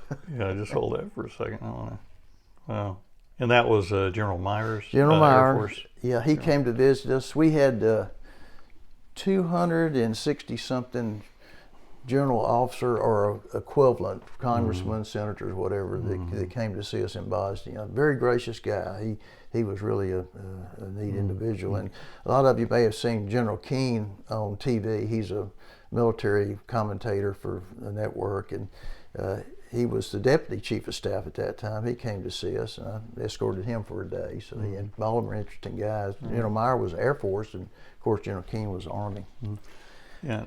Well, what do we have on the bottom shelf here? The bottom, this is a Melvin Jones Fellowship Award. I'm in the Lions Club, and they gave me that award when I came back from Bosnia for service to, country. And it's one of the higher awards at the Lions Club, International Lions Club Awards. And my dad had received the same award several years ago. So it was kind of a neat father-son deal. This is my family, my sister Johnita, my dad John, myself. This is not like after I got back from Vietnam, and my mother Marinelle. My dad passed away in 2009, and my mom passed away last year. My dad was almost 90, and my mom was 91. Wow. And Cindy's dad was 95 when he passed away, and her mom was 88. So, and her aunt was 91. So, so you may be around a while. So. Who knows? You know. Okay. Of course, if I known I was going to live this long, I'd have taken better care of myself. But this picture is very meaningful. This is my dad's best friend in World War II in the 101st. His name is Manning Haney. He was from Kentucky, and he was killed in Holland. And I'm his namesake. My middle name is Haney, so I'm Michael Haney Taylor, and that's how I was named there. This picture is my dad came to visit us at annual training one summer at Fort Hood, and the same thing, the Talon chapter, Texas, Oklahoma, Louisiana, and New Mexico, who did I miss in there, the 5 states, were having their annual meeting at Fredericksburg. So I got approval to fly 2 Black Hawk helicopters over there and pick those guys up, bring them to Fort Hood. And we had some guys in the division that were World War II reenactors and had World War II equipment, and they had a hoot of a time. Wow. It was a neat deal. Okay. And this is Miss Cindy and I. We got married on Valentine's Day, 1976, the bicentennial year. I tried to talk her into wearing a Ruffledy red, white, and blue shirt, but that didn't make it. I see. Okay. And this is my mom and dad. This picture is one that I picked up. I found out that the size of whatever memento you have, the larger it is, the less likely it's going to be displayed because you just run out of room. And this was given to me by a Bosnian artist at a square there in Tuzla. So that's where that one came from. This is one of the awards they give locally for, they call the Golden Anvil Award. Again, why they decided to do it, they gave that to me from the local community for the service in Bosnia. And this is my dad's award. It's the Angelina Award. We're in Angelina County. And he was selected to receive that award for all of the greatest generation. So it's pretty meaningful. Wow. Okay. That's about we have a few other photographs I would like to go through with you over here, and we'll stop it here and pick it up over there. Okay. Okay, we're here with Mike Taylor, and he has some memorabilia here, photographic and otherwise, he's going to share with us. Mike, what would you like to show us first? Well, of course, being a good ag, I think this is a good one to start with. When we were deployed to Bosnia, we had quite a few Aggies in the 49th Armored Division, and this is what the former students sent me. So it was only 5,860 miles from our headquarters back to College Station. So I thought that was. And you got that from the former students? Former students, yeah, they sent it to me. Okay. Actually, I think where that probably was initiated was Mark Satterwhite. He was working for the university at that time, so I kind of figured he probably had a hand in it. Yeah, right. that's my guess. Of course, Mark passed away, and he was a dear guy that was first of our clan to go. To all so, of us, yeah. right. These are not in any particular order. This is something that I was really privileged to do. Okay, I kind of in the center there. Oh, hold okay. it up I kind of pulled a swap with the Texas Air Guard commander, and tilt it down just so we got a little bit. Yeah, like that. I swapped him a ride in the F-16 for a ride in the M1 tank. So I think I got the better part. You of the maybe deal. got the better deal. Okay.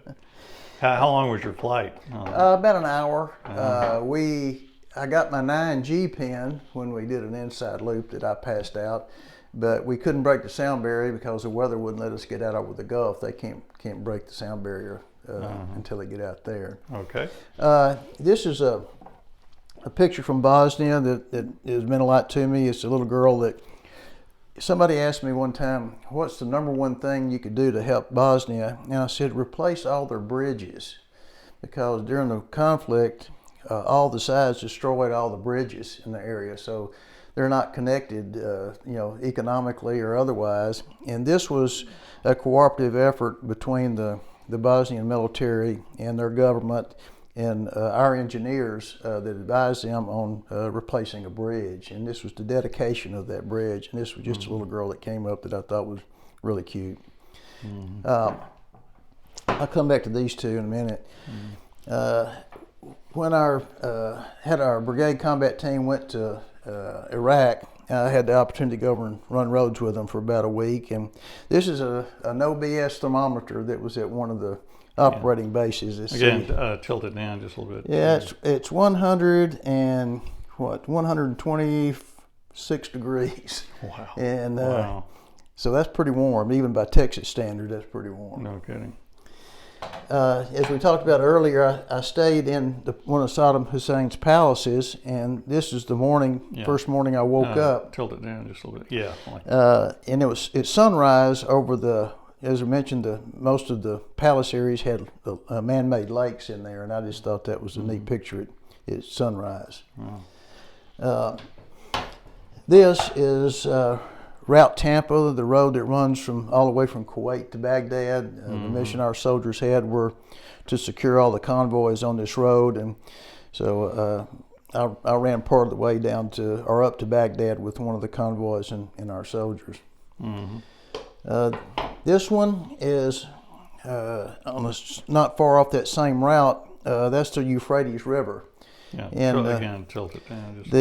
Right. Of course, the military destroyed all the bridges across the waterways that you have over there, and came back when they attacked north and replaced the civilian bridges with the military bridge. That's my Sergeant Major, Command Sergeant Major Brownlee, and one of my battalion commanders that was on the mission to tilt Iraq. It down one a little bit. Okay. All right. Okay. Let's see. Let's try this one. We're not one more Bosnia picture. This is a picture of myself and my G5, who is an A, class of 80, Red Brown, who followed me in command several years later. And this is a little town in northwestern or northeastern Bosnia called Janja, up in the Russian sector. This was his birthday, so I said, "Why don't you go run roads with me today?" And I just thought it was a neat picture to take for both of us to keep. A little town called Janja. This is my Sergeant Major Brownlee again. He and I visited our soldiers that deployed to Romania. They were running a test on exportable training packages with the Romanian Army, and this is just on one of the road markers there in Romania. This was my change of command when I took command of the 49th Armored Division, and 4 of the 5 people in this picture are Aggie, so we're kind of incestuous. And the Texas Guard, Texas A&M was kind of incestuous there. I'm sure. And this Red Brown is the same soldier that I pointed out there in the Janja picture when he was the G3. So this is the G1, 2, 3, and 4 at my change of command. And this is Cindy and myself at the change of command when I took command of the division, and just not long afterwards was when I received my promotion to 2-star. And at the other end of the spectrum, this is my change of command and retirement when I left the 36th Division. It was at that time in Austin, and I retired. So those are just a few of them that you kind of pick out. I got a zillion of them, too many of them to put up on the wall. And we had done some work in our house, and these were up in our hallway, but we just took them down and haven't put them back up yet. So, okay. There you go. That's quite a record. Okay, we're sitting here with Cindy Taylor, wife of 45 years, Mike Taylor, who I've done the oral history with. And Cindy, Mike praised you mightily in his oral history about the role you played in his life. And essentially Mike having 2 full-time jobs, both in his business dimension and in the military dimension. And I wondered if you would be able to share with us, from your perspective, navigating, these 2 careers, and I guess in a sense enabling Mike to do what he did. So, what's it like to? It's not just a military wife, but it's to be a guard wife as well as a civilian wife in those roles.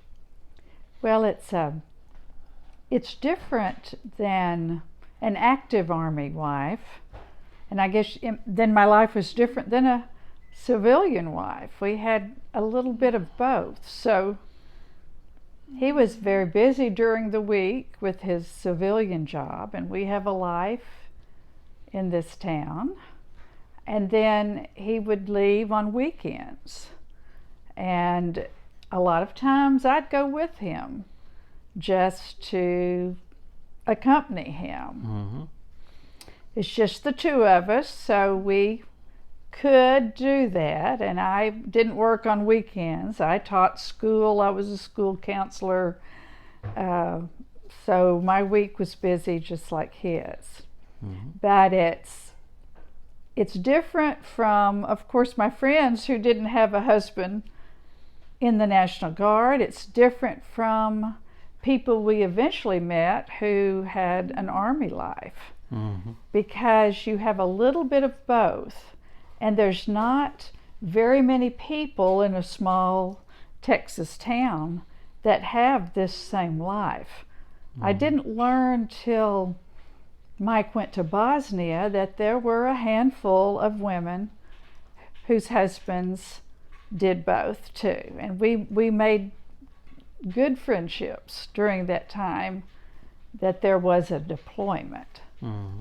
But it was not easy. It was, sometimes the Army works on very quick time. So I might find out earlier in the week that he was going to be gone, or we might plan something and he would be gone. Mm-hmm. And I just became adjusted to that life. I think I was an only child. I'm an only child, and I could always entertain myself.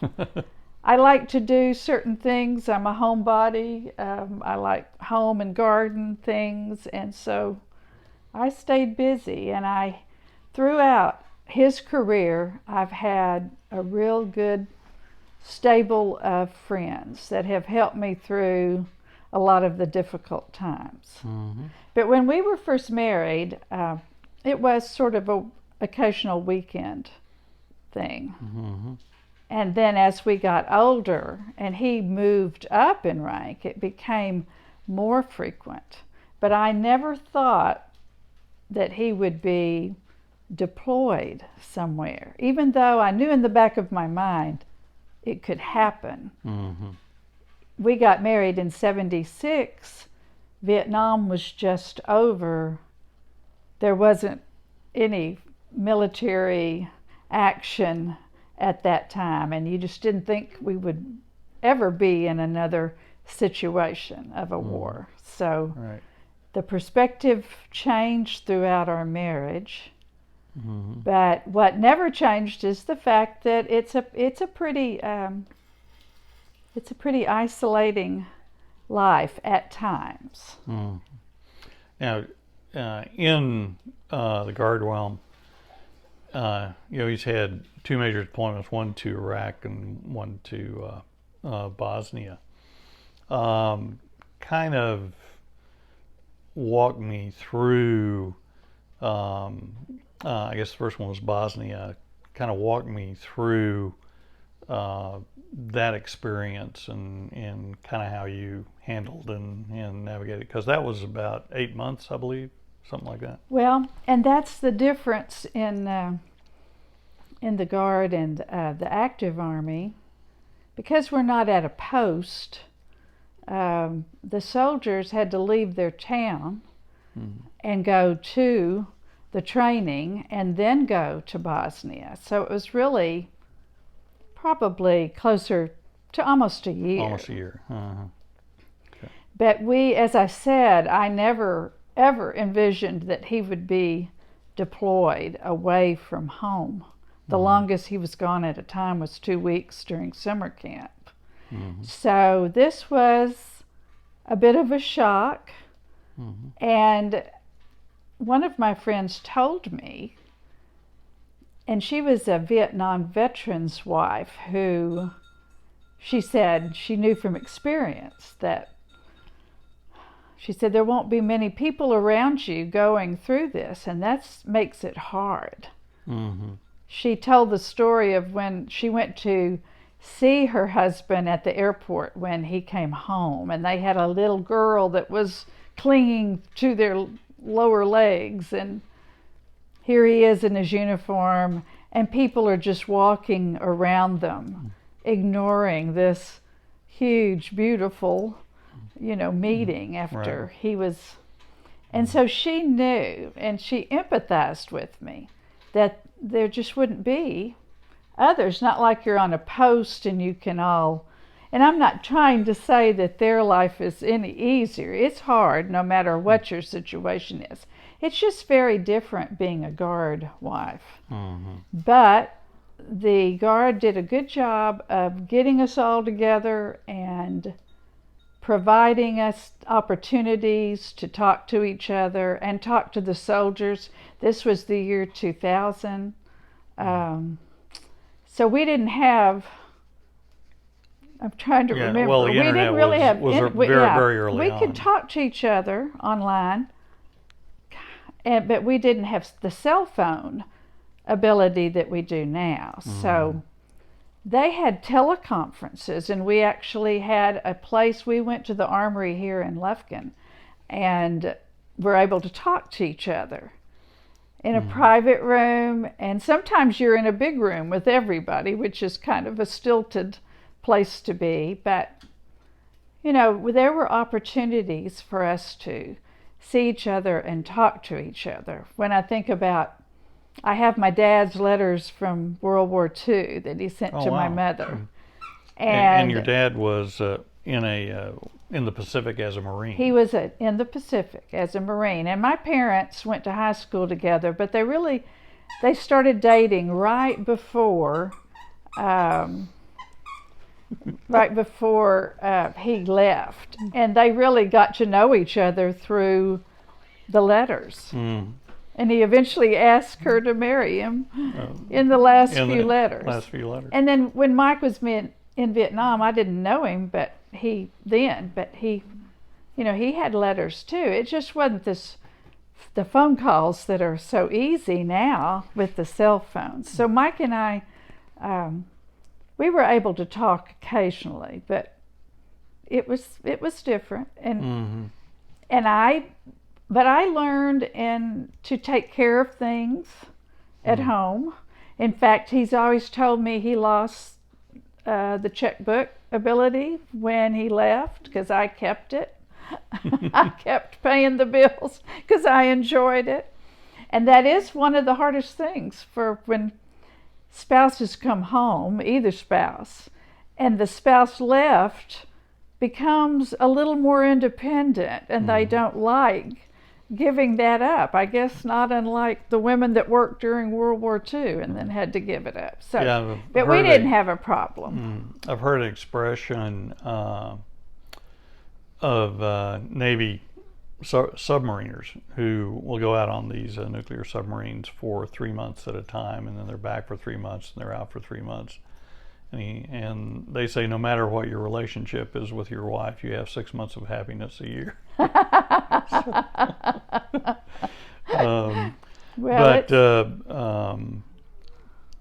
In terms of Mike's deployment in Iraq, that was about somewhere like. Well, he visited Iraq. Or visited, right. He did not go for, Long I periods don't of know, time. maybe a week or so. But, it was different because in Bosnia, of course, you never know when you say goodbye if you'll see each other again. But in Bosnia, it was not a fighting situation. It was peacekeeping. So it was a different worry. And I had a lot of empathy for the wives that were here. And, I didn't watch when he was in Bosnia. I didn't see something on TV every night about that area. And I really did not worry about his safety. But I worried about his safety when he was in Iraq. just to visit his troops. It turned out it was fine. But he called me at that point in our lives. We did have the cell phones, and I stood right outside on my patio, and he could hear the birds sing, and we were talking to each other from Lufkin to Bosnia. So that was basically the biggest difference. It was a very short period of time, but it was a more dangerous situation, as much as they tried to keep him safe. Okay, as the commanding general's wife of the 49th Division and the 36th, were you sometimes in a mother superior role to some of the other wives? Now, as you say on it, you were not on a specific post, and the troops are scattered all over Texas, if not right. So did you interface with the other wives? I did. I really was we were all in the same place. I certainly wasn't, because my husband was a general. My situation was pretty much the same. I don't know if Mike told you, though, when National Guardsmen leave, like for these 8 months, that becomes their pay. And in our situation, it did not change our financial that much with general pay to his civilian job. Some people, it did. Some people got a raise. Some people who might have been, let's say, attorneys, they might not get as much money. So that was an adjustment for a lot of people. Mike and I were fortunate in that we did okay, but also everybody had different situations at home. Some had young children, some had the empty nest, and but we all shared that, and we became close, all of the wives that were involved. I couldn't see the ones who might be in Austin all the time, but I did have a handful in East Texas, and we all became very close, and we still are close, all of those ladies. We commiserated with each other, were worried, and helped each other, went traveling together. A friend and I were fortunate that we could fly over to and meet our husbands in Frankfurt, and we had a very short but fun little get together there, and we vacationed together. It kind of makes it's hard to say goodbye again, and some of the wives didn't want to do that. It's hard to do that. I was okay with it. You kind of know what you're going to have to happen, except it's just getting closer. I marked days off. All those little things make a difference. But saying goodbye is hard, and it's just like the movies. I mean, I watched him drive away in a car, and his arm was out the window waving, and that's the last time I saw him until he got back. Well, except for the halfway through. Then when he got back to Austin, they all came into the big hangar where we were waiting, or I think we were at the okay. They were, your father was Camp Mabry. It's been a while. Yeah, your father had been a Marine in the Pacific during World War II. I understand he fought at Guadalcanal, which I guess about one of the toughest things during the Pacific War. Did your father, having that experience, did he talk about it much, or did that kind of help prepare you in some way to be a military wife, I guess you could say?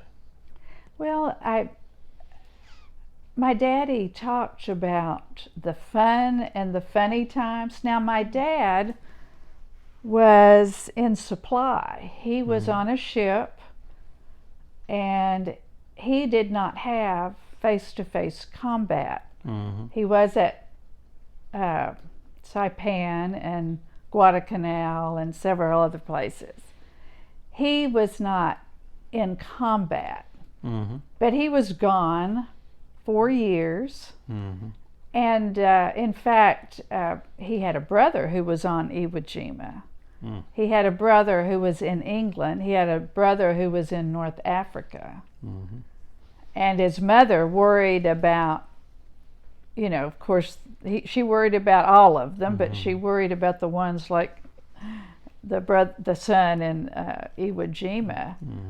And then it was the brother in England that was killed because he was helping rescue people in a boat, and he drowned during that process. Wow. It was an accident.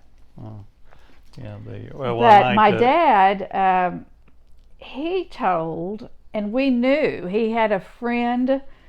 My dad and mother grew up in Fort Worth, Texas, and he had a friend who was with him throughout the Marines. And eventually that man married one of my mother's friends, and we knew them all the kids' lives. We knew each other, and they laughed and talked about the fun things. But I do remember when I went off to college and I got a little homesick, my daddy wrote to me about going off to boot camp and all that and how hard it was.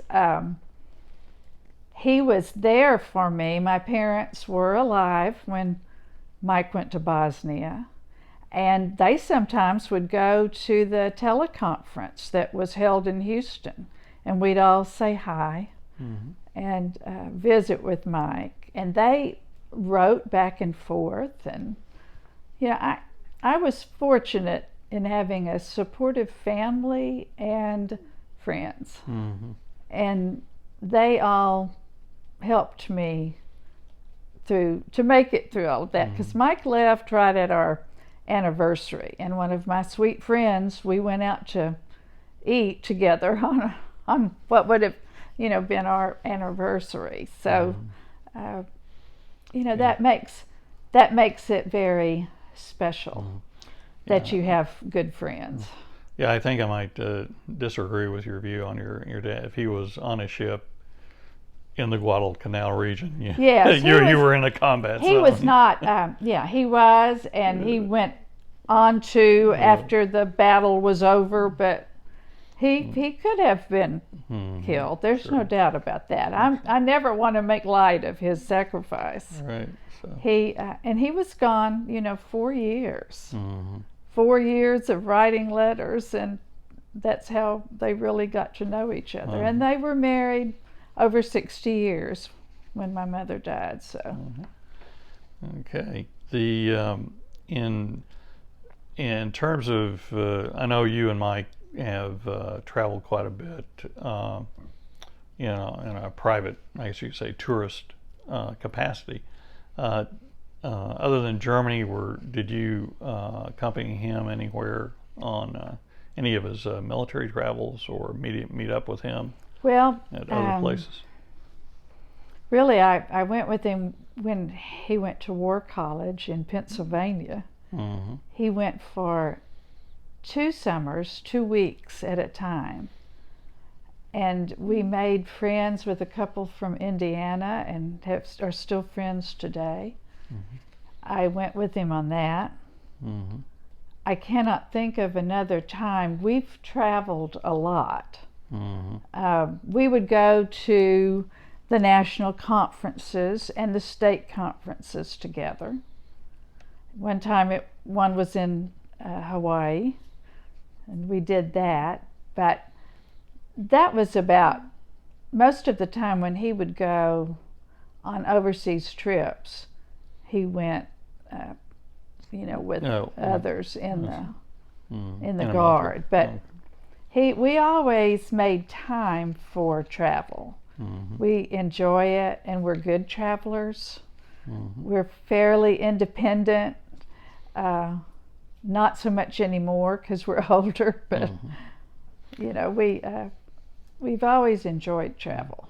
Are there any observations you would want to hand on, pass on to a young woman who's just kind of entering into a military wife situation? Well, I don't know how.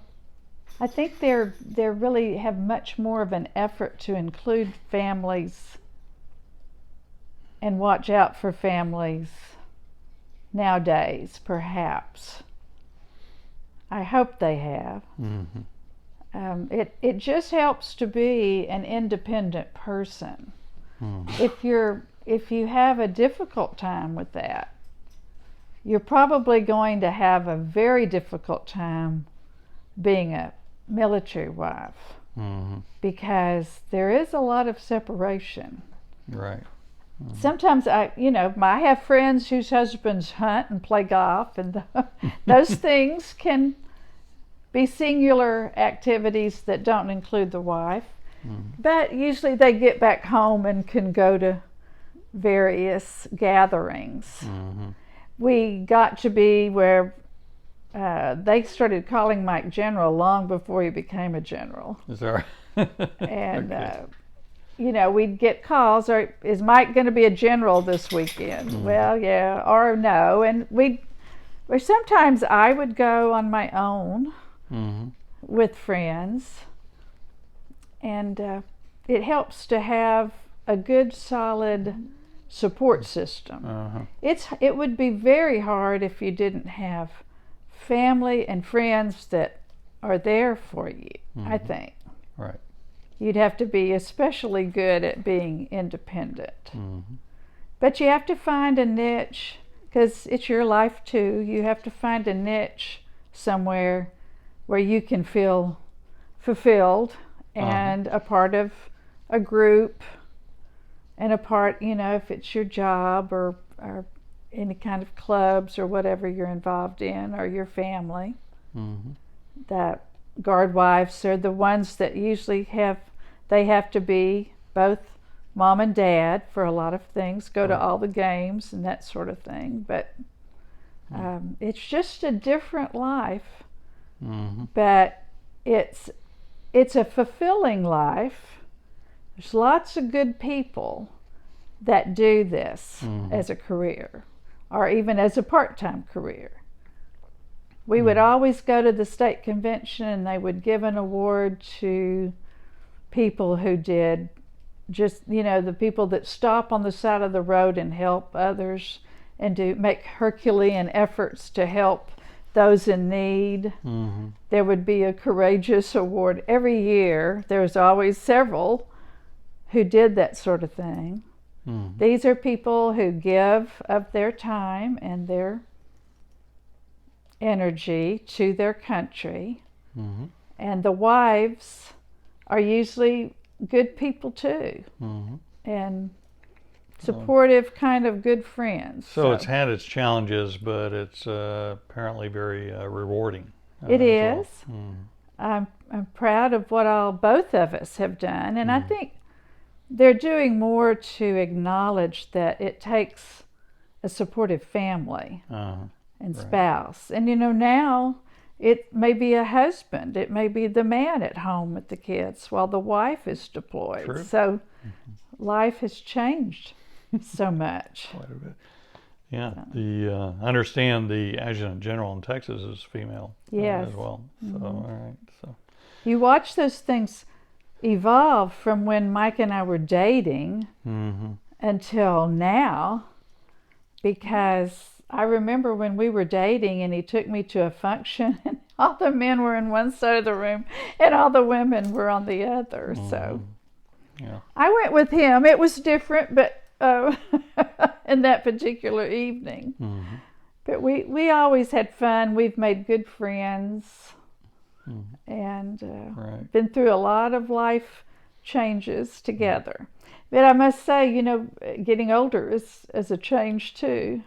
And all these same friends that were so supportive during Mike's military are supportive during the ups and downs of losing parents or us being sick, or Right. that's a real key to life, I think, and for absolutely. everyone. Uh-huh.